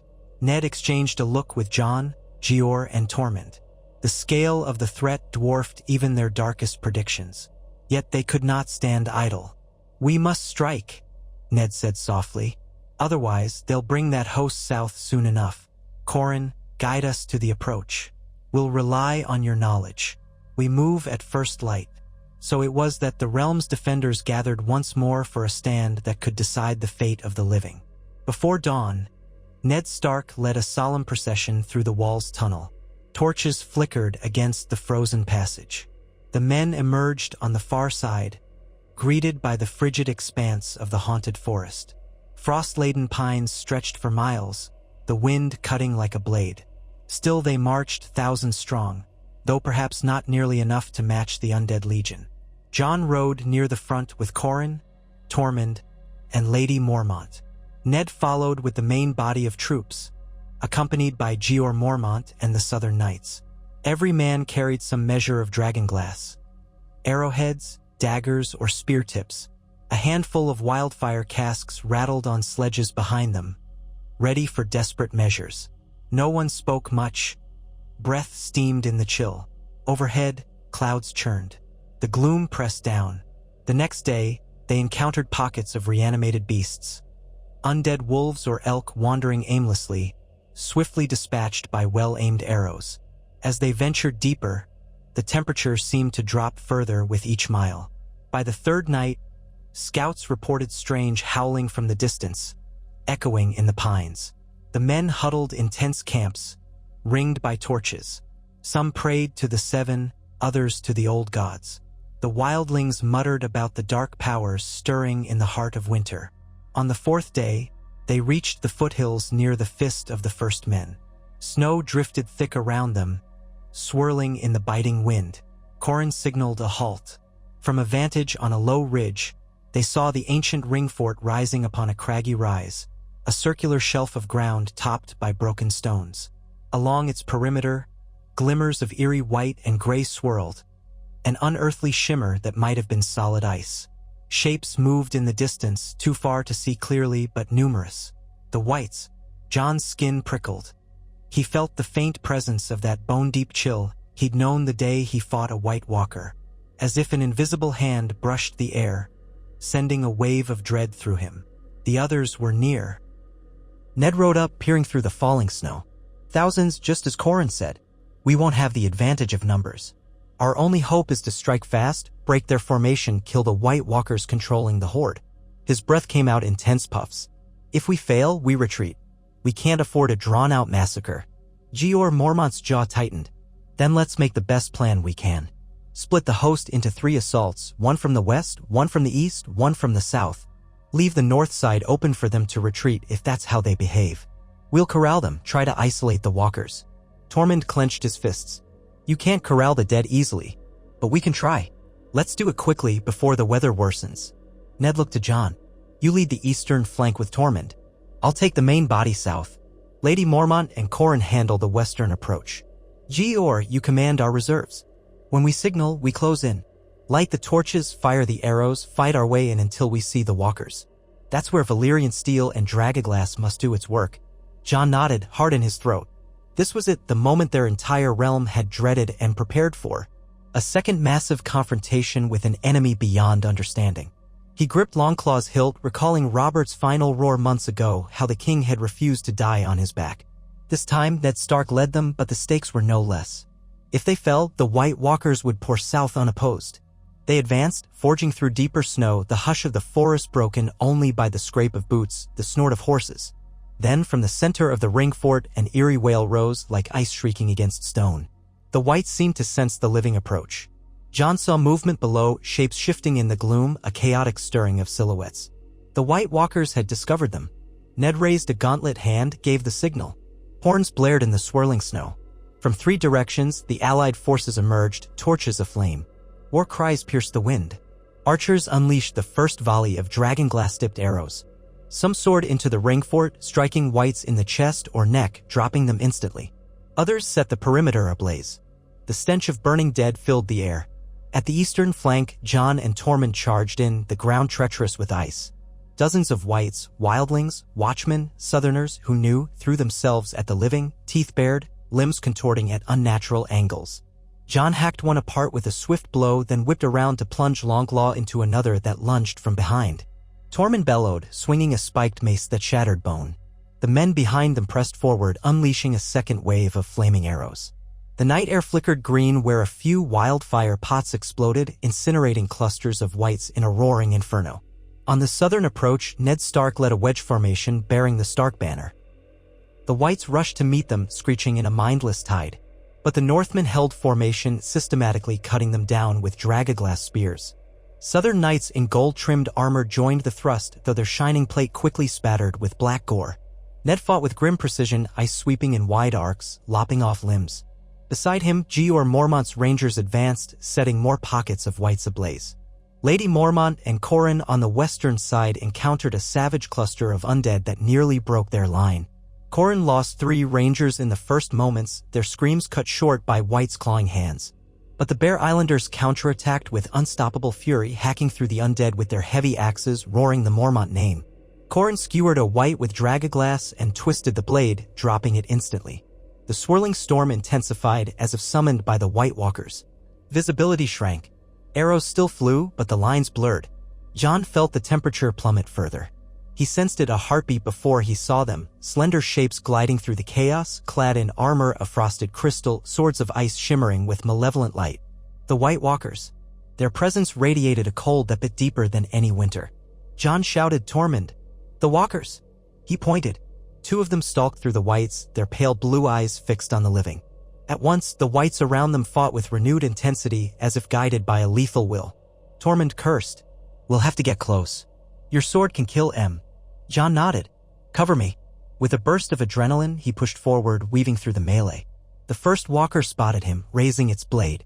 A swirl of snow enveloped it, making it seem half-transparent. The presence of it forced goose flesh across Jon's arms. He remembered the last time he had dueled a walker and the agony of its cold blade. Yet he refused to falter. Longclaw gleamed, even in the dim light, Valyrian steel thirsting for this foe. He lunged, swinging in a diagonal slash. The walker moved faster than thought, parrying with its ice sword. An ear-splitting clang echoed, sending a numbing jolt up Jon's arms. Frost crept along Longclaw's blade, but the Valyrian steel held. Tormund circled to the walker's flank, brandishing a dragaglass axe. The second walker glided in, intercepting him. Tormund roared and swung, but the walker's sword flicked out with inhuman grace, knocking the axe aside and slicing a shallow cut across Tormund's torso. He stumbled, gasping at the icy sting. Jon pressed his own attack, driving the first walker back with quick strikes. Their blades rang like brittle crystal. Behind them, men died grappling with whites or trying to torch them. Flickers of green wildfire erupted here and there. The entire ring fort burned with a madness of light and shadow. Jon ducked a counterstrike that would have split his skull, then slashed across the walker's midsection. Valyrian steel tore through the icy armor. The walker let out a screech that made Jon's ears ring, staggering back. Veins of cracks fanned across its body. With a final thrust, Jon drove Longclaw through its chest. The walker shattered into a cascade of shimmering shards, dissolving like frost in sunlight. Panting, Jon whirled to see Tormund locked in a deadly dance with the second walker. Tormund's dragaglass axe had chipped the walker's sword, but the creature still fought with lethal precision, weaving around Tormund's heavy swings. The wildling chieftain bled from the cut in his side. Jon ran to help, but a white came barreling in from the side, tackling him to the ground. He grunted, wrestling the stinking corpse that clawed at his face. He managed to jam his dagger of dragaglass into its neck. The white convulsed and fell limp. By the time Jon shoved it off and staggered to his feet, the second walker had slashed Tormund's weapon apart, shattering the axe's head. Tormund fell backward, cursing, trying to reach for a spare knife. The walker raised its sword, about to deliver a killing blow. Jon rushed in, bringing Longclaw down in a two-handed stroke. The walker twisted, but not quickly enough. The Valyrian steel bit deep into its shoulder. Another shriek rent the night, and the walker's eyes flared bright blue before it disintegrated into drifting shards, leaving only the swirl of snow behind. Jon gasped, shoulders heaving. Tormund coughed, clutching his wounded side. Around them, whites collapsed in droves, left soulless without the walker's magic. Half the eastern flank's undead foes dropped like puppets with cut strings. Men who had been on the defensive found themselves suddenly unopposed, staring in disbelief. Flames crackled along the ring fort's edge. Hundreds of whites remained, still guided by other walkers deeper in the fort or moving on other flanks, but this group was neutralized. Tormund coughed a harsh laugh, pressing a hand to the slash in his side. "You saved me, Crow." Jon grasped his arm, hauling him up. We save each other, Tormund. Can you still fight? The wildling spat blood, then gave a savage grin. I'll not lie down yet. He reached for another dragon glass spear from a fallen ally. Lead on, Snow. They pressed deeper, picking their way through fallen wights. Dimly, Jon saw the flicker of more battle near the ringfort's center where Ned Stark's banner was visible in the swirling snow. Another White Walker glided near a mound of stone, locked in combat with Ned himself. Jeor Mormont's men tried to assist, but wights blocked their way. Over on the western flank, Lady Mormont's roar rang out, followed by the clang of metal. Another swirl of blue-eyed horrors poured into the fray. Somehow, in that tempest of snow and flame, in human shrieks and human cries, the living endured. Dragonglass weapons found their mark. Valyrian steel overcame the frosted swords of the others. Even the southern knights who doubted the undead had found their faith in fire and steel. Step by step, the defenders advanced, cutting down wights, pushing into the ringfort. A few more White Walkers emerged, only to be met with arrow volleys, flaming pitch, and the single-minded fury of men fighting for survival. One walker was swarmed by Bear Islanders who pinned it with spears while Corran cleaved it from behind with a Valyrian steel dagger. Another was brought low by Ned Stark's blade and a well-timed thrust from Jeor Mormont, though Ned reeled from the cold shock, blood dripping from a shallow wound. At last, with the final walker destroyed, the wights slackened, many collapsing outright. A handful still twitched, reanimated by older or more distant magic, but they were easily dispatched by the surging fighters. When the ringfort fell silent, the victors stood among heaps of smoldering corpses, the wind keening over broken stones. The stench was overwhelming, the ground littered with blackened limbs. Smoke coiled upward toward a sky tinged with the first hints of dawn. No more White Walkers appeared. The battered men realized they had done it, they had broken this gathering. The others had not expected such a concentrated assault. Jon leaned on Longclaw, chest heaving. His arms felt made of lead. Snowflakes fluttered against his eyelashes, melting on his skin. In the ashen light, he saw Ned Stark approach, blood spattered across his furs, limping from a wound in his leg. But he was alive, eyes shining with relief. He reached Jon, clasping his shoulder. Words failed for a moment, replaced by the shared bond of near-death. Then Ned rasped, "We carried the day?" "Aye," Jon said softly. "We did." All around, men groaned in pain or sank to their knees, exhausted. Dozens of the living lay fallen, many gone forever. But compared to the unstoppable tide they had feared, the realm had emerged victorious. They had confronted thousands of wights and multiple White Walkers, using every scrap of cunning and unity they could muster. The cost was high, the ringfort was a ruin of fire and corpses, the snow charred black. Yet this was a second triumph. Like Robert's final stand months ago, it proved that men could fight back the long night if they stood as one. Tormund slumped beside Jon, pressing a rag to his bleeding side. "We gave him a thrashing, Snow. Perhaps the biggest thrashing the free folk and crows ever delivered together." Jeor Mormont strode up, leaning on a broken spear for support. "We'll burn everything," he said, voice rough. "No corpses left for the others to raise. We must remain vigilant, but gods, let us have this moment." Ned nodded. A moment to breathe. The battered coalition began to tend the wounded, gather the dead for burning, and set up a perimeter. Dawn broke over the desolate battlefield. Steam rose from mounds of wreckage. Some men wept openly for fallen friends. Others simply stared in silent disbelief. Yet a sense of grim hope flickered through them. Twice now, the White Walkers had tested the living in large-scale battle, and twice the living had prevailed. Perhaps with each victory, the realm's fragile alliances would deepen, banishing old suspicions. Perhaps the Southerners would see truth in the threat and commit more men. Perhaps Daenerys Targaryen's dragons, rumored to be growing across the sea, might join them someday. Whatever the future, for this fleeting instant, the North had defied the dead once again. Jon knelt in the snow, thinking of Robert, who had once stood in this frigid land and chosen to fight despite his wounds. He thought of the promise all the lords had made at the king's bedside, to defend the realm no matter their feuds. That promise was now etched in blood and ice.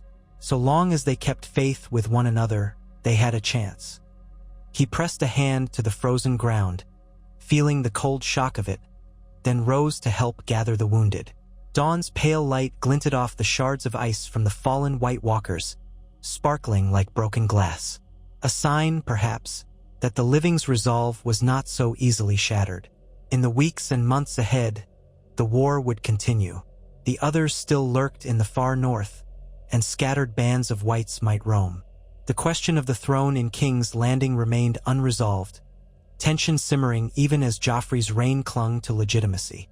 Rumors of dragons spread wider, but these warriors on the fist of the First Men had proven that the realm could unite against the darkness. Robert Baratheon's death had sparked that unity, and though he was gone, his legacy burned on in the hearts of those who carried the fight forward. As they lit the pyres and the wind carried ashes into a cold sky, Jon Snow clung to that legacy. However grim the road, however relentless the enemy, they would not face it alone. If the White Walkers returned in greater force, the living would gather again. Under their battered banners, wolf, bear, lion, rose, spear, kraken, stag, and even the wildlings with no sigil but their own freedom. All hearts beating in one cause, to survive the long night, to guard the dawn for future generations. And so, in the hush after the storm of battle, they found a flicker of hope. Hope forged in blood, sweat, and the unwavering belief that the living were not done fighting. They spent the rest of that raw, windswept day tending to the wounded and burning the dead. Melted snow, stained black with soot and congealed blood, turned the ground into a morass of slush. Men and women alike trudged between makeshift pyres, piling bodies of whites and the fallen. The living had wrested another victory from the jaws of annihilation, but at a cost. When dusk stole across the fist of the First Men, what remained of the allied host camped in a loose ring around its perimeter, warding off the last restless shadows. Some prayed at small altars of piled stones, offering thanks or pleas to the old gods or the Seven. Others sat in silence, exhaustion hollowing their eyes. A keen wind scoured the heights, rattling half-burned timbers that had once been part of the Wilding barricades or the White Walkers' bizarre lattice of ice. Jon Snow stood at the edge of the ring fort, staring into the gloom. Without the swirling snow and the presence of so many undead, the place felt bleakly serene, as though the land sighed in relief. His cloak snapped behind him, battered by the gusts, and he clutched the hilt of Longclaw for a sense of grounding. Somewhere far to the south, the Neck and Moat Cailin kept watch. Somewhere further still, King's Landing schemed and postured with half-hearted attempts at unifying the realm. But up here, in the hush of near winter, every step forward was survival or doom. He heard footsteps over crusted snow. Turning, he saw Ned Stark approach, favoring his left leg. He'd taken a shallow wound near the knee, which the maesters had bandaged firmly. His face was lined with fatigue and grief. They gazed at each other a moment, father and son, even if not in blood, then in all but name. Months ago, Jon might have stammered or cast his eyes down, uncertain. Now, they stood in the thin twilight as comrades in arms, joined by the bitter truth that the White Walkers had nearly overrun them again. Ned broke the silence first. "How many did we lose?" Jon exhaled, warm breath fogging the cold air. 100, perhaps more. Lady Mormont herself was wounded, though not too badly. Tormund's men, many died. The Tyrell Knights lost nearly half their number. The Dornish fared a bit better, but they're shaken. We killed 6 White Walkers, if I counted right, and countless whites. But there may have been others we never saw. Ned nodded, his eyes drifting over the rubble. We saw perhaps a fraction of the White Walkers. They can vanish in a storm, conjure illusions. Pity we can't finish them all in one blow. But we broke this host. That must count for something. Jon allowed himself a small, tired smile. It does. Twice now, we've proven we can fight them and win. They're not invincible. Ned set a hand on his son's shoulder. Your leadership made a difference, Jon. I've heard the men speak of how you and Tormund cut down 2 walkers yourselves. That's no small feat. Jon felt a rush of heat in his cheeks, half embarrassment, half pride. I did only what needed doing. Sometimes that's what makes a man great, Ned said quietly. Then he glanced at the darkening horizon. We'll remain here a couple of days to recover. Then we'll bring the wounded back to Castle Black or down to Winterfell. We must see how the realm reacts to this new victory and to the cost. Jon nodded, thinking of the supply lines stretched thin between the wall and the southern kingdoms. The men needed rest, proper shelter, and better food than the half-frozen provisions they dragged with them. Yet he felt an unease in his chest, a sense that they were merely catching their breath while the deeper storm lurked, waiting for them to falter. Late that night, Jon took a shift on watch duty, pacing the ring fort's outer edge with a torch in hand. The charred remains of white still dotted the snow in clumps, some little more than blackened scraps. The flicker of flames turned the shadows into grotesque shapes. Now and then he heard a moan or whimper from the wounded, or the hiss of metal as a guard tested a half-frozen sword. But the White Walkers did not return. The wind carried only emptiness and the memory of screams. At dawn, after a meager breakfast of hard bread and salted meat, the allied leaders gathered for another council. Ned stood with Jeor Mormont, Tormund, and the ranking Southern Knights who remained. Lady Mormont arrived, leaning on the arm of one of her Bear Island warriors. Her left arm was bound in a sling, but her expression brooked no pity. She gave a curt nod to Jon, who recognized it as a greeting laced with respect. "We should be thankful no more whites ambushed us in the night," Jeor said gravely. "But that might mean the White Walkers have scattered, or they've pulled back deeper into the true north. We can't chase them into that endless tundra. Not without losing half our men to the elements." Tormund spat, then grimaced at the pain in his side. "We've done enough chasing for now. Let them slink away. We need to regroup." Ned studied the battered gathering. "Agreed.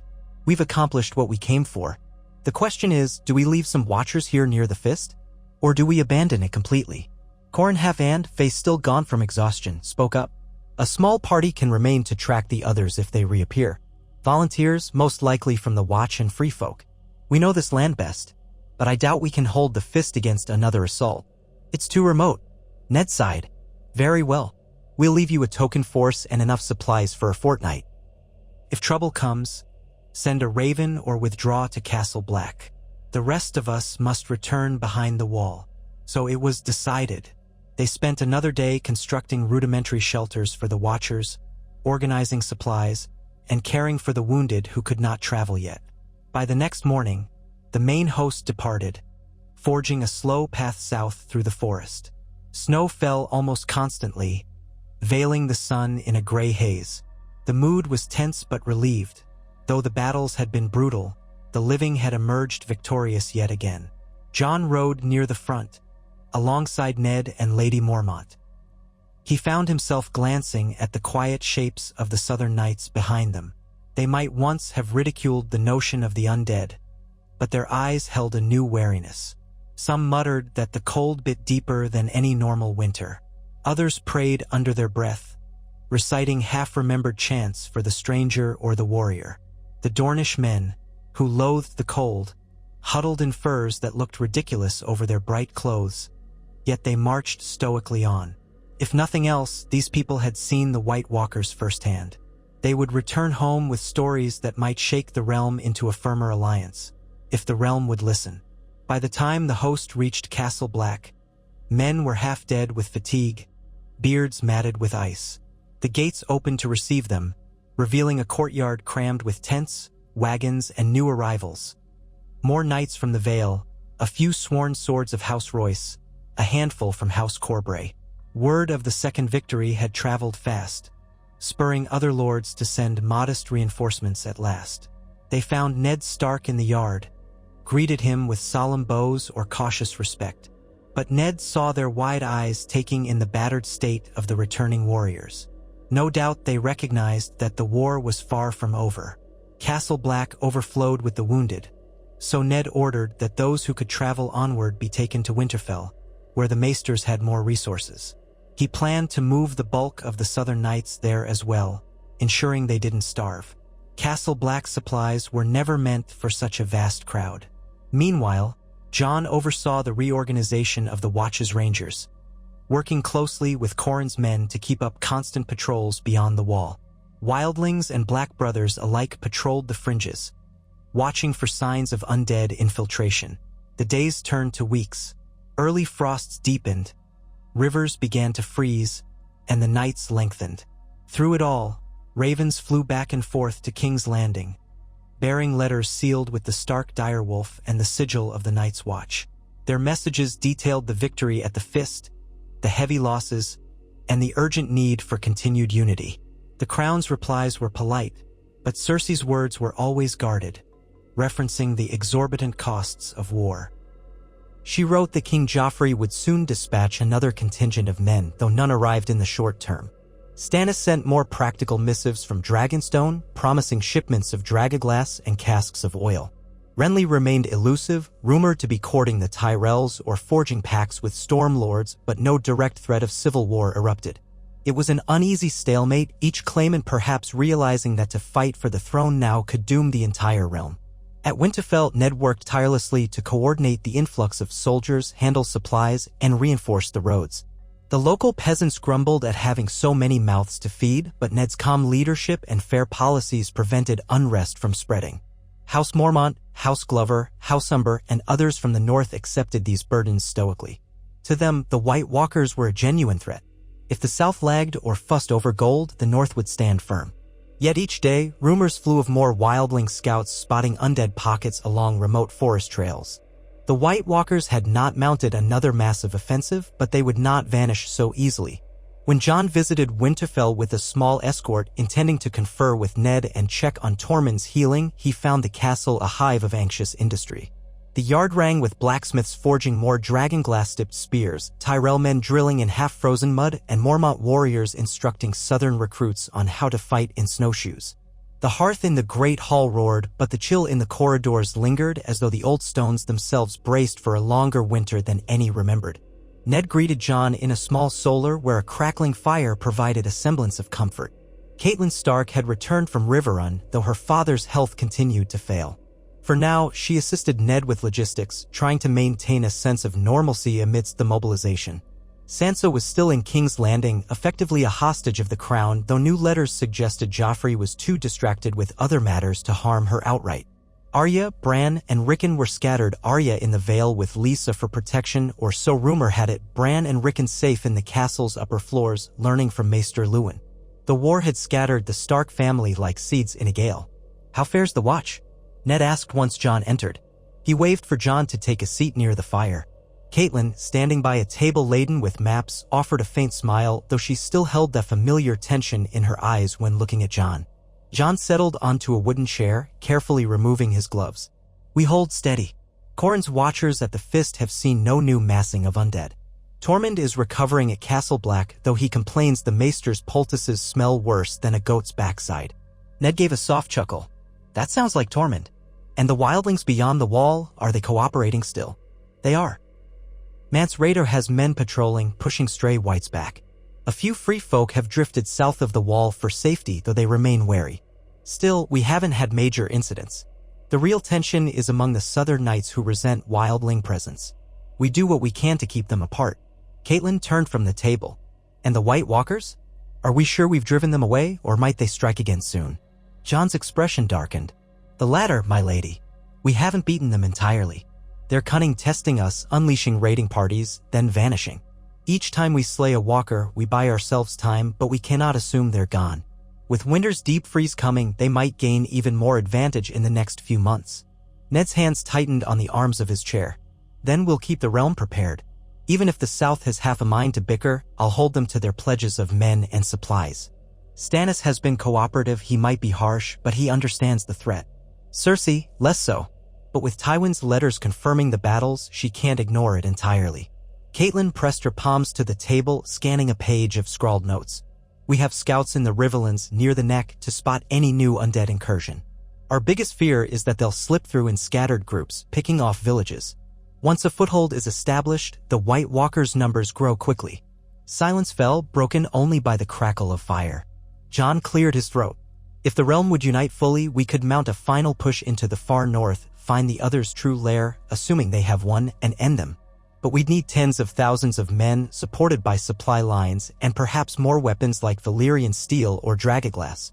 Without that, we risk feeding them more corpses." Ned frowned. "Daenerys Targaryen's dragons might help if the rumors are true. But she remains across the narrow sea, from what the spies say, perhaps in Meereen, forging her own power. There's no sign she intends to ally with the realm that toppled her father. And who could blame her? Robert's hatred of Targaryens was no secret. Yet if we could persuade her," he trailed off, shaking his head. "Too many pieces, not enough time." Jon gave a small nod. "We'll do what we can with what we have, father." Over the next few weeks, a harsh routine settled on the north. Men drilled daily, forging a deeper sense of unity among houses that had once been at odds. Wildlings learned new tactics from knights, while knights learned the practicality of free folk methods in deep snow. Ships arrived at White Harbor with shipments of grain and salted meats, courtesy of Stannis' alliances or the Tyrell's farmland. The maesters in Winterfell and Castle Black worked ceaselessly to mend broken limbs and frostbitten hands. Despite the gloom, many whispered that the North had never been so alive with purpose. Then, in the dead of night, a raven arrived bearing unsettling tidings. A new cluster of undead had been sighted near Deepwood Mot on the northern coast. The message included details of attacks on fishing hamlets, leaving the small folk too terrified to venture outside their huts. The local garrison had responded with modest success, slaying a handful of whites but unsure if White Walkers prowled the forests. The threat was smaller than the earlier hosts, but enough to spur alarm. Once again, the undead tested the edges of the north, creeping in where defenses were thin. Ned Stark summoned Jon and Lady Mormont at dawn, briefing them in the Great Hall. "We have to respond swiftly before the whites spread. But we can't strip the wall of defenders, nor can we leave Winterfell unguarded. Lady Mormont, Deepwood Mot is close to your domain. Will you take command?" Meage Mormont, her arm still bandaged but her spirit unbroken, thumped her good fist on the table. "Aye, Bear Island is mine, and I'll not have our coasts harried by these corpse fiends. I'll gather 200 men and sail up the coast, reinforce Deepwood Mot from the seaward approach." Ned nodded. "Jon, you'll lead a smaller party by land, circling around to the north in case the whites withdraw that way. We can't let them slip past us, or they'll keep picking off villages along the coast." Jon bowed. "Understood." So yet another expedition formed, smaller, more surgical, but bristling with experienced fighters. The Bear Islanders sported stout longboats, laden with dragonglass weapons. Jon and a contingent of the Night's Watch plus a handful of Stark cavalry set out on horseback, threading north through the pines. The plan was that Lady Mormont would land near Deepwood Mot while Jon circled behind to sweep the forests. They would trap the undead between them and crush this incursion before it gained momentum. The roads were narrower than those leading to Castle Black. Snowdrifts rose high, and the evergreen branches sagged under their weight. Sometimes the path was blocked by fallen timber, and Jon's men hacked through with axes, eyes wary for any sign of movement in the gloom. At night, they huddled around small fires, rotating watch shifts. The frosty silence pressed in on them, broken only by the occasional distant wolf cry. After 3 days of hard travel, they emerged onto a coastal ridge with a view of gray, churning seas. The wind off the water stung their cheeks, and salt mingled with the smell of pine. Smoke rose from Deepwood Mot's direction, though it seemed more from cooking fires than any burning ruin. One of Jon's scouts returned from a swift recon, reporting that a small group of whites had been spotted near an abandoned fisher's hut north of the Mot. The local garrison had engaged them once but lost 2 men to vicious assaults. No White Walker sightings yet, but fear ran high. Jon nodded, forging ahead with the plan. They would approach from the land side at dawn, hoping that Lady Mormont's ships had already arrived. On the final night before battle, they camped in the shelter of a rocky outcrop. Snow whirled overhead, and the cold was sharp enough to leave breath hanging like clouds. Among Jon's companions was a stoic ranger named Daniel, a southern knight named Ser Boros, not the same Boros from King's Landing, but a lesser-known retainer of House Rosby, and half a dozen other watchers. They spoke in hushed tones about the rumored dragon queen across the sea, the troubles in the capital, the uncertain loyalties of certain lords. Jon said little, thinking of the battles he'd fought and the uncertain tomorrow. When dawn's thin light broke, they saddled up and descended toward Deepwood Mot. Along the way, they came upon the fisher's hut where the whites had been seen. The door stood ajar, creaking in the wind. The tracks outside were old, half covered by fresh snow. Jon sent 2 men to scout inside. A moment later, he heard a strangled cry. Sword in hand, Jon rushed forward.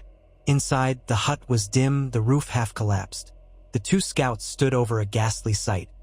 A tangle of corpses, half eaten by crows, their limbs arranged in a twisted pattern on the floor. A cold that had nothing to do with the wind slithered through Jon's gut. This arrangement was too deliberate, like a warning or an omen. The footprints in the corner suggested a group had lingered here. Were they wights or living people forced to do some horrifying ritual? Ser Boros backed out, pale. Gods have mercy. Is that some sign from the others? Jon knelt by the corpses, swallowing revulsion. Could be. Or it could be madness of men. Either way, we burn them so they can't rise. He lit a torch. The smell of scorching flesh choked them as they set the remains ablaze. Nobody spoke while the flames gutted that pitiful ruin of a hut. They pressed on toward Deepwood Mot, passing the first outlying farmland, barren fields, the soil frozen. A handful of anxious farmers peered F. Rom shuttered windows but made no approach. The path wound uphill until a timber palisade came into view, crowned by a cluster of towers built of dark wood and stone. That was Deepwood Mot, seat of House Glover. Jon saw small shapes on the walls, guards, presumably, though everything was subdued as if the entire place braced for a storm. A horn blast echoed from the walls. The gate creaked open, and a guard in patched fur stepped out, squinting at Jon's party. "You men from Winterfell?" Jon nodded. "Aye. Jon Snow of the Night's Watch. We're here under Lord Stark's orders to deal with the white threat." The guard waved them in hurriedly, glancing around as though expecting undead to come barreling from the forest at any moment. Inside, Deepwood Mot's yard was cramped, overshadowed by the blocky keep. Townsfolk huddled near the walls, cooking meager meals over smoky fires. The garrison commander, a grizzled Glover man named Harith, met them, relief etched in his face. "Thank the gods you've arrived. Lady Mormont's ships landed 2 days ago. She and her warriors are out patrolling the coast, hunting the whites that ran that way. We've had sightings in the forest to the north, but we can't pin them down. They come at night, kill a few livestock or a lone wanderer, then vanish." Jon dismounted, handing the reins to a watchman. "We'll join the patrol. If we can corner them, we'll burn them. Have you lost many so far?" Harith wiped his brow. "A handful of smallfolk. A few guards. Nothing like an army, but enough to sow panic. We did find 3 corpses with their hearts cut out. That alone is enough to keep folk locked in their homes." Jon's lips tightened. Another sign of the walkers or those who serve them. They carve up corpses for reasons we barely understand. Either to keep them from reanimating under the wrong influence or as some vile token. "Show me where they were found." Harith beckoned him to a table in a dim corner of the courtyard where a rudimentary map lay pinned by stones. Deepwood Mot's surroundings were mostly dense pine forests with inlets along the coast. Harith tapped an area near a rocky cove. Lady Mormont scoured this cove, found nothing but old footprints. "We suspect the whites might be hiding in the deeper woods, using game trails. If we mount a big search party, we risk splitting up and being ambushed. Lady Mormont told me you'd come from the south to help box them in." Jon studied the map. "That's the plan. We'll ride out in force tomorrow morning, push into the forest from the north and east. Lady Mormont can do the same from the west, pinning them against the coastline. If we find them, we burn them. If there's a white walker guiding them, we kill it fast. Have you enough dragonglass weapons?" Harith grimaced. "A few crates arrived with Lady Mormont. Enough for a handful of spears, arrowheads. We could use more." Jon nodded. "We'll do what we can with what we have." That evening, in the cramped hall of Deepwood Mot, Jon dined with the local garrison on salt pork and turnips. The meager fare made him long for the bigger feasts of Winterfell or even the rough but hearty stews at Castle Black. Nonetheless, he accepted the hospitality. Afterward, he strolled the ramparts under a wan moon. The wind whipped in from the sea, bringing the tang of salt and the faint smell of rotting kelp. Torches along the wall sputtered, throwing jittery shadows. He recalled a younger self imagining the wide world. How beyond the forest lay only savage wildlings or empty wastes. Now he knew the dead walked out there, and that knowledge weighed like lead on his shoulders. A flicker of movement near the gate caught his attention. He saw a cloaked figure slip inside the courtyard, exchanging hurried words with a guard. After a moment, the figure pushed back its hood. Lady Meage Mormont's blunt features emerged in the torchlight. Jon descended to meet her, heart lifting slightly at the sight of an ally. She greeted him with a curt nod. "Snow, we scoured the coastline west of here, found 2 whites skulking among the rocks. Killed them easily enough, though we lost a man who slipped on the ice. No sign of a white walker. Likely they've scattered these creatures in small packs again. Jon motioned for her to join him on the rampart. Harith says the same. We suspect a handful lurk in the forest. Tomorrow we push in from multiple angles. If we corner them, good. If not, at least the folk here can breathe a little easier knowing we tried. Meej grunted. I'm not fond of half measures, but these devils are cunning. We do what we can. They spoke briefly about the next day's strategy, then parted. Jon took a final turn around the courtyard before seeking a pallet in a cramped barack. He slept fitfully, dreaming of the fist of the first men, of white walkers swirling in a freezing blizzard, taunting him with silent stares. He jerked awake near dawn, shivering despite his blankets. The day's search proved maddening. They rode into the forest, splitting into squads guided by local huntsmen. The pines grew close, branches sagging with snow, blocking sunlight until it felt like twilight beneath the canopy. Men scanned every shadow, hearts pounding. A few times, a group came upon fresh footprints or the remains of a half-eaten deer, yet no sign of the whites themselves. As dusk approached, Meej Mormont's horns sounded from the west, indicating she'd likewise found little. The whites were either gone or adept at hiding. Jon's group set camp in a clearing, building watchfires. The night was silent except for the hoot of owls. Whatever roamed these woods, it didn't reveal itself. Come morning, they pressed on again, but discovered only more scattered footprints that led nowhere. Around midday, a drizzling sleet began to fall, making travel miserable. The Bear Islanders muttered curses at the weather, while the local huntsmen insisted the whites must have retreated. On the third day, they found a shallow cave near the sea, its mouth littered with bones. Jon's men approached warily, torches in hand. The flickering light revealed a cramped interior. The smell of rotting fish clung to the place, but no undead lurked there. Only the remains of some large beasts, picked clean. Another dead end. Meej Mormont scowled as they regrouped on the pebble-strewn shore. Damned whites might have doubled back or gone inland, or this was a false alarm and only a few roamed the area. We've wasted days. Jon could sense her frustration and shared it. If they're gone, that's well enough. But we can't be sure. At least the local folk can rest easier. Are you staying here longer? She folded her thick arms. A day or two more, then I'll leave a token force with House Glover and sail back to Bear Island. If the whites reappear, we'll muster again. Send word to Winterfell with an update. Jon nodded, running a gloved hand through his hair. I'll do the same. Perhaps we've scoured them off this coast. The others can't be everywhere at once. But a flicker of doubt gnawed at him. If the White Walkers had recalled or repositioned these whites, was that part of a larger plan? He couldn't shake the sense that the enemy worked to confound them, showing up in small raids to keep them scrambling. It was a war of attrition, designed to exhaust the living. Eventually, winter's deeper freeze would come, and the dead might walk in unstoppable numbers. He parted ways with Meej Mormont the next morning, leading his men south and east. The ride back to Winterfell was without incident, though the weather turned rough. A bitter wind scoured their faces, and sleet pelted them. A few men coughed and shivered, showing early signs of fever. When at last they saw the familiar towers of Winterfell, relief coursed through them.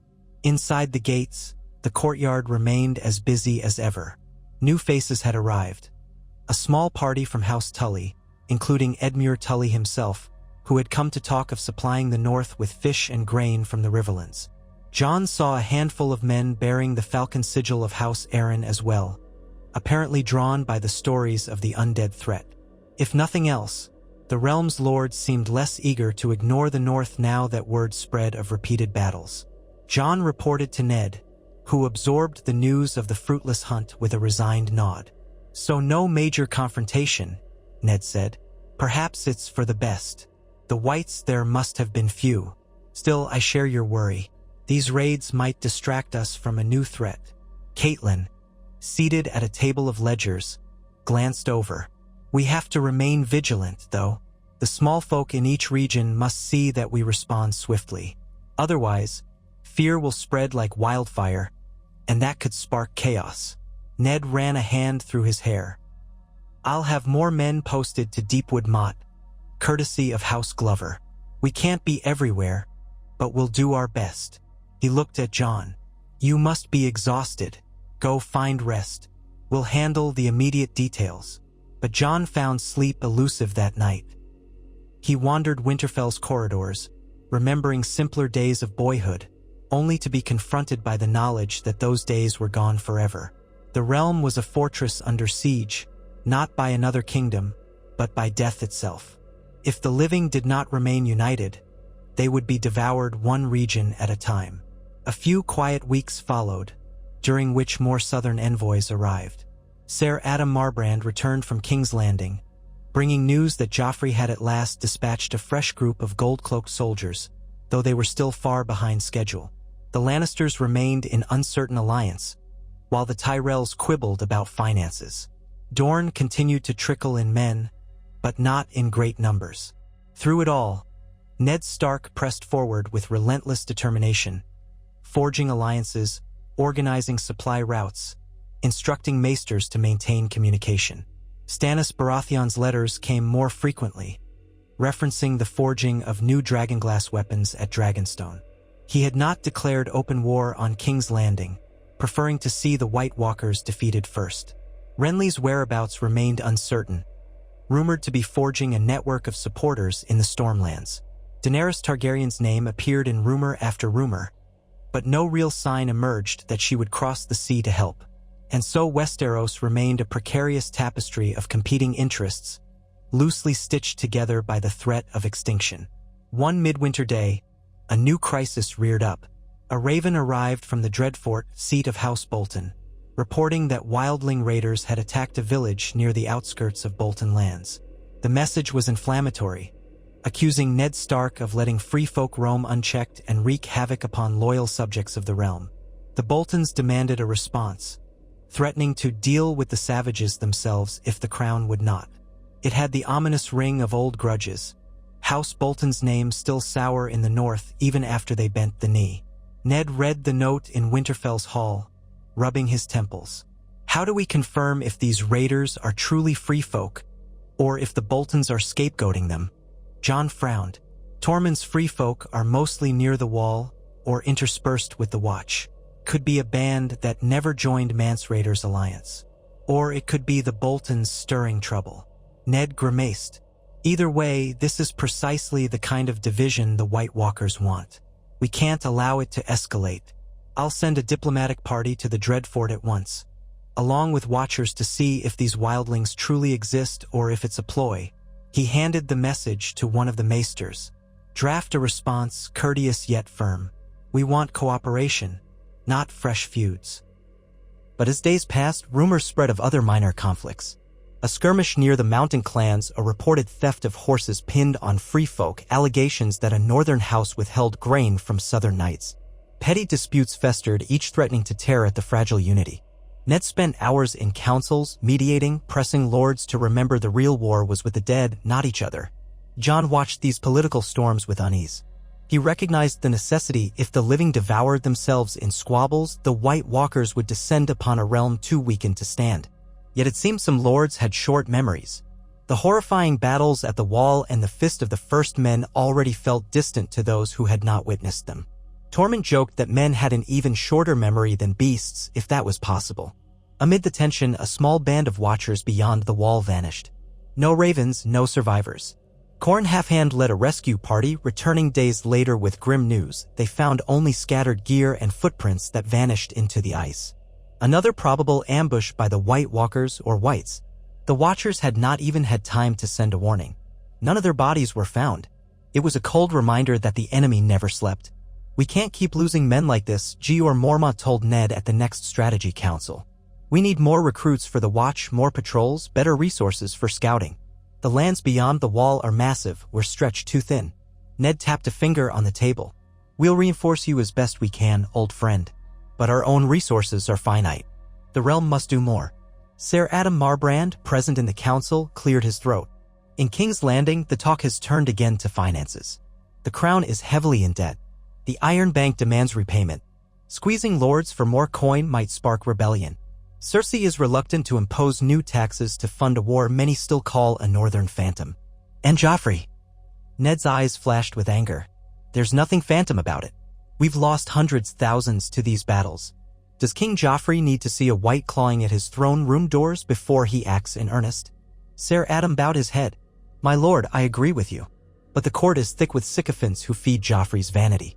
Queen Cersei treads carefully, unwilling to provoke House Tyrell or the Iron Bank. Littlefinger might manipulate the finances to his advantage. Stannis stands by, proclaiming that only he has the right to rule. And in all this, the common people get half-truths about the undead, overshadowed by gossip about the Targaryen girl with dragons. It's a stew of fear and doubt. Silence settled, heavy and grim. Then Tormund, who had been leaning against a wall, arms folded, let out a harumph. So the fancy lords would rather bicker about gold and crowns while the real threat grows. Seems half of them deserve to be white fodder. Ned shot him a warning glance. We must keep them in the fold, Tormund. If we lose them, we stand alone. Tormund shrugged, unrepentant, but he said no more. Jeor Mormont cleared his throat. The Watch thanks you for any further reinforcements, Lord Stark.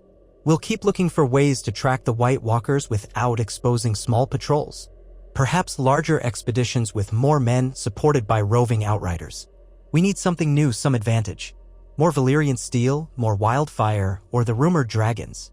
He said it half in jest, but the room fell quiet. All had heard the stories of Aegon the Conqueror using dragons to forge the Seven Kingdoms. Could that unstoppable fire be turned on the Whites? No one dared hope Daenerys would come willingly. Even if she did, she might harbor resentment for Robert's rebellion. Still, the question lingered in each mind, would living dragons tilt the balance of this war? Days slipped into weeks, each marked by small skirmishes in the north or beyond the wall, scattered sightings, and the endless toil of forging weapons. Seldom did the White Walkers appear in force again. It was as though they tested the edges, waiting for the true chill of winter to blanket the land. The fear was that once the Great Freeze arrived, the others would surge forth with unstoppable might. In the relative lull, Ned Stark made a decision to travel briefly to the Riverlands, ensuring House Tully's and House Frey's cooperation. He would also meet with Riverrun's lords to discuss grain shipments for the north. This journey would carry him dangerously far from the wall, but unity among the major houses might prove crucial. Catelyn accompanied him, eager to see her ailing father. Jon Snow, after some debate, chose to remain in Winterfell, overseeing the training of new recruits, both wildlings and southerners. He found a measure of solace in the routine, drilling men in the courtyard, perfecting archery with dragonglass, forging a sense of purpose among them. One crisp morning, a shrill horn blast shattered the hush of dawn. Jon, who had risen early to prepare the day's drills, sprinted to the gatehouse. The sentries pointed east, where a single rider galloped up the road, horse lathered in sweat. He wore the sigil of the Watch. A hush fell over the yard as the rider lurched to a stop, nearly falling from the saddle. Jon rushed to catch him, helping him stand. Blood stained the man's cloak. His eyes burned with urgency. The others, he rasped. East of Castle Black, a new host, bigger than last time. Marching south as we speak. A jolt of fear shot through Jon. Did the Watch engage them? The rider tried to steady himself, panting. A scouting party spotted them near the shivering forest. Commander Mormont is rallying every man at Castle Black. They sent me to warn Winterfell. The White Walkers, they come in force. We can't hold them alone. Jon's thoughts spun. This might be the dreaded new offensive timed for midwinter snows. He pressed a waterskin to the messenger's lips, letting him drink. How many? The messenger shook his head, shuddering. Hard to say. Hundreds of whites, maybe more. Several walkers. Possibly thousands. Some men claim to have heard the howling of undead beasts too. If we don't get help, Castle Black may fall. Jon set his jaw. You've done well. Rest now. We'll muster at once. He wasted no time shouting for stewards to rouse the fortress. Horns sounded, knights and wildlings alike grabbing weapons. In Ned's absence, Jon had partial command of Winterfell's forces. They had perhaps 2,000 men in and around the castle, plus others scattered in smaller outposts. It would be a race against time to gather enough of them and march north before the wall fell. Yet there was no choice. If Castle Black was overrun, the White Walkers would sweep into the north unhindered. Jon met briefly with the senior officers, wildling chieftains, northern captains, the southern knights still posted here. We ride at once, he declared. Any who can fight, come. We'll send ravens to Moat Cailin, to White Harbor, to Bear Island, summoning more support. The watchman says Jon Mormont's calling all black brothers. We must stand together again. There was no debate. The men had seen enough horror to know the cost of delay. By midday, a column of riders and foot soldiers streamed out of Winterfell's gates. Jon at the head, flanked by a newly healed Tormund who had refused to remain idle when news of a White Walker horde reached his ears. Lady Mormont was still at Bear Island but would likely sail to Eastwatch if she got the Raven in time. The Tyrell Knights, few as they were, joined with grim expressions.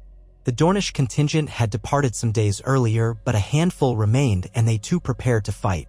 Banners flapped in the cold wind, a ragged mosaic of stags, wolves, roses, and the black cloak of the Watch. Farmers and small folk watched from the roadside with haunted eyes, some praying, others silent. They pressed the march as fast as they dared, pushing through the half-frozen roads. Horses stumbled, men cursed, but on they went. Each night they camped with minimal fires, too weary for talk. Jon's sleep was plagued with dreams of an endless tide of corpses, glimpses of piercing blue eyes in the darkness. He woke each morning with the weight of the realm on his shoulders, though he told himself that Ned had carried this burden even longer. He took strength from recalling Robert's final stand, from every victory they had eked out. If they'd done it once, they could do it again. On the 5th day, they reached the outskirts of Castle Black. The sight was grim. The courtyard overflowed with hasty barricades, wounded men from earlier skirmishes, and anxious rangers preparing. Jon Mormont, gaunt from lack of sleep, met Jon at the gate. They're near. Scouts placed them less than a day's march north. We suspect they'll strike tomorrow at dawn or earlier. The outriders saw multiple White Walkers, maybe a half-dozen or more. Hundreds of Whites, possibly creeping around in flanking maneuvers. Jon clasped the Lord Commander's hand. We've brought 2,000 from Winterfell. Bear Islanders and others are on the way, but they may not arrive in time. Gior exhaled. We'll use what we have. Let's fortify the wall again. We can set up lines of archers, use the catapults with wildfire, and position the cavalry for a counterstrike if they breach the gates. Tormund thumped his chest. We'll hold Old Bear. We always do. In a swirl of frantic preparation, men carried crates of dragon glass up to the ramparts, hammered barricades near the tunnel, set barrels of oil to be lit in an instant. War horns moaned in the cold twilight as more stragglers arrived from nearby outposts. The wildlings, side by side with Black Brothers, patrolled the base of the colossal structure, scanning the snowy horizon for movement. The tension was suffocating. At any moment, the White Walkers might melt from the gloom, unleashing another wave of frozen death. Night fell, black as pitch. Torches flickered on the wall's walkway, where archers wrapped in furs tried to keep warm. Snow spiraled down, thickening the darkness. Jon took a position atop the ramparts with Jon Mormont, Tormund, and a group of watchful knights. They peered into the swirling white, hearts pounding. Hours passed with no sign of the enemy. The men half-wished for dawn's first light, though they feared what dawn might bring. Not long before daybreak, the horns sounded again. 3 blasts, chilling every man's blood. The watchers strained their eyes. Far off, vague shapes coalesced in the pre-dawn murk. Whites, hundreds, possibly more. Their shuffle churned the snow, a slow but relentless advance. Between the ranks, taller figures glided. The White Walkers, swords of ice reflecting faint moonlight. An unearthly wail rose across the plain, turning men's bowels to water. Archers!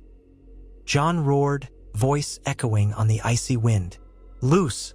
A storm of arrows whistled from the ramparts, many tipped with dragon glass. The first ranks of Whites staggered under the impact, some collapsing, others taking arrows in the chest or neck. Flickers of green lit the gloom where wildfire pots exploded, incinerating pockets of undead. But still they came. The wall reverberated with the march of thousands of feet. Siege weapons clacked and groaned as the defenders launched more flaming missiles. Down below, Tormund's free folk and a cavalry contingent formed up, ready to charge if the Whites reached the gates. Within minutes, the undead mass slammed into the perimeter defenses. Spikes and ditches slowed them, but not enough. Whites toppled into pits, only to climb out again or tear at barricades.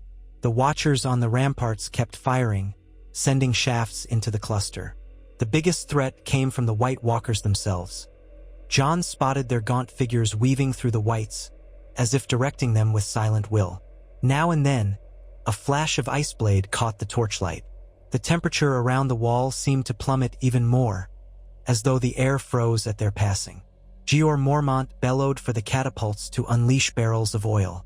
They crashed among the whites, splattering them with flaming liquid.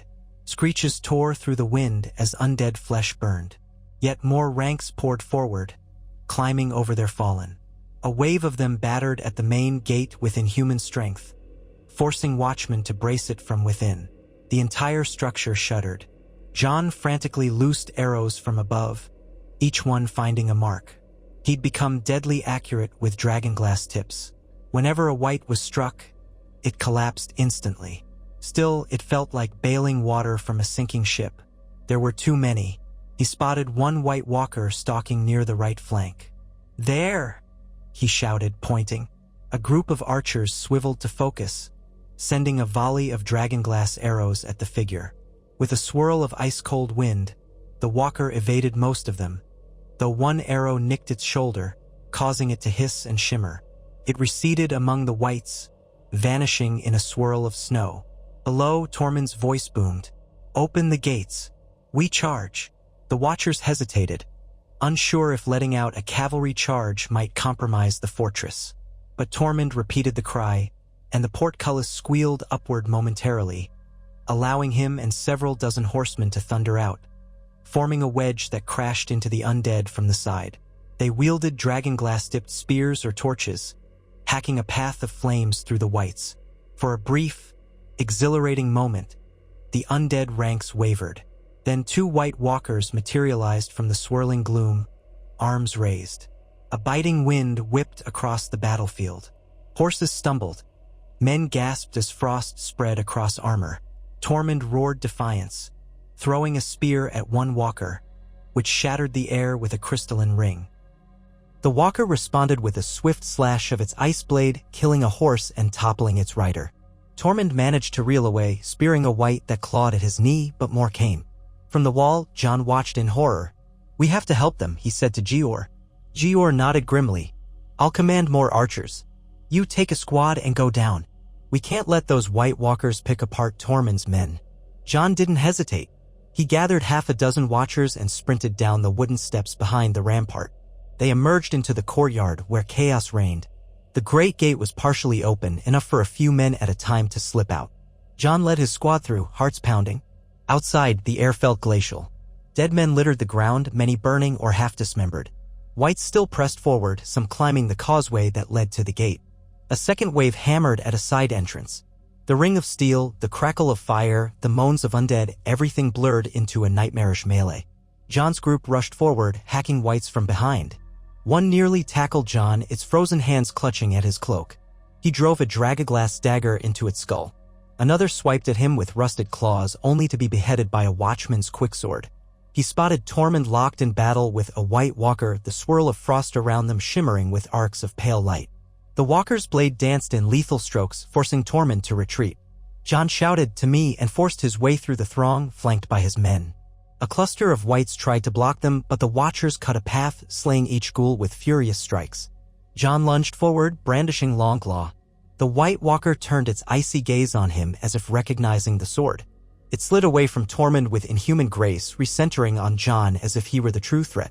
They squared off. The wind howled. Jon's breath came in ragged bursts, each exhalation clouding the air. He swung, meeting the walker's sword with a jarring clang. Frost spread along Longclaw's blade, crackling. He fought the urge to recoil from the unnatural cold. The walker moved with terrifying speed, slicing at Jon's flank. He twisted aside, nearly slipping in the bloody snow, then countered with a thrust. The walker parried, frost-laced sparks scattering. Behind him, Tormund, half collapsed, swore and scrambled to his feet. The watchers tried to keep whites off Jon's back. Each second felt drawn out, an eternity locked in a deadly dance.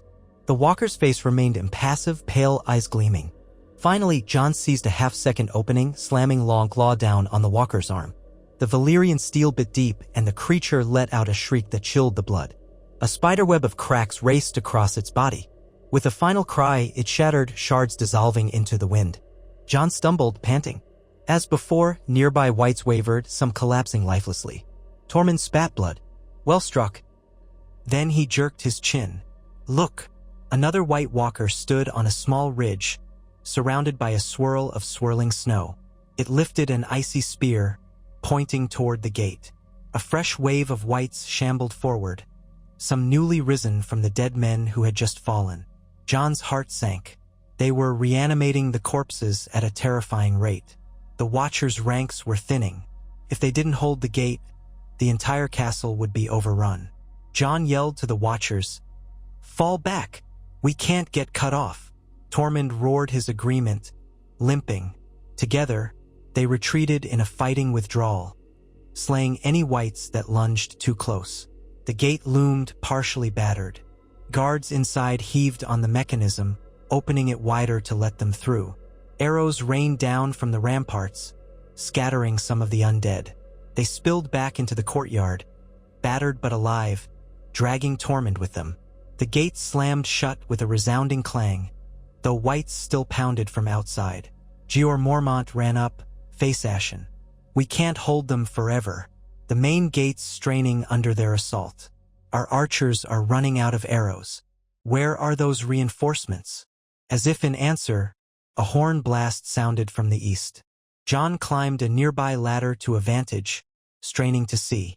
Through the swirling snow, torchlights flickered, carried by a new force charging across the field. Banners flapped.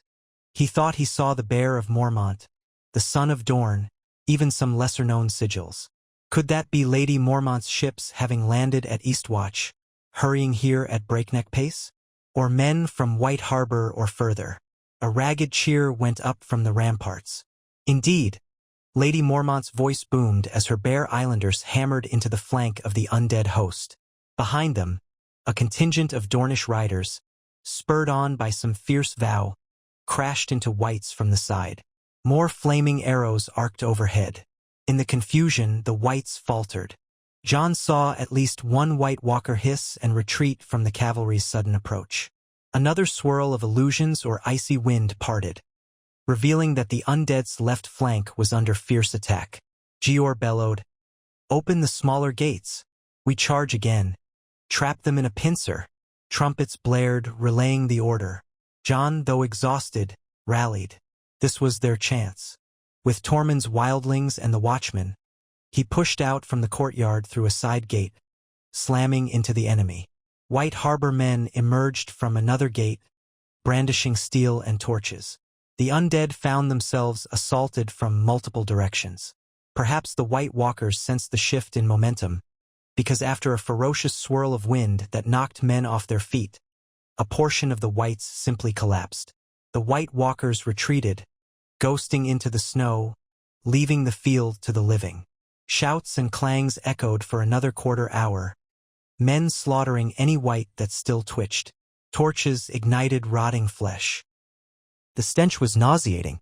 At last, the defenders realized the immediate threat was gone. They had, once again, repelled a massive assault, but at a staggering cost. Bodies lay in heaps around Castle Black, many bearing the black cloak of the Watch or the rough furs of free folk. Some southern knights, their gold or silver armor battered, stared wide-eyed at the devastation. Snow fell in a gentle hush, blanketing the horror. Jon found Ned Stark among the new arrivals, to his utter shock. Ned had apparently rushed back from the Riverlands at news of this crisis, picking up Lady Mormont's forces and others along the way, reaching Eastwatch by ship, then riding hard to Castle Black. The father and son locked eyes across the churned snow, relief mingling with grief. They embraced, words failing them as the moans of wounded men rose around them. "How bad?" Ned finally asked, voice choked. Jon swallowed, his face spattered with soot and dried blood. "We nearly lost it. The White Walkers were too many. If you hadn't come." Ned nodded. "But we did in time. That must be enough." He glanced over the piles of dead. "We'll gather the wounded, burn the rest." Another day of victory, but the cost, he trailed off, voice trembling with exhaustion and sorrow. Tormund coughed, limping over. "No time for tears yet. The walkers withdrew, but they'll be back. The war goes on." Ned set a hand on the wildling's shoulder. "Aye, and we'll face them together. All around, men and women collapsed to their knees, or hugged each other, or set about the grim work of collecting bodies. The snow continued to fall as though the land itself wept for the fallen. Castle Black still stood, battered and blackened, but unbroken. This was the third great clash against the others, and once more the living had scraped out a victory by uniting at the last possible moment. Jon Snow wiped a hand across his eyes, thinking back to Robert Baratheon's vow that the realm would stand together against the dark. Robert was gone, but his legacy echoed in every alliance forged under threat of doom. If the realm could hold to that unity, if lords did not dissolve into petty fights over crowns and coin, there might be a chance to survive the long night in earnest. Even battered and exhausted, they had faced a horde of death and held them at bay. Dawn crept over the snowfields, illuminating a field of ash and twisted corpses. Survivors shivered in the gray light, wiping away tears of relief or sorrow. Jon stared across the plain where the White Walkers had vanished into the swirling drifts of snow that led to the horizon. They would come again and again until the living found a way to end them for good. But this dawn, at least, belonged to the living. They had one more day to breathe, to hope, to rebuild. And in that slender hope lay the promise that Westeros might endure, bound by the memory of a wounded king who once refused to yield and the countless souls who now stood shoulder to shoulder beneath the same biting wind, forging alliances stronger than steel. They lit the pyres until the snowfields glowed with orange light against the gray dawn. A coarse wind tugged at cloaks, stirring the acrid smoke that coiled heavenward. Horses stamped and whickered, their breath pluming in the early chill. Inside Castle Black's courtyard, men stood in weary clusters, some tending the wounded, others staring into nothing. The third major clash against the White Walkers had left the defenders even more battered than before. Yet once again they had prevailed, bound by that precarious unity fostered by Ned Stark and once championed by the late King Robert. The battered host numbered its dead. Watchmen counted black cloaks stiff with frozen blood. Wildlings scoured the drifts for the fallen. Southron knights, clad in dented plate, labored to drag corpses to the burning piles. Everywhere it was the same muttered refrain, "We lost too many." And yet they had not lost all. The living still stood. At the base of the wall, Jon Snow helped lift a wounded watchman onto a makeshift litter. The man's face was chalk white, but he clung to Jon's arm with trembling fingers. "It's over," he rasped. "For now." Jon squeezed the man's hand. "Rest. We'll see you tended." He lowered the watchman onto a sledge.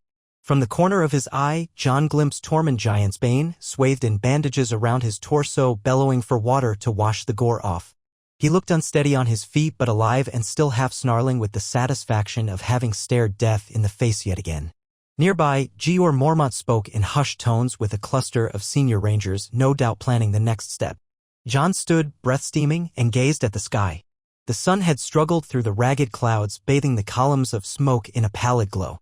This battlefield was a charnel yard, but the White Walkers had withdrawn. That was all that mattered for now. A voice called his name. He turned to find Ned Stark approaching, accompanied by Lady Midge Mormont. Though Ned looked impossibly weary, his face was set in steely resolve. Midge's bandaged arm and the dried blood spattering her furs testified to her part in the fight. She had arrived in the nick of time, sailing into Eastwatch with reinforcements after a breakneck sea crossing. Ned clasped Jon's shoulder. "Word has already reached the men. Once again, you put yourself where the fight was fiercest. You saved Tormund. You destroyed a White Walker. Proud deeds. I'm grateful you still live." Jon felt his cheeks flush, as always uncomfortable with praise. "It took all of us." Your arrival with Lady Mormont's men turned the tide. Ned nodded, letting a faint curve of a smile touch his lips. "We are the realm's battered shield, it seems." Midge Mormont, her gaze raking over the piles of corpses, snorted. "Battered we may be, but not broken. Each time the walkers come, we stand. The real question is, how many more stands can we make?" "That question troubles me as well," Ned admitted. "We can't keep bleeding ourselves dry in every corner of the north or along the wall. The White Walkers might be testing us, waiting for the deep freeze." Jon grimaced, recalling how the White Walkers coordinated raids and vanished. "We've never faced them this many times in living memory. The men are exhausted. Even Tormund can't keep fighting forever." Tormund himself trudged over then, battered but unbowed, wiping clotted blood from his red beard. "Speak for yourself, Snow. I've got a few more scraps in me. But I'll grant you, my folk are near spent. I lost good fighters last night." Midge Mormont folded her arms across her broad chest. "So did we all. If we linger too long, disease may do what the Whites could not. Castle Black is half ruined from repeated battles. The larders are near empty. We can't support an army here for long." Ned exchanged a glance with Jeor Mormont, who had joined them. The Lord Commander rubbed his temples. We must rely more on outposts now. Spread out enough watchers to detect new surges, but keep most men near Winterfell or Eastwatch where the supply lines are better. Gods know we can't feed an entire host here for the rest of winter. But withdrawing from the wall entirely would invite disaster. We won't withdraw. Ned's voice was firm. But we'll need to rotate men out. And I'll press the southern lords again. They must send more provisions if they want to see another spring. Meej Mormont nodded. A sensible plan. We can ferry supplies from Bear Island to Eastwatch, then haul them by wagon to Castle Black. It won't be enough for a grand army, but enough to keep the watch from starving. Jeor grunted his thanks. We appreciate any morsel, Lady Mormont. Talk turned to the immediate next steps, burying or burning the dead, caring for the wounded, sending ravens to let the realm know how narrow. Why they'd averted disaster yet again. Jon volunteered to help lead foraging parties in the surrounding forests to hunt game if any was left unclaimed by the cold. There was a sense that each new crisis that hammered the defenders was bigger, more coordinated, and that eventually they might buckle. By midday, the survivors had begun the grim process of clearing the battlefield. A thick hush settled over the outer yard as men rummaged for bodies that could still be saved from reanimation. Now and then they found a corpse that twitched or stirred with the lingering sorcery of the White Walkers. Dragonglass daggers ended those motions swiftly. Pyres flared one after another, sending up black smoke that merged into a single shroud above Castle Black. Inside the keep, maesters toiled over the wounded in corridors turned hospitals. Jon passed through one such corridor, stepping over men laid out on pallets, their faces contorted with pain. The smell of blood, stale sweat, and healing poultices churned his stomach. A southern knight with a shredded gauntlet clutched Jon's hand, murmuring thanks for saving them from the white devils. Jon squeezed the man's shoulder at a loss for words. For all his struggles to unify them, the realm's knights, wildlings, and watchers had shaped into a single battered family in the teeth of repeated onslaughts. Near the end of the corridor, Tormund leaned against a wall while a maester rewrapped his bandages. He winced but forced a grin. What a sight, boy. We keep pricking holes in the darkness, but the darkness keeps coming. Jon thought of the swirling, pale-eyed horde. Yes. But each time we stand. There has to be a way to stop them for good. Tormund spat out a bitter laugh. We need more than a few steel swords and lumps of dragonglass. We need a hammer blow that ends this, or we'll be standing until we're all corpses. Jon nodded, a coil of dread tightening in his gut. The White Walkers seemed unstoppable unless they could all unite behind one cause. And even then, the others might only retreat.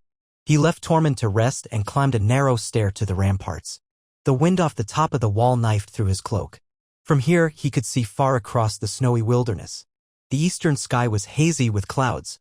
At the horizon's edge, the world dissolved into white. He wondered if the White Walkers watched from somewhere out there, regrouping. That old sense of watchers in the dark prickled at his neck.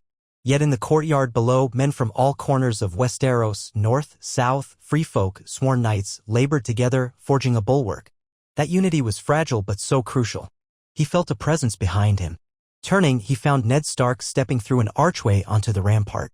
His father drew in a breath at the chilling vista, then walked to stand beside Jon, bracing himself on the stone. Snow clung to Ned's gray hair. I've been speaking with Jeor, Ned said after a moment, letting the wind snatch away his words. He believes the others aren't just testing us. He thinks they're diverting us, tying down our armies in piecemeal skirmishes while something else stirs out there. Jon suppressed a shudder. What could be worse than another massive horde? Ned's mouth tightened. Jeor suspects something older and darker lurks in the far north, some seat of the Walkers' power. Maybe a place from the Age of Heroes, a fortress of ice. If that's true, we might need to strike there. Jon searched his father's face. We've considered that before, but it seemed impossible. We can't even keep them from attacking the wall. How would we mount an expedition into the heart of their domain? The men would freeze or starve. I don't know, Ned admitted softly. But if that's where the Walkers truly dwell, then destroying that lair might break their strength. Perhaps an alliance with dragons if Daenerys Targaryen ever comes west. Perhaps a secret knowledge. The maesters have rummaged old scrolls seeking references to the long night. Maybe there's a clue. Jon found his mind drifting to the legends, the last hero who journeyed into the cold, the children of the forest forging alliances. Tales passed down by old Nan, half lost in time. If such an expedition was needed, it would be the most dangerous venture of all.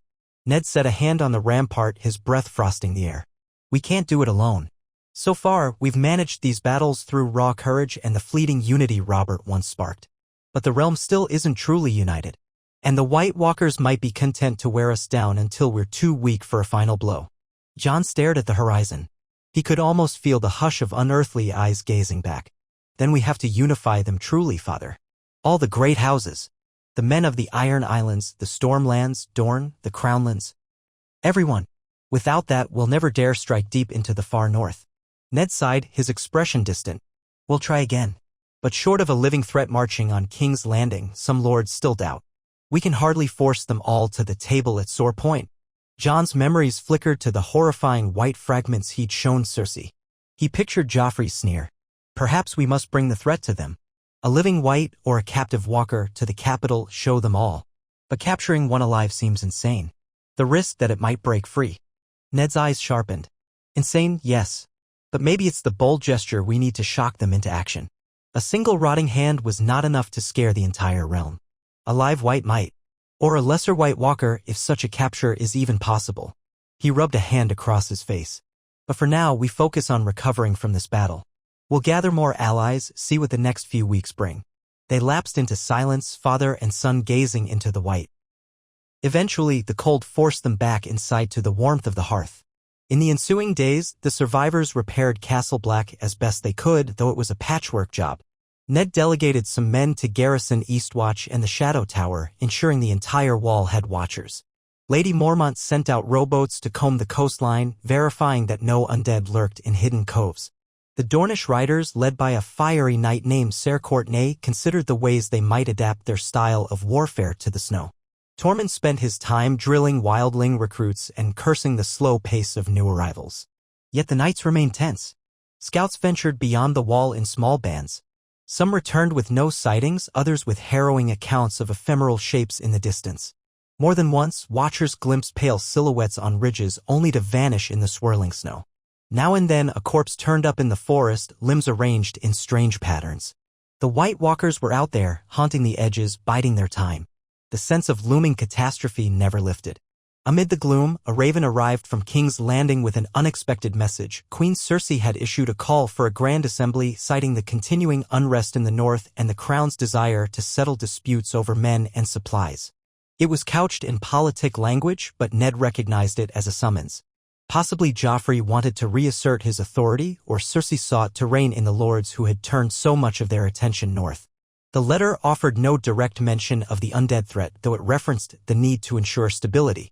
Ned read this aloud in Castle Black Solar, where Jon, Jeor Mormont, Tormund, and Lady Mormont had gathered. He set the parchment on the table. They want me in King's Landing, likely to question my use of the realm's forces, or to ensure I still acknowledge Joffrey's reign. If I refuse, they might withhold further aid. If I go, I risk letting the North go unled. Jeor scowled. It might be a trap. Or at least a ploy. Lady Mormont snorted. You can't abandon us. The White Walkers might mount another assault. Winterfell can't lose your leadership. Ned drummed his fingers on the table. True, but if I rebuff the summons, it gives Cersei cause to label us rebels. Then we'd see no help at all. Worse, she might attempt to recall any southern troops from the wall, leaving us weaker. He turned to Jon. I can't be in two places at once. If I go, you'll have to hold the north in my stead. Think you can manage that? Jon inhaled sharply. I'll do whatever must be done. But are you certain it shouldn't be someone with more experience? Ned's eyes gleamed. Who, if not you, or perhaps Robb? Robb is at Moat Cailin, trying to secure that corridor. Sansa is still hostage in King's Landing, albeit a polite one. Arya and Bran are scattered. I trust your judgment, Jon. You've fought these battles, earned the respect of the Watch, the wildlings, even the Southern Knights.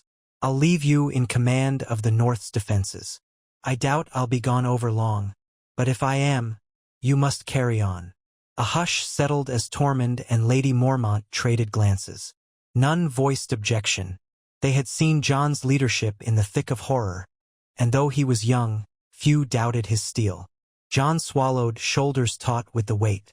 I'll see it done, father, but be careful in King's Landing. Ned nodded, exhaling. I'll take a modest escort, some Tyrell men, a few Stark guards, enough to discourage treachery, and I intend to bring a demonstration. Jeor, we must consider capturing a white, or even a living one if possible. Jeor Mormont's expression soured. Easier said than done. But perhaps a small party could venture just beyond the wall, find one of those straggling whites, a fresh one that still moves. You'd have to keep it from burning or rotting. The risk is immeasurable. If it breaks loose. Ned spread his hands. I know. But if we appear in the capital empty-handed, we'll be met with shrugs or scorn. If we bring a living horror, that may shock them. Or so I pray. After much debate, they decided to attempt a quick foray beyond the wall the following day, hoping to snare a single white if they could find one. Jon insisted on going, but Ned refused. I need you here to coordinate the north. I'll take Tormund, some rangers. If it fails, I'll try another approach. The realm is short on time. Tormund bared his teeth in a grin. If anyone can grab a dead man alive, it's me. Count me in, Stark. We'll try not to lose our heads doing it. Dawn came far too soon, the sky a wan gray band. Ned, Tormund, and a half-dozen watchers set out through the tunnel, forging into the eerie hush beyond the wall. They took a cage-laden wagon, lined with iron bars, rigged with thick chains and dragonglass spikes. The plan was to chase down a white, subdue it, and lock it in that cage. A mad plan, as all agreed, but no more mad than trusting Cersei's word that a new council might help. Jon watched them depart with a heart squeezed by dread. The last glimpse he had was of his father's calm face, framed by the swirl of new-fallen snow.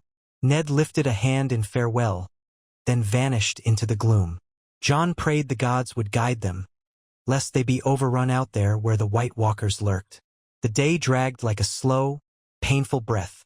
Jon tried to occupy himself with routine tasks, meeting with Jeor about the state of the garrison, approving ration distributions, ensuring Tormund's free folk maintained discipline. But his mind drifted to the dangers Ned faced. As the sun sank into the southwestern sky, he stood on the wall's ramparts, scanning for any sign of returning riders. All he saw was an endless sweep of snow-laden trees. Twilight deepened into a blue gloom.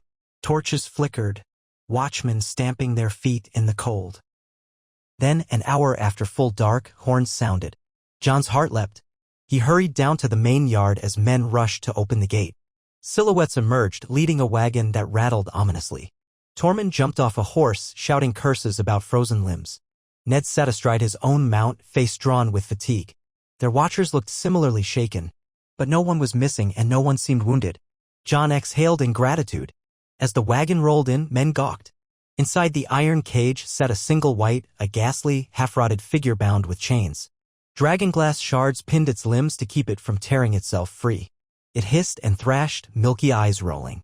The watchers pressed torches closer, but not too close, mindful that flames might kill it before it could be displayed. Even so, the stench wafting from the cage was near overpowering. Soldiers backed away, crossing themselves or muttering oaths. Ned dismounted, beckoning Jon closer. We found it skulking near a frozen creek with a handful more. Fought them off quickly, but subduing this one took caution. Tormund nearly lost a hand. He spoke softly as though half in disbelief that the plan had worked. Tormund's lip curled. Vile business capturing a dead thing. But if showing this bastard to the fancy lords is what it takes, I'll do it again. The white gnashed its cracked teeth, flecks of spittle spraying. The watchers hammered a few more dragonglass spikes into its torso for good measure. One man retched at the sight. Jon forced himself to examine the captive. This close, he felt the emanation of unholy chill, though not as strong as a White Walker's presence. The creature's flesh was a mottled gray, half eaten away. Its lips were gone, exposing blackened gums. If the great lords in King's Landing needed a spectacle, here it was. Ned turned to the men. Keep it under guard, well away from any flammable buildings. Don't let it free for an instant. We'll feed it no food, obviously, but keep it from burning or freezing too badly. I depart for the capital in a few days. This cage comes with me by wagon. Let's pray to all gods it doesn't break loose in the night. The watchers murmured assent, some pale with anxiety. Ned put a hand on Jon's shoulder, guiding him aside. We leave soon. I'll take a small escort, Tormund, a few watchers, some knights. We'll travel by wagon road to White Harbor, then sail for King's Landing. If the seas are kind, we'll be there within a fortnight. Meanwhile, you must hold the realm's defenses. Summon any lords who waver. Keep an eye on the Boltons and the Freys. If the White Walkers mount another push, do what you must. Jon's mouth was dry, but he mustered a firm nod. I understand. His father's eyes softened. I trust you, Jon. Remember, no matter what illusions or politics swirl about the throne, the truth is here. We fight the dead. Keep the realm united. If something happens to me, he paused as if the thought weighed heavily. Then lead them as best you can. Our world depends on it. Before Jon could reply, Tormund barked from behind them, complaining that the white stench made his nostrils shrivel. Ned squeezed Jon's arm in a final gesture of reassurance, then moved off to oversee the rearming of the gate. Over the next 2 days, Ned prepared for departure. He selected 20 men. Tormund, a few reliable watchers, a handful of knights from House Tyrell, plus some foot soldiers to handle the wagon with the white. Supplies were packed, and the white's cage was reinforced with iron bands. The men guarded it day and night, quivering at each unnatural hiss. Word spread quickly that Lord Stark intended to present this abomination at court, shocking the capital into belief. On a damp, cold morning, the travelers assembled in Castle Black's courtyard. Horses steamed with impatience. The caged white sat lashed to a heavy cart, covered in thick tarpaulins to shield it from any prying eyes on the road. Tormund rode near the front, scowling at the idea of going so far south, but determined to see it done. Jeor Mormont and Jon stood side by side, bidding them farewell. Ned clasped Jeor's hand first. The watch has my eternal gratitude. Keep your ravens swift if trouble returns. Jeor bowed his head. And you, Lord Stark, show them the truth. May the Seven preserve us. Then Ned embraced Jon. Their cloaks rustled in the wind. Jon felt a swirl of worry that he might never see his father again, that court intrigues or further White Walker plots could claim him. But he forced confidence into his words. I'll hold the north as best I can. Return safely. Ned nodded, eyes shining with paternal pride. I will. God's willing. The gates opened, and the travelers set forth, wagon wheels crunching over slush. Guards saluted. Some of the watchers bowed heads, as if seeing them off to a foreign war. But in truth, that war was just another front in the same desperate struggle, persuading the realm to gather for the final confrontation with the undead. After they vanished from sight, Jon turned to his duties. He shared a few words with Jeor about continuing the hunts for whites, then departed to brief Lady Mormont and others at Winterfell. For the next 10 days, he traveled the roads between Castle Black, Winterfell, and Eastwatch, ensuring the lines of supply remained open. He dispatched ravens to major lords, Manderly, Serwyn, Tallheart, urging them to remain vigilant. Some houses replied with gloom, others with dogged resolve. The memory of the White Walker onslaught near the gates was too fresh for complacency. Meanwhile, a hush of grim expectancy settled over the north. Men repaired fortifications, blacksmiths churned out more dragonglass weaponry, and the farmland near White Harbor shipped what grain it could spare northward. Houses once at odds with the wildlings tried to maintain uneasy truces, though occasional tensions flared. Jon spent hours a day riding from one encampment to another, quelling disputes, reinforcing that they all served a single cause. He found himself recalling how Ned juggled these burdens, wondering if he could ever match that poise. Through it all, no major White Walker host appeared. At times, watchers glimpsed shapes far beyond the wall, but no massed army. The respite brought a measure of relief. Yet many worried that the others simply bided their time, waiting for the deepest cold of winter to set in, or waiting for the realm's vigilance to weaken. The nights lengthened. Frost rimed every surface by dawn, and the wind carried more teeth. At Winterfell, Jon tried to keep morale alive. He spoke with the southern knights who had arrived from King's Landing months back, making certain they understood the gravity of the threat. Most did, especially those who had fought at the Fist of the First Men or during the last battle at Castle Black. Some green recruits from the Reach still flinched at the idea of ice demons, but enough veterans hammered the truth into them. If the realm did not unify, the next wave might kill them all, king and commoner alike. One dreary afternoon, a trio of ragged travelers reached Winterfell's gates. They claimed to be sellswords who had served in Essos, returning to Westeros after hearing rumors of war. They bore odd tattoos and carried curved blades unlike the straight steel common to the Seven Kingdoms. Jon greeted them in the courtyard, cautious but curious. The oldest of the three, a weathered man with half his ear missing, revealed they had come from Pentos, where merchants whispered of Daenerys Targaryen, her dragons grown to fearsome size. Jon's pulse quickened. Is it true, then, that her dragons live, and have they grown large? The Sellsword nodded emphatically. Aye, big as warhorses, maybe bigger. She's conquered cities in Slaver's Bay. Some say she's building a fleet to cross the narrow sea to claim her father's throne. If she comes, she'll bring dragons and freedmen who adore her. Could be a boon or a nightmare, depend. On your loyalties. Jon's thoughts spun. A part of him wanted to hope that Daenerys might join the war against the White Walkers. Another part recalled Robert's hatred for Targaryens, though Robert was gone, and even Ned had acknowledged that dragons could be the realm's best chance. If Daenerys arrived, would she see Westeros as a realm to reclaim, or a kingdom to save? It was impossible to say. He dismissed the Sellswords with enough coin for a hot meal, then found himself pacing the great hall, imagining dragons battling whites in the snowy wastes. The scale of it was staggering. Yet, if the White Walkers commanded an unholy power older than the Targaryen line, would even Dragonfire suffice? That night, a raven arrived from White Harbor. The message, scrawled hastily, stated that Ned Stark's party had passed through without incident, boarded a ship bound for King's Landing. The caged wight had horrified the local dockworkers, but none dared interfere. Jon closed his eyes, picturing that rotting creature lurching inside an iron cage. He prayed it would not break loose at sea, dooming them all to an icy fate. But Ned had decided the risk was necessary. Days dragged on.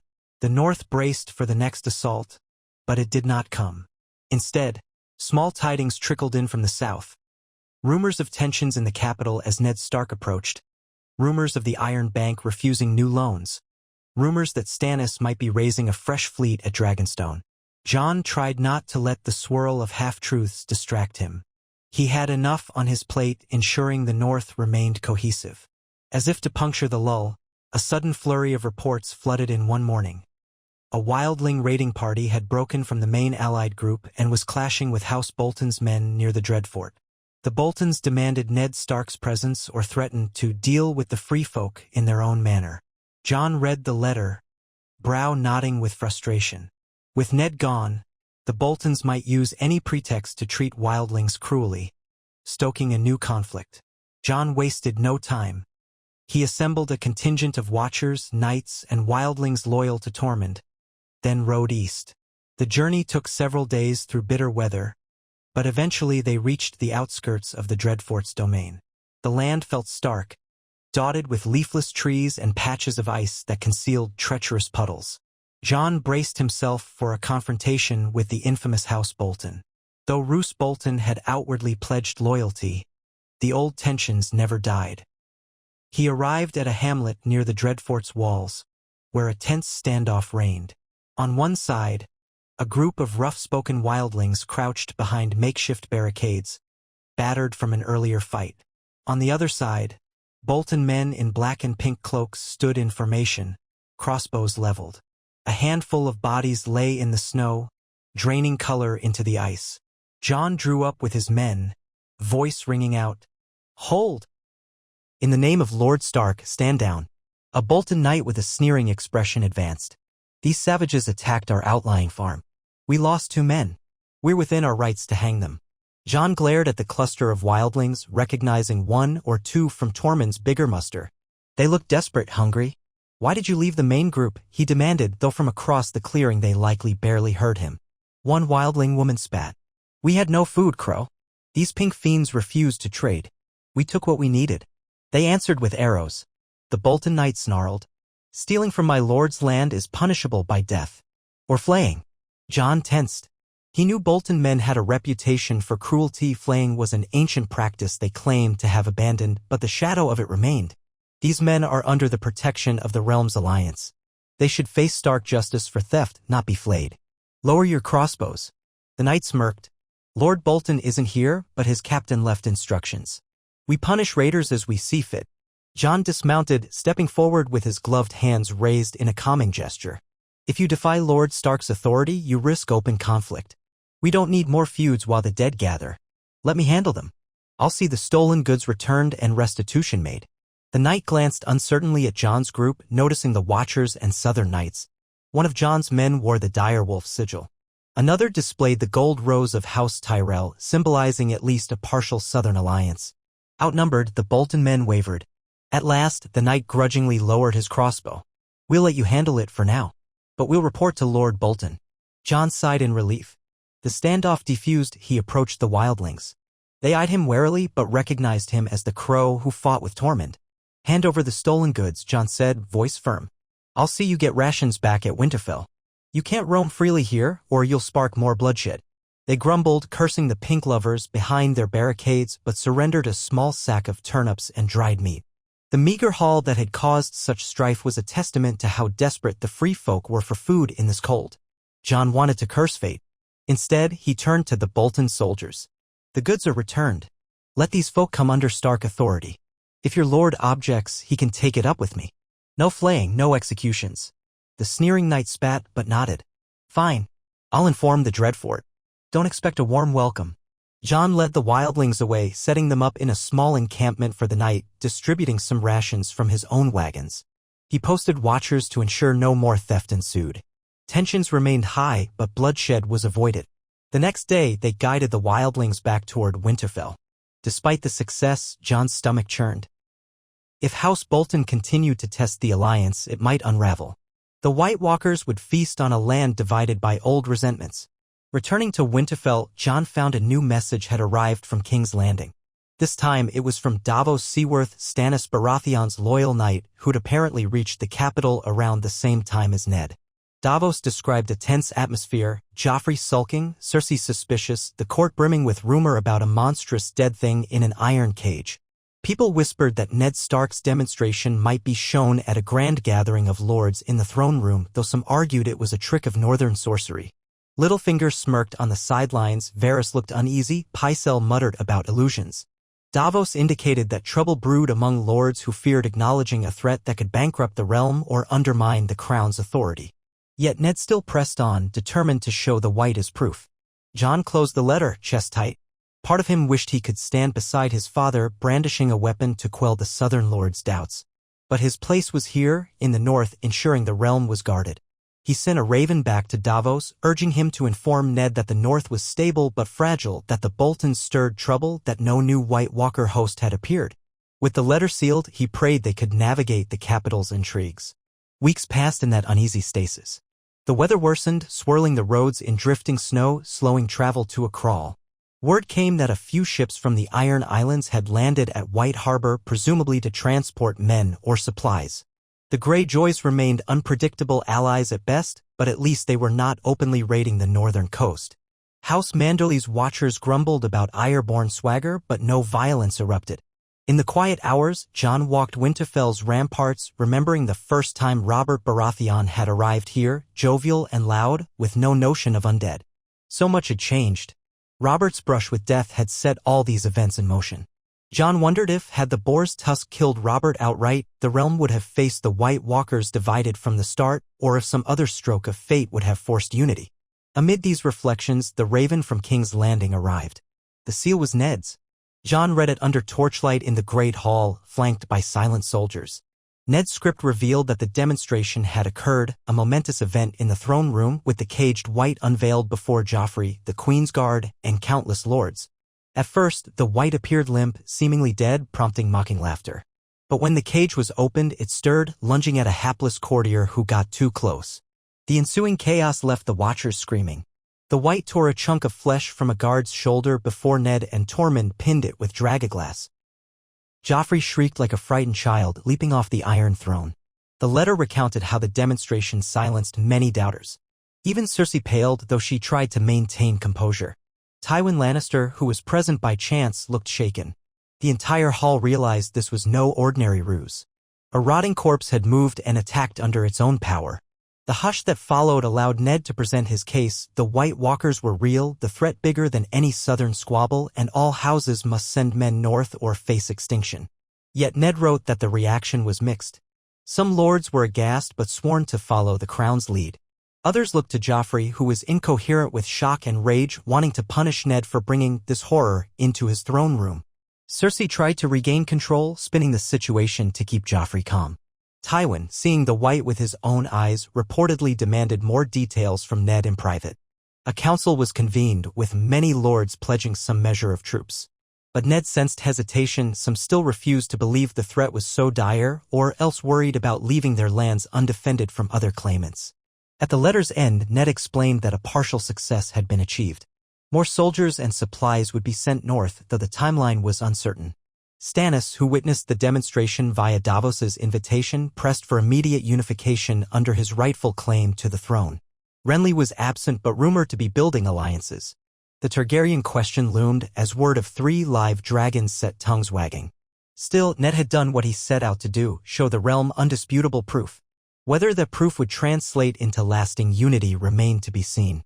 Jon read the final lines, "We keep breathing, son. That is victory enough for this day. I will write again once the council concludes. Pray the lords remember what they saw in that iron cage." A weight lifted from Jon's shoulders. His father was still alive. The demonstration had not ended in tragedy. Beyond the guard's gruesome wound, and some measure of progress was made. He shared the news with Lady Mormont, who spat in relief. Tormund's name in the letter gave her a hearty laugh. She could imagine him wrestling a white in the midst of the Red Keep's pomp.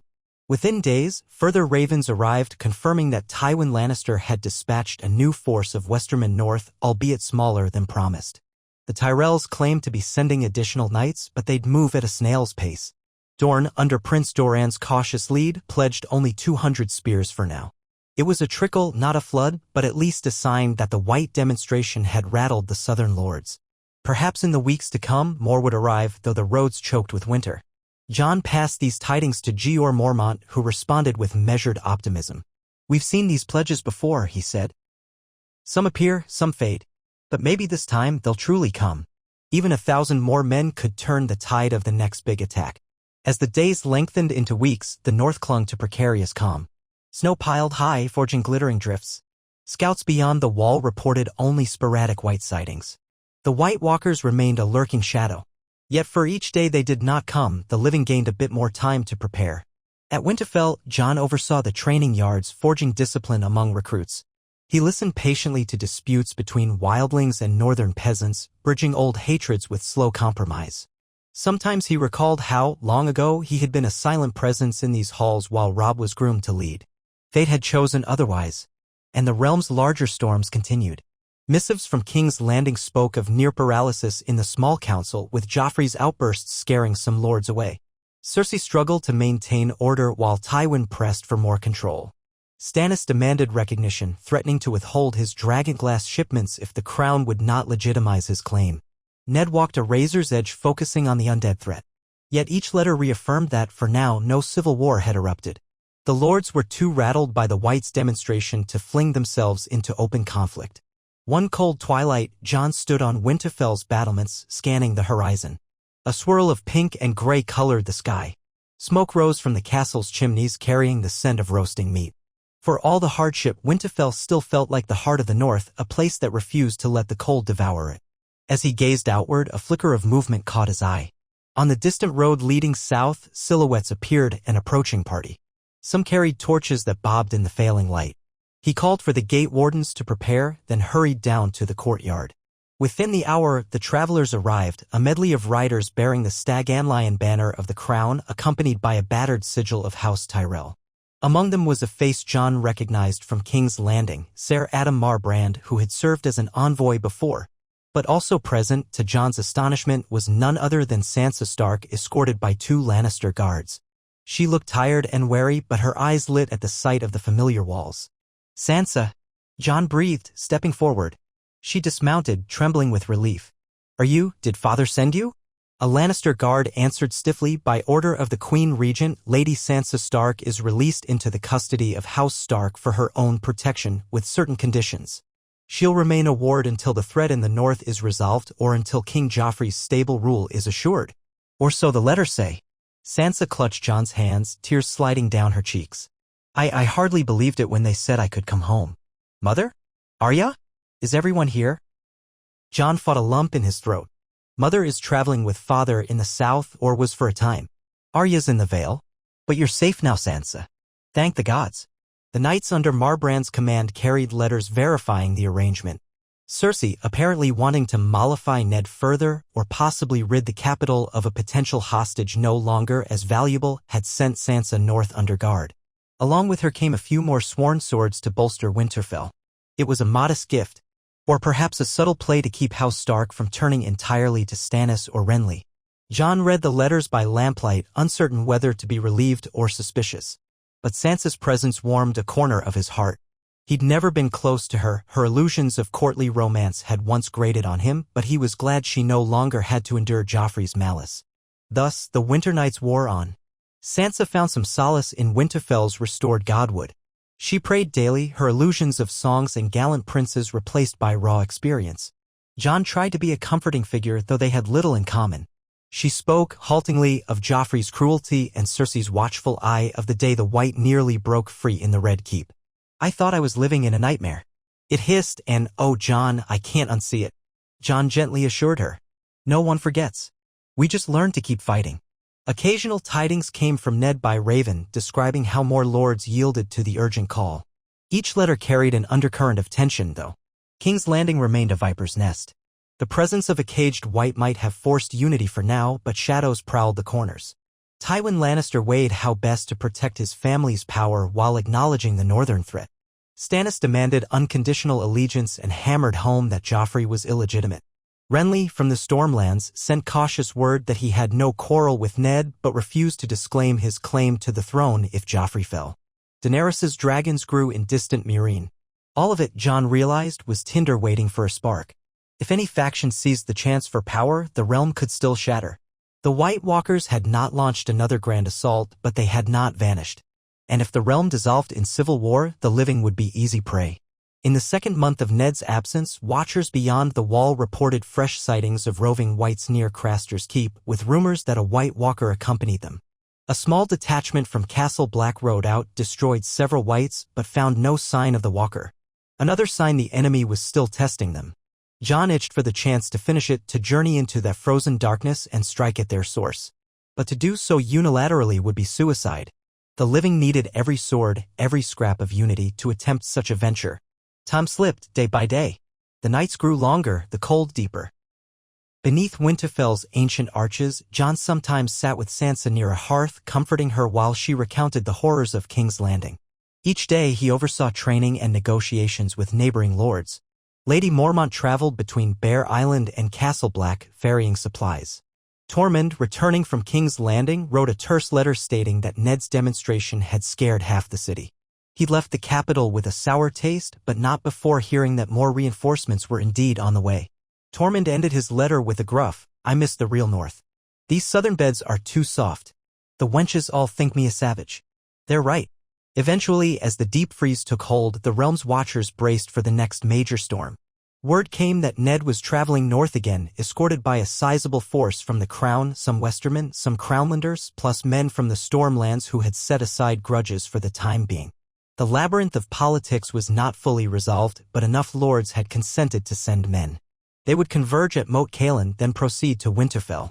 With a greater host, Ned might attempt the unthinkable, a final campaign beyond the Wall to find the White Walkers' stronghold. Or perhaps wait for Daenerys if she crossed the sea with dragons. One morning, Jon stepped onto Winterfell's ramparts to greet the dawn. The sky was steel-gray, spitting flakes of snow. He recalled how Robert Baratheon's near-death had changed the shape of everything. Because Robert lived, the realm had recognized the threat, slowly, painfully, yet in time to achieve these battered victories. But the final test still awaited. The White Walkers would not rest. They were an ancient force, persistent as the ice. As he stood, Sansa approached quietly, a heavy cloak wrapped around her shoulders. Her eyes flicked to the horizon. Any word of father? She asked. Jon nodded. He's on his way. Could be here within the fortnight, if the roads allow. Sh. He shivered, not just from the cold. I never imagined the real threat lay beyond the legends. Everything I dreamed of, tournaments, gallant princes, seems so foolish now. Jon placed a hand on her arm. We adapt. If the living endure this winter, perhaps there'll be time for the old songs again. She managed a faint smile. Maybe. But if we fail, we won't, Jon said softly, remembering the fierce battles, the realm's improbable alliances. We're forging something new, a shared cause. House Lannister stands with House Stark even if the foundation is uneasy. Dorne, the Tyrells, the Stormlands, they've all contributed. The Free Folk, the Watch, the old houses of the North. We stand together, or we fall. Sansa glanced at him, searching for reassurance. You're so certain? He thought of Robert's final stand, the echo of that wounded king refusing to die in a bed, how the realm had rallied around his defiance.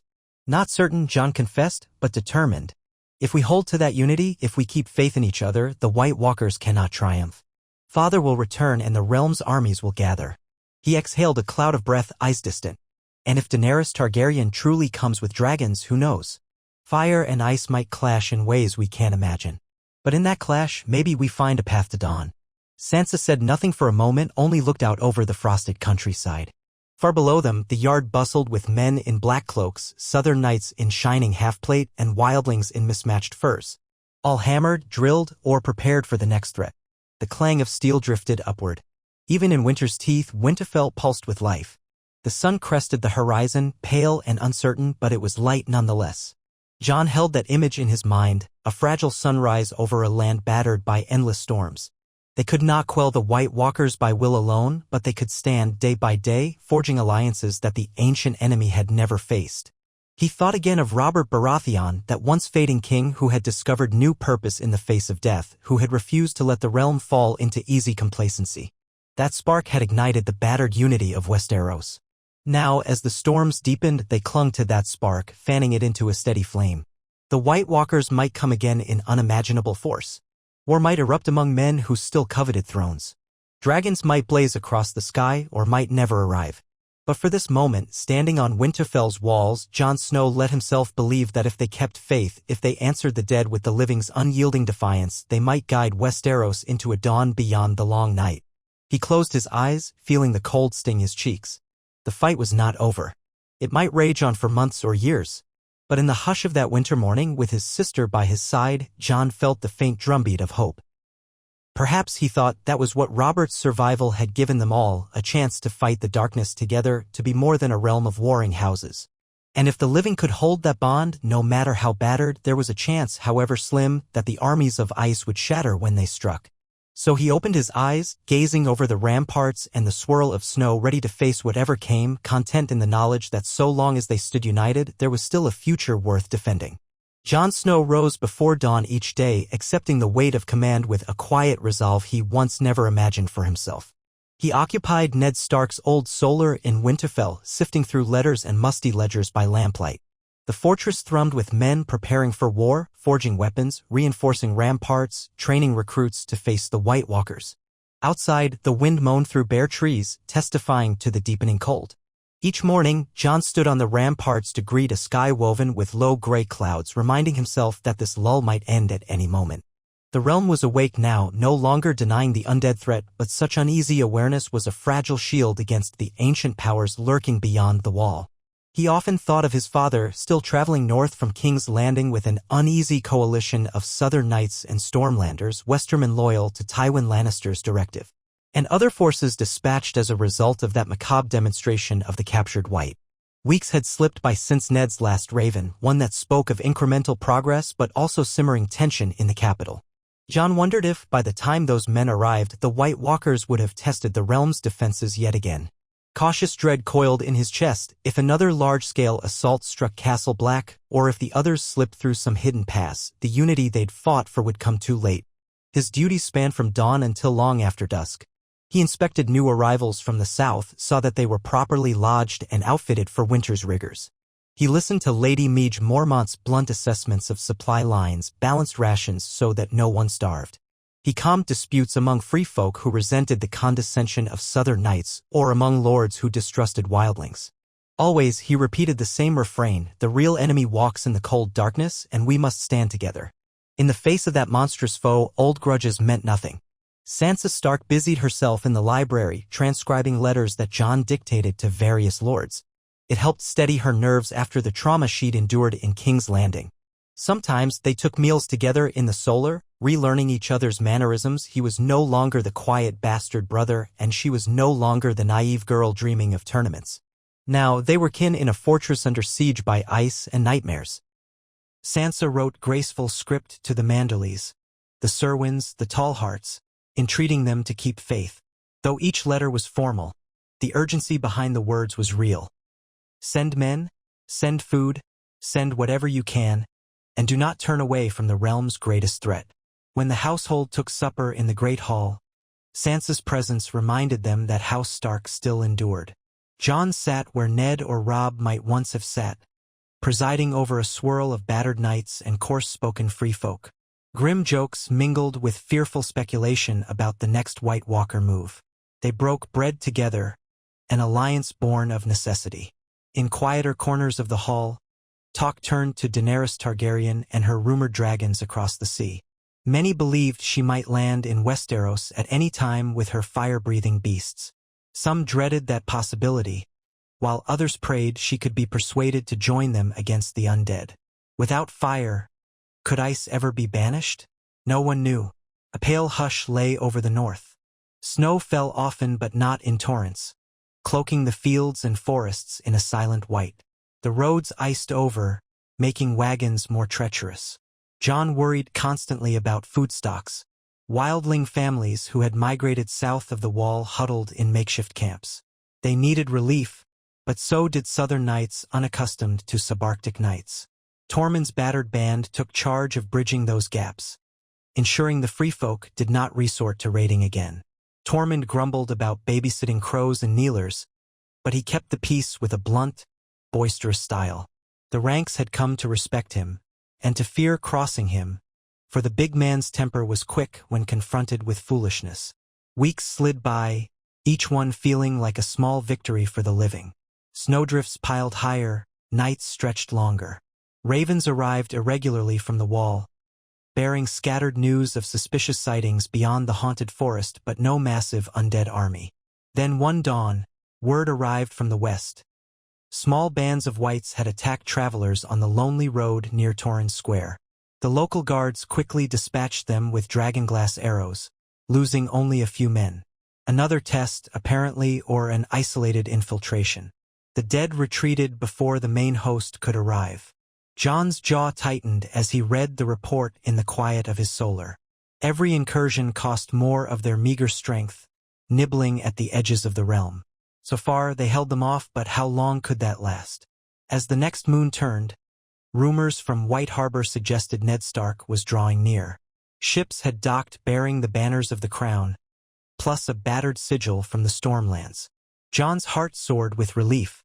At last, his father might return, plus the reinforcements they desperately needed. Eagerly, he waited day after day for more exact tidings. Winter roads were slow, and if one route was blocked by snow, the army would have to detour. Yet the knowledge that a large allied force was inbound buoyed the spirits of those in Winterfell. The yard bustled with last-minute repairs, new huts erected to house so many men. At last, on a day when thick clouds scudded across the sky, a shout went up from the gatehouse, riders approaching. Jon hurried outside. Sentries pointed down the main road where a column of horsemen appeared, the stark dire wolf flapping in the cold wind beside a half-lion, half-stag banner, plus the golden lion of Lannister. Further back, the green rose of Tyrell, and behind them, the fiery heart of Stannis Baratheon, some version of it, though not as large as the other sigils. Trumpets blew from Winterfell's walls, summoning the fortress to greet these new arrivals. Men rushed to see this improbable alliance in the flesh. Jon waited in the courtyard, hands folded. Soldiers filled the wooden galleries overhead, eyes bright with curiosity. The gates opened, letting the lead riders pass under the portcullis. He spotted Ned Stark immediately, straight-backed in the saddle, face etched with lines that might have doubled since Jon had last seen him. Beside Ned rode a Tyrell knight wearing gilded armor shaped with floral engravings. Behind them, a mass of men, tall Stormlanders, lean Crownlanders, even some men wearing half-cloaks of Lannister red. The sight was surreal to any Northman's eyes. These houses had warred in the past, or at least eyed each other with suspicion, but now they had marched together. Behind them came a wagon train, laden with crates that presumably held provisions, weapons, or personal effects. Some men marched on foot, heads bowed from weariness. A second wave of riders carried fewer banners but wore the same determined expressions. Many gazed around Winterfell's courtyard with open curiosity, perhaps never having seen the seat of House Stark. The wind whipped the banners overhead, snapping them in little bursts of color. Snow flurried, swirling around the horses' hooves. Jon stepped forward as Ned dismounted. Their eyes met, an unspoken relief passing between them. Though he yearned to embrace his father, Jon maintained a certain composure, mindful that half the realm's eyes were upon them. Still, his voice shook with feeling. "Father." Ned nodded, placing a hand on Jon's shoulder. "My son. The road was long, but we are here. How fares Winterfell?" Jon spoke quietly. "We hold. No major attacks, only small raids. The people grow anxious. You've come at a perfect time." Ned breathed out as if shedding a tremendous weight. "Good. Then let us get these men settled before more storms blow in." A hush of awe spread through the gathering as the allied host continued pouring into the courtyard and the adjoining outer wards. There must have been near 4,000 men in total, hardly the largest army Westeros had seen, but a formidable addition to the North's battered ranks. Among them, Jon glimpsed familiar faces. Tormund, who had parted from Ned's company earlier in King's Landing, now riding with a grin that suggested he'd found mischief on the road. Jeor Mormont was absent, having remained at the wall, but some senior rangers were here representing the Watch's concerns. A group of Stormlanders in battered mail hoisted the Stag banner, though which Stag, Robert's or Stannis's, was unclear. The Tyrell contingent seemed the best provisioned, with wagons of food from the Reach. And at the rear, a small band wearing black and gold cloaks identified themselves as men loyal to Gendry, the rumored bastard of Robert Baratheon, though their presence was overshadowed by the rest. In that swirl, Ned motioned for a tall, imposing Stormlander with a neat beard to approach. "Jon, this is Lord Penrose. He represents Storm's End. We have something akin to a truce with Stannis for the moment." They marched north at his urging. Lord Penrose bowed. "We come to fulfill the Crown's vow to defend the realm. Let us hope our swords serve better than our southern arguments." Jon inclined his head, struggling not to show too much surprise.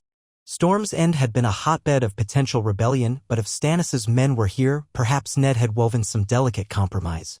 So many warring factions now forced to share bread in Winterfell. He greeted Lord Penrose politely, then turned to help direct the arrival of the wagons. The yard became a clamor of shouting grooms, stamping horses, crates being unloaded. Men clapped each other on the shoulder or rubbed numb hands together. The promise of a real meal and a warm hearth after weeks on the icy roads brightened many faces. Within the hour, the greatest among them assembled in the great hall.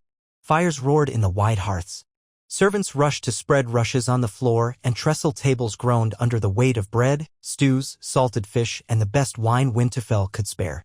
Jon stood at Ned's side near the high table. Sansa joined them, pale with anticipation at seeing so many southern lords in what was once her father's seat. She wore a modest gown of grey wool, a far cry from the silks she'd once favored. Yet she held her head high, greeting each new arrival with courtesy. Ned introduced leading figures, the Tyrell commander, Ser Farron, a solid man with a sober manner that clashed with the flowery armor typical of the Reach. Then the Lannister representative, a cousin to Tywin, who wore a thoughtful expression. Then a host of lesser lords from the Crownlands, each with widely varied expressions. Some looked anxious, others skeptical. A handful of Stormlanders arrived, half-wary but resolved to fight if needed. Tormund, perched near a cask of ale, eyed them all with a half-drunken smirk as if marveling at these southern fancy folk. At length, when everyone had a cup in hand, Ned raised his voice to welcome them. "You've traveled far, braved the cold and the roads. Winterfell offers you warmth and gratitude. I know we come from different corners of Westeros, sworn to different houses, but we share a single cause, the defense of the living. We have seen the White Walkers. They are real and they will come again. We must be ready." A chorus of murmurs rose. Some men sipped wine with grave faces, recalling the caged white that had made them believe. Others nodded vigorously. Ned went on, "You'll have the run of our hearths. My son Jon Snow will oversee your quartering. We'll hold a formal council in 2 days, once you're rested, to decide our next move. For now, eat and warm yourselves. Let us remember that unity is our best shield." Despite the dreadful circumstances, the hall rang with a brittle sort of camaraderie. Men toasted each other, forging cautious friendships across old lines. Tyrell knights bantered with Stormlanders about the quality of Winterfell's stew. A Lannister retainer argued with a Black brother over the rightful cost of shipping dragonglass from Dragonstone. Tormund beckoned any shy lord who walked by, offering them a swig of strong northern ale. Through it all, Jon watched, feeling that sense of precarious hope. The realm truly had come together, maybe not the entire realm, but more than ever before. After the feast had mellowed into private discussions, Ned pulled Jon aside. They stepped into a small alcove behind a heavy tapestry. The flicker of torches cast dancing shadows on the stone walls. Ned's voice was hoarse with tiredness. We made progress in King's Landing. More than I expected. But we walk a knife's edge. The moment these lords sense betrayal, they'll revert to old grudges. Joffrey remains nominally on the throne, but Tywin Lannister half-rules in his stead. Stannis is here in spirit, but his men follow him only so far as it leads to recognition of his claim. Renly lurks in the Stormlands, not committing fully but not attacking either. And Daenerys, well, the rumors of dragons grow each day, but there's no sign she's landed. We have to hold them all together until we destroy the White Walkers or force them into retreat. Jon nodded. You've done what many said was impossible. We'll do our part here. The White Walkers might be quiet now, but that only worries me more. Ned's eyes reflected the torchlight. Me too. The quiet might mean they're gathering for a final blow. We have to consider the unthinkable, a grand offensive beyond the wall, to find them first. We talked about that. Or we wait for Daenerys if she can be approached in time. But the messages we sent across the sea may never reach her or might reach her too late. Either path is riddled with danger.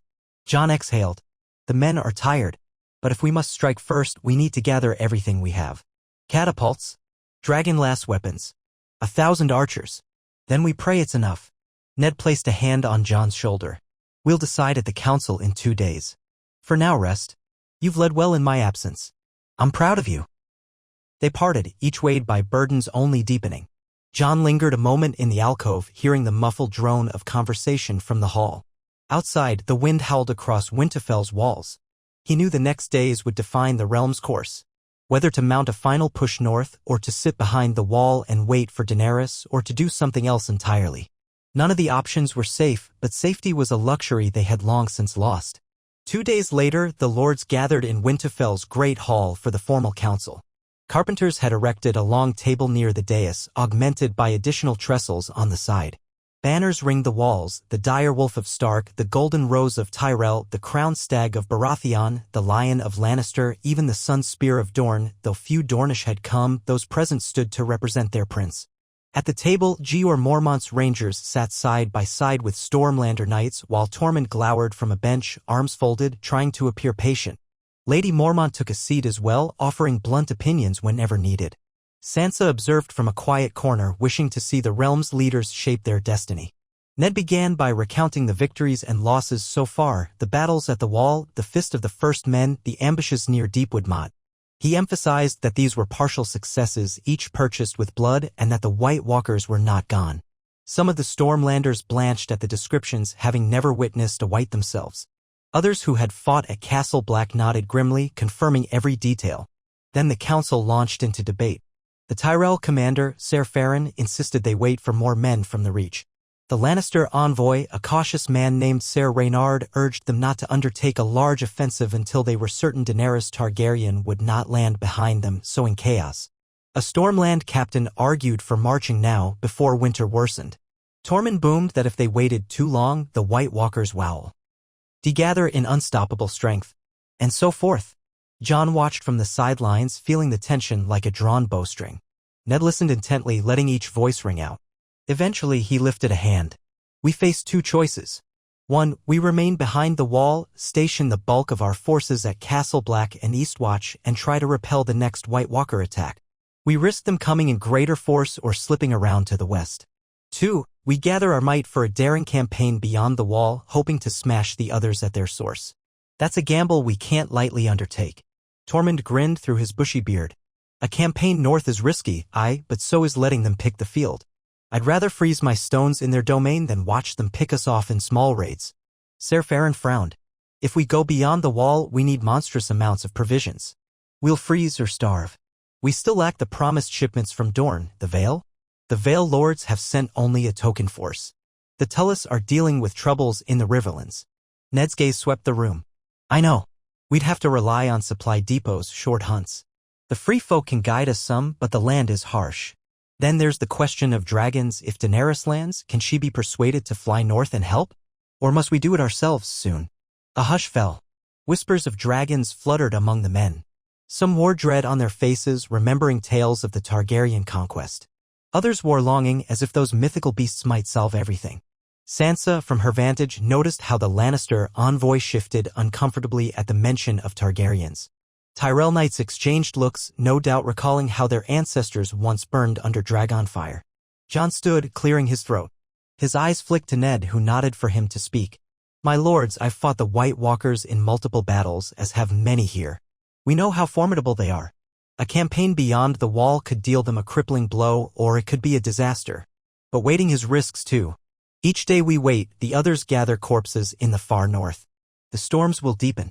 Their magic might grow stronger.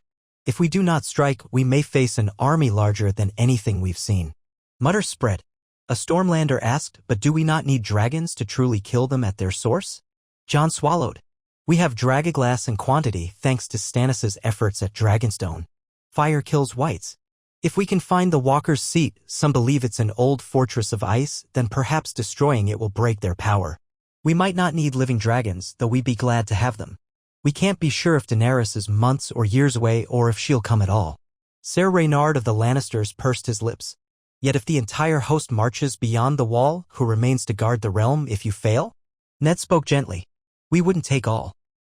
We'd leave enough men at Castle Black to signal if the walkers slip by. Many from the north would remain, guarding Winterfell, Moat Cailin. But we'd gather a striking force, some from the west, the Reach, the Stormlands, the Free Folk, the Night's Watch, and push north for a decisive blow. Whispers churned anew. Some men, especially those who had never faced a white, looked overwhelmed by the scope of it. Others, who had stared the undead in the eyes, seemed grimly resolved. Lady Mormont snapped that no plan would be perfect, but they had to do something. Tormund pounded his fist on the table, exclaiming he'd be first over the wall to hunt the walkers. The Stormland Lord, Penrose, proposed a compromise, a mid-sized expedition not too large to be unwieldy but strong enough to face the others. Let the majority remain at Castle Black in case of a southern approach. Ned rubbed his temples, exhaustion edging his voice. This is not a decision to make lightly.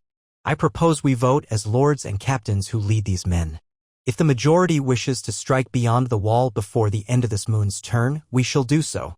If the majority says wait for dragons or more allies, we remain on the defensive. But heed me, winter's chill grows deeper. We cannot promise easier roads in a few months. A long, tense silence followed. Then men began voicing their opinions. The Watchers from the Night's Watch sided with a proactive strike, insisting that letting the others gather would be suicidal. The Tyrell commander hesitated but admitted that leaving the undead to multiply was too dangerous. He cast his support for an expedition if the North could lead them effectively and provide some measure of supply lines. Ser Reynard of the Lannisters balked at first but, seeing the tide, reluctantly agreed, though he insisted House Lannister would not commit all its men. The Stormlanders, already bold, championed the idea. The Vale Knights were absent in number, but a token representative, Ser Brynden Tully, the Blackfish, who had joined them earlier, spoke for the Tullis, leaning toward a strike. Lady Mormont rumbled her approval. Tormund roared that the Free Folk had waited too long already. The only dissent came from a small Crownlands delegation that worried about leaving King's Landing undefended. Ned, however, pointed out that King's Landing now had the gold cloaks, plus additional levies from the Crownlands itself. Not all those men had marched north. In the end, the dissenters quieted, outnumbered. So it was decided they would mount a final campaign beyond the wall, aiming to track down the White Walkers' stronghold. A hush fell over the hall, some men appearing half-sick with dread, others grimly resolute. Ned concluded the council. We will gather at Castle Black in 2 weeks' time. Each house or force will send a portion of its men, enough to form a formidable army. The rest remain behind to guard the realm. We will stockpile food at Castle Black and Eastwatch. The Free Folk and Rangers will guide us beyond the wall. Once we have a direction, some Rangers claim rumor of an icy fortress far in the north. We march prepared for the worst. We carry wildfire, dragonglass, steel, and we pray the gods stand with us. Thus, the realm prepared for what many called the War for Dawn, an attempt to shatter the White Walkers before their next grand assault. Over the coming days, couriers and ravens flew in every direction to Bear Island, White Harbor, the Riverlands, and the Vale, summoning men to the wall. The southern lords gritted their teeth at the thought of the punishing cold, but they accepted that final confrontation might be better than an eternal siege. Jon oversaw the massive logistical tangle, wagons, packhorses, crates of dragonglass arrowheads. The forging of new steel rang day and night in Winterfell's smithy. The Tyrell wagons provided salted pork, dried beans, flour. Lannister caravans contributed gold to hire local teams for hauling. Stormlanders offered skilled engineers who could assemble catapults. Even the free folk mustered, though Tormund reminded them that time was short. Each day, more men trickled into the north, forging a patchwork army. Some arrived from the Vale, belatedly spurred by Lady Lisa's grudging concession. Others came from House Tully's domains, though Edmure Tully remained at Riverrun to guard against outlaws. Jon found himself constantly on horseback, traveling between Winterfell and Moat Cailin or White Harbor, ensuring routes stayed passable. Sansa helped manage the rations in his absence, quietly stepping into a role of coordination. She still flinched at the sight of so many armed men, but her voice steadied as she learned the complexities of supply schedules. At night, in Winterfell's halls, the tension brewed. Warriors from different houses drank side by side, forging uneasy friendships or spouting old insults. Fights were rare but not unheard of. Each time, Ned or Jon or Tormund intervened, reminding them the White Walkers were the real enemy. If the living turned on each other, they were doomed. During those final days of readiness, watchers beyond the wall sent sporadic ravens. They spoke of strange lights in the far north as if ghostly auroras flickered around a land of unending ice. A rumor persisted that the White Walkers performed a dark ritual among standing stones from the Age of Heroes. The watchers lacked details. Sometimes they found cryptic symbols laid out in bones. Jeor Mormont wrote, "They taunt us or prepare something vast. We must be swift or we'll face a terror beyond imagining." That letter spurred the realm's armies to finish mustering at Castle Black with all possible speed. Eventually, the day arrived when Winterfell was left half empty. Ned Stark and Jon Snow, riding side by side, led their portion of the host north on the King's Road. Banners whipped overhead in a brittle wind, the ground dusted with fresh snow. Sansa and a caretaker garrison stayed behind to maintain Winterfell's security. A swirl of emotions tightened in Jon's chest as he departed. He might never see these old walls again if the campaign failed. Yet he forced away the dread, focusing on the crisp determination in the men around him.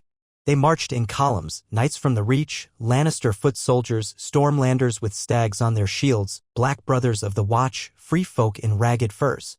Southern armor glinted in the bleak daylight. The steady tramp of boots rang a solemn note, an army converging for the final test. At Moat Cailin, they linked up with more contingents from the Riverlands and the Vale. So many men had never even glimpsed the wall, let alone set foot beyond it. Their expressions revealed a strange mix of awe and apprehension. The columns lengthened, wagons creaking under the weight of supplies. The weather worsened and travel was slow. But no one turned back. The living moved as one, forging a living corridor of steel and hope. Word came that Lady Mormont had sailed a second wave of Bear Island warriors to Eastwatch, ready to join them from the coast. Even the Ironborn had sent a few longships to White Harbor with minimal reinforcements, though their loyalty was questionable at best. When at last they reached Castle Black, the sight was staggering. Thousands of soldiers milled in the courtyard and beyond, more than the old fortress had ever held. Tents stretched in a sprawling camp. Smiths hammered day and night, cooking fires belched smoke into the murky sky. Horses stamped, men jostled. The watchers on the wall had never seen such a mass of humanity in the north. Jeor Mormont, as stoic as ever, greeted Ned and Jon with a grim nod.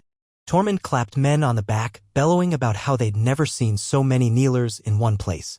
Amid the noise, each commander set to organizing. The plan was to cross the wall via the main tunnel, then spread out into a broad front guided by free folk scouts. Jon walked the lines, distributing final instructions. Archers were to keep dragonglass arrowheads at the ready. Infantry carried sealed flasks of wildfire for emergencies. Catapult teams ready components, though the prospect of hauling such heavy war engines across snowy tundra seemed daunting. Everyone wore extra layers or furs. The standard steel plate of southern knights was padded thickly, stifling but necessary in the cold. Even the horses had winter barding. Meanwhile, Lady Mormont's ships arrived at Eastwatch, unloading more Bear Islanders who marched overland to join the host. At dusk on the eve of their departure, Ned called a war council in the old common hall. The lords packed in Lannisters, Tyrells, Stormlanders, Rangers of the Watch, wildling chieftains, lords from the Riverlands, and a smattering of others.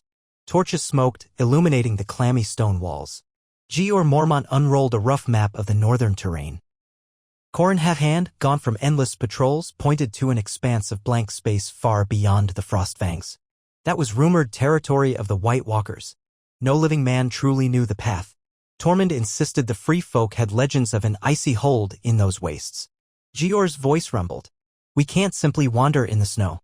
We have watchers who followed some White Walker tracks partway, but a storm nearly killed them. We'll bring the best guides." Still, each day out there is a gamble. Ned nodded. We march carefully, building small camps with watchers left behind as fallback points. If we're attacked, we can rally. If we push too far and fail, the realm's last hope dies with us. A hush came over the hall as men imagined the savage emptiness of the far north. Then Tormund slammed a fist on the table. So we do it. First light, we cross the wall. That's what we came for. Ned allowed himself a faint smile. Yes. Tomorrow. May the gods have mercy on us all. That night, the camp was subdued. Some men drank heavily, seeking courage or oblivion. Others penned farewell letters to families, unsure if they would return. The wind rattled the wooden palisades around Castle Black. Inside the keep, Jon visited the ramparts for a last glimpse of the starry sky over the fields of ice. His mind churned with memories, the smaller battles, the illusions and horrors, Robert Baratheon's defiance at the brink of death. He felt Robert's spirit in this final unity, so many houses bound in a single purpose. If they succeeded, it might rewrite the realm's history forever. If they failed, that same realm would likely fall to eternal winter. At dawn, the horns sounded. Soldiers formed ranks, half-shrouded in swirling snow. Ned Stark took the lead, flanked by Jeor Mormont and Tormund Giantsbane. Jon rode behind them, scanning the columns of men that stretched back almost out of sight. Then, with a grim finality, they entered the tunnel through the wall, an echoing passage of ice lit by flickering torches. The walls gleamed blue in the gloom. Behind them, the hooves of thousands hammered the frozen ground. They emerged on the other side to a haunting tableau of the haunted forest draped in snowy quiet. Pale sunlight filtered through skeletal branches. That hush seemed to hold its breath at the approach of so many living souls. Men whispered prayers, some crossing themselves or invoking the seven, the old gods, or Lawler. The smell of horse sweat mingled with the crisp tang of pine. And beyond the forest loomed the endless horizon, a white plain so vast it looked like the edge of the world. Qhorin Halfdan took point with a contingent of rangers forging a path. Tormund commanded the Free Folk Scouts. Lines of infantry followed, then the supply wagons, archers, cavalry. Each step felt heavier under the knowledge that they marched into the White Walkers' domain by choice. Some men cast uneasy glances at the swirling sky, half expecting an army of whites to pounce from every shadow. But the only movement was wind in the boughs. For days, they advanced in a controlled formation. The pace was agonizingly slow, hampered by drifting snow. Scouts reported faint tracks of undead, though no big horde. They found old campsites where whites might have rested in unnatural stillness. Once, a white-furred bear, reanimated as a white, attacked the vanguard. Dragonglass arrows took it down, but it mauled 2 men first. Each confrontation reminded them that death could lurk anywhere. They left small garrisons at intervals, building rude stockades of pine logs to serve as fallback points. The watchers stationed there had orders to retreat or send a raven if the main host was overrun. None expected these outposts to stand long if the entire White Walker army arrived, but it was better than total collapse. Each morning, the horns blew and the host continued. The gloom deepened as the sky stayed overcast, the temperature plummeting. Some men developed frostbite, forcing them to ride in wagons. Spirits waned, but Ned and Jon and the other leaders pressed on, knowing the alternative was to let the others muster freely. Finally, after nearly 2 weeks beyond the wall, the scouts brought urgent news, a wide trail of footprints as if countless whites had passed. Drag marks indicated they carried bodies or supplies. The prince led farther north into a bleak stretch of rolling hills iced over with drifts. Qhorin insisted it was the biggest sign yet of a massed horde. The watchers who discovered it had glimpsed silhouettes in the far distance, a forest of pale shapes vanishing into a swirl of white. It could only be the White Walkers with their undead. The army braced. The leaders convened in a makeshift tent battered by wind that whipped the canvas. Jeor Mormont unrolled a map. Qhorin pointed to a blank region. Tormund spat curses about how far they'd come. Ned's voice resonated with a measured calm. It seems the White Walkers are heading to a location in these hills. We'll give chase. If we can corner them, we strike. No more small skirmishes. Jon listened, heart pounding. The final confrontation might be at hand in that trackless waste. He pictured Robert's warhammer smashing the chest of a white, how Robert's survival had sparked this chain of events. It felt as though the entire realm's fate pivoted on this moment. He looked around, seeing the same resolve in Ned's lined face, Tormund's fiery eyes, Jeor's grim stoicism. They would not turn back now. Early the next morning, they broke camp and followed the trail. The footprints became more distinct, crossing ridges and shallow valleys. Men tried to keep warm with constant movement. The wind battered them and half the trees gave way to open tundra. On the third day of pursuit, the scouts reported glimpsing a vast shape ahead, an icy ridge or plateau. Smoke seemed to rise in thin wisps from behind it, though it might have been blowing snow. The footprints converged there, as if an entire undead legion had gathered. Ned called a halt. The lords formed up, archers knocking arrows, infantry brandishing spears. Dragonglass sat in every quiver, strapped to every belt. Wildfire casks jostled in wagons at the rear. Catapults were erected in a quick ring, though the ground was so uneven they might be useless. Each man felt the hush, a sense of stepping onto the final battlefield. The sky was slate gray, heavy with clouds that threatened snow. The air burned their lungs with cold. They advanced slowly, ascending the slope of that icy ridge. Tormund's free folk took the lead with watchers. Halfway up, the forward ranks froze. Jon, close behind, peered over Tormund's shoulder. On the far side of the ridge lay a shallow bowl-shaped valley. Within it, a sprawling host of wights, thousands, if not more, stood motionless, arrayed like a silent legion. Their rotting faces stared upward at the slope, milky eyes glinting with unnatural light. Some clutched makeshift weapons. Others simply had bared claws. And among them, tall as phantoms, glided the White Walkers, slender forms clad in icy armor. Jon spotted at least 8 or 9, more than he'd ever seen in one place. Their swords of frosted crystal shimmered. A chill more profound than the air spread through the living. Fear prickled every neck. But Ned Stark drew his blade, raising it so the steel caught a faint glimmer of daylight. "Loose arrows," he commanded, voice carrying through the hush. A volley of dragonglass-tipped shafts arced overhead, descending onto the undead ranks. Dozens of wights collapsed instantly, some twisted and spasmed, dissolving in the snow. Another volley followed, sowing further destruction. Yet the host stood unfazed, as if waiting for a signal from the White Walkers. Then, with a collective hiss, the wights lurched forward, surging up the slope in a wave of rotting bodies. War horns blasted from the living lines. Cavalry spurred forward, infantry locked shields. Catapults hurl. Wildfire pots that burst among the wights, green flames rolling. The White Walkers advanced behind their legion, the air around them crackling with frost. Then the final battle was joined. The undead slammed into the living's front ranks, grappling, clawing, shrieking. Swords and spears thrust, severing limbs or stabbing torsos. Dragonglass arrowheads felled countless wights at close range, but more pressed up the slope. Pockets of men scattered, hacking frantically. Jon found himself in the thick, slashing a wight that lunged for his throat. Ice-cold hands scraped his armor. He rammed Dragonglass into its temple and it fell limp. Next to him, a Tyrell knight was pulled down by 2 wights, screaming until a quick spear strike saved him. Ned Stark, at the center, led a wedge that tried to push deeper, aiming for the White Walkers. Tormund roared from the right flank, smashing wights with a spiked mace coated in obsidian fragments.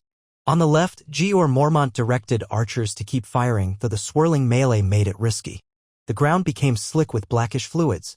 The wind picked up, swirling snow around them. A White Walker emerged, blade of ice reflecting a pale glimmer, slicing through men with graceful precision. Jon spotted it, feeling that old dread. He carved a path, flanked by a few watchers. The Walker parried their strokes effortlessly, freezing the metal of lesser weapons until they shattered.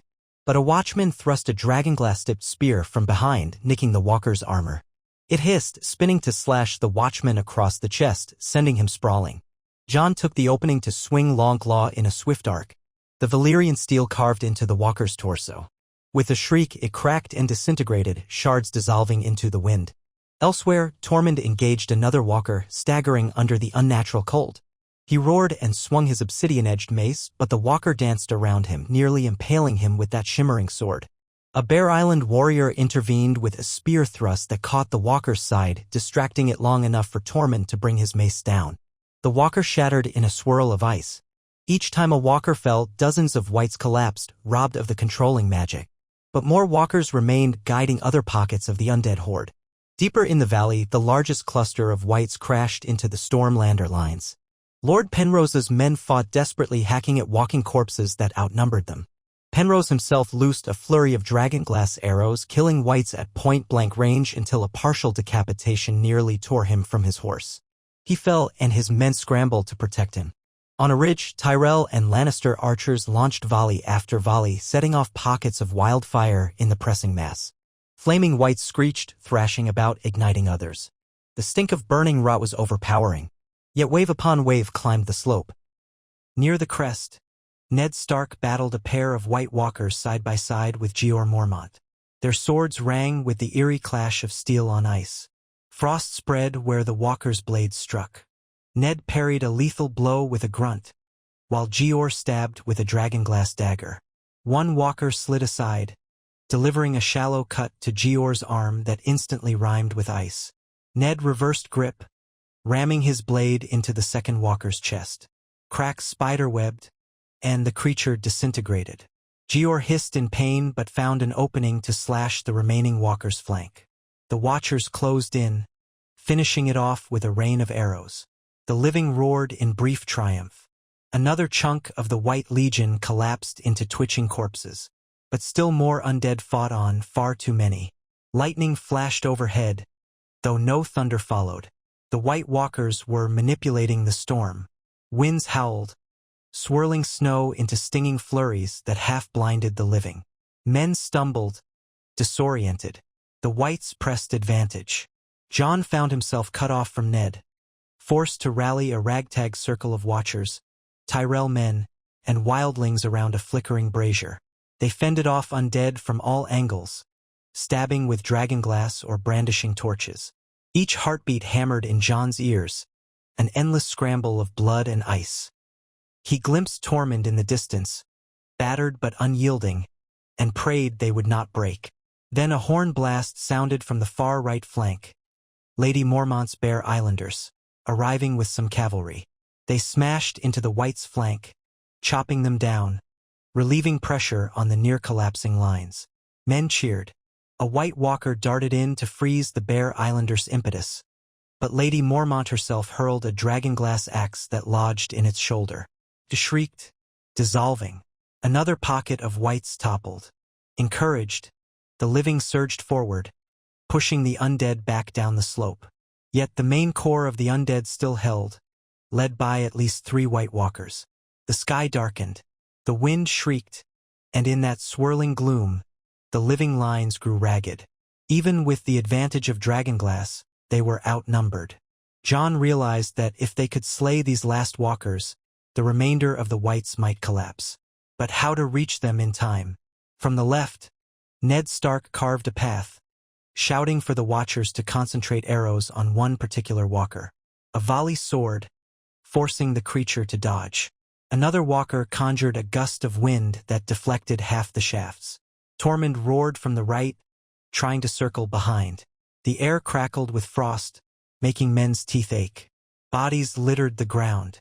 Fire flared in scattered pockets, while crows wheeled overhead, drawn by the carnage. Jon and a handful of Watchers converged with Ned and Tormund at the center. The last 3 White Walkers gathered near a jagged outcrop of ice, as if preparing some final conjuration. Their eyes glowed cold, swords raised. Jon saw illusions swirl around them, ghostly shapes flickering at the edges of vision. Ned shouted, "Now," and the living hurled themselves forward in a coordinated assault. Tyrell archers unleashed arrow after arrow. Tormund lobbed a small cask of wildfire that exploded in bright green flame, forcing one Walker to dart aside. Another Walker parried a swarm of dragonglass arrows, each fizzling in a swirl of cold wind. The living pressed. Jon lunged at one Walker, Longclaw leading. The Walker met his blade with a slash that sprayed shimmering frost. Jon's arms trembled from the impact, but the Valyrian steel held. Ned faced another, hacking with measured strokes. Tormund rushed the third, obsidian mace spinning in deadly arcs. The battlefield closed in, men forming a ring around them. Whites tried to swarm, but archers and spearmen kept them at bay, desperate to buy the leader's space to finish this. The White Walkers hissed in unearthly voices, each slash leaving a trail of hoarfrost along steel edges. Twice, Jon nearly lost his grip as the Walker pressed him with fluid speed, but he persevered. A Tyrell knight darted into jab with a dragonglass spear, distracting the Walker. Jon seized that moment to slash across its midsection. A splintering shriek cracks raced along the walker's body and it burst into icy shards. Another horde of wights collapsed instantly, toppling where they stood. Ned, side by side with a battered watchman, inflicted a mortal blow on the second walker, driving an obsidian-tipped spear into its flank. It shrieked, thrashing, until Ned's sword parted its head. Shards cascaded, dissolving into swirling snow. Tormund hammered the third with a ferocious blow to the chest, but it managed to dodge halfway, slicing Tormund's thigh. The wildling roared in pain, dropping to one knee. The walker raised its frosted sword for a killing stroke, only for Ned to pivot, hooking his blade under its arm. A dragonglass dagger hurled by Lady Mormont found its chest. With a final keening wail, the last walker disintegrated into glimmering shards, dissolving like a dream. Silence fell, broken by a rippling wave as the remaining wights collapsed in unison, robbed of the animating magic.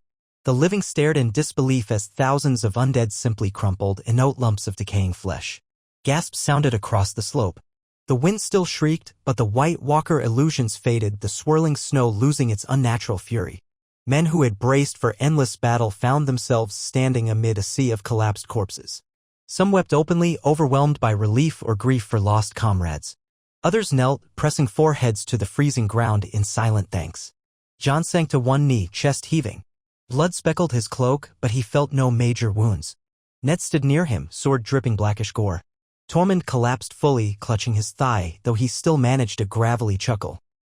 Lady Mormont hurried to check him, cursing about southern maesters. Jeor Mormont, battered and pale, limped over from the side, nodding quietly at the sight of the inert wights. The living had done it. They had confronted the largest gathering of white walkers yet, destroyed them in open battle, and ended their horde of undead. For a moment, no one spoke. In the distance, men wearing Lannister crests removed their helmets and stared in shock, while Tyrell archers lowered their bows. Stormlanders sank to the ground in exhaustion. Wildlings too exhausted to stand simply hugged each other or wept for lost kin. The hush was broken by Ned Stark's rough whisper, "Is it truly over?" Jon closed his eyes. We killed them all. Or so it seems. The wights, the White Walkers that led them. He recalled the legends that said the others could endure for thousands of years, appearing in cycles. But for now, their greatest host had been shattered. Ned inhaled a shaking breath. "We'll burn every corpse to be sure. If any remain, we can't risk them rising again. But if they had a true stronghold out here, perhaps we've undone it by slaying all their leaders." Men began cheering in ragged waves, a euphoria born of survival. Some embraced total strangers. From the ridge behind them, watchers set loose victory horns. Tormund spat blood, then grinned at Jon. "Told you we'd freeze our stones, but better that than letting these devils come for us in the dark." Jon's chest pounded as he gazed across the plain of fallen wights, now a silent cemetery. He thought of how Robert Baratheon's improbable survival had changed fate. Without that spark, the realm might have faced these horrors in fractured ignorance. Now they had faced them together, forging a battered unity that transcended old grudges. The realm had tested itself in the crucible of ice and death, and for now had emerged triumphant. Whether the White Walkers would ever rise again in centuries to come, none could say, but they had broken this onslaught. If any lingered, it was a mere shadow of the vast legion they had just annihilated. Ned placed a hand on Jon's shoulder, voice thick with emotion. "We did it." Jon nodded, tears prickling his eyes. He lifted his gaze to the sky, which remained iron gray but no longer churned with unnatural storm clouds. "Aye. We did." He thought of every soul who had fallen in these wars, Robert who had died in the first major clash, redeemed by his final stand for the living. Of every nameless soldier who had braved the cold. Of the realm's improbable alliance, men from every house fighting side by side. This was their victory. All around, men set about the work of ensuring finality. They piled corpses for burning. Fires crackled, sending black smoke roiling. Some rummaged among the dead for survivors, or the newly wounded, helping them back from the brink. The scale of destruction was immense. Even a short battle had claimed many. But the living had won. The White Walkers' might was shattered. Staring at the swirling ash, Jon heard Tormund grunt in half-amused triumph. "Guess we can go south and celebrate, Crow. If the Southerners still have any drink left." Jon mustered a weary grin. "Perhaps we all can. The realm deserves a moment's peace." Ned Stark gazed over the field, holding his sword in a limp grip. For the first time in months, he allowed himself the semblance of relief. "We'll see to the funeral rites. Then we go home to a realm that might finally know rest." He paused. "Whatever foes remain among men, I pray they remember this day that we stood together." Jon, nodding, silently recalled the memory of Robert Baratheon, the man who had once roared at the dead beyond the wall, who had refused to lie quietly in his bed while the realm was undone. That echo lingered in the swirl of ash. One man's defiance had sparked an alliance that now encompassed all corners of Westeros. They had bled for it, wept for it, but at last they had shown that even the dead could be driven back when the living united. If a new dawn waited beyond the snow and smoke, they had earned it through blood and unwavering belief. He lifted his face to the cold wind, letting the sting remind him he was alive. The sun pressed faintly against the clouds, a pale disk promising daylight. Beyond the flames, beyond the heartbreak, life endured. The war for Dawn might not end in a single day, but this was the final stroke that banished the White Walkers from the realm, or at least from this age. And if generations yet unborn ever faced them again, may they remember the testament carved here, that the living need only stand together to overcome even the darkest night. Jon squeezed Ned's arm, then turned to help the men gather the wounded. Soot drifted across the snow, painting it a dirty gray. Far in the distance, the last echo of the White Walkers faded like a bad dream. The living formed pockets of relief, hugging or sobbing in stunned joy. Above them, cinders spiraled into the cold sky, merging with the endless white.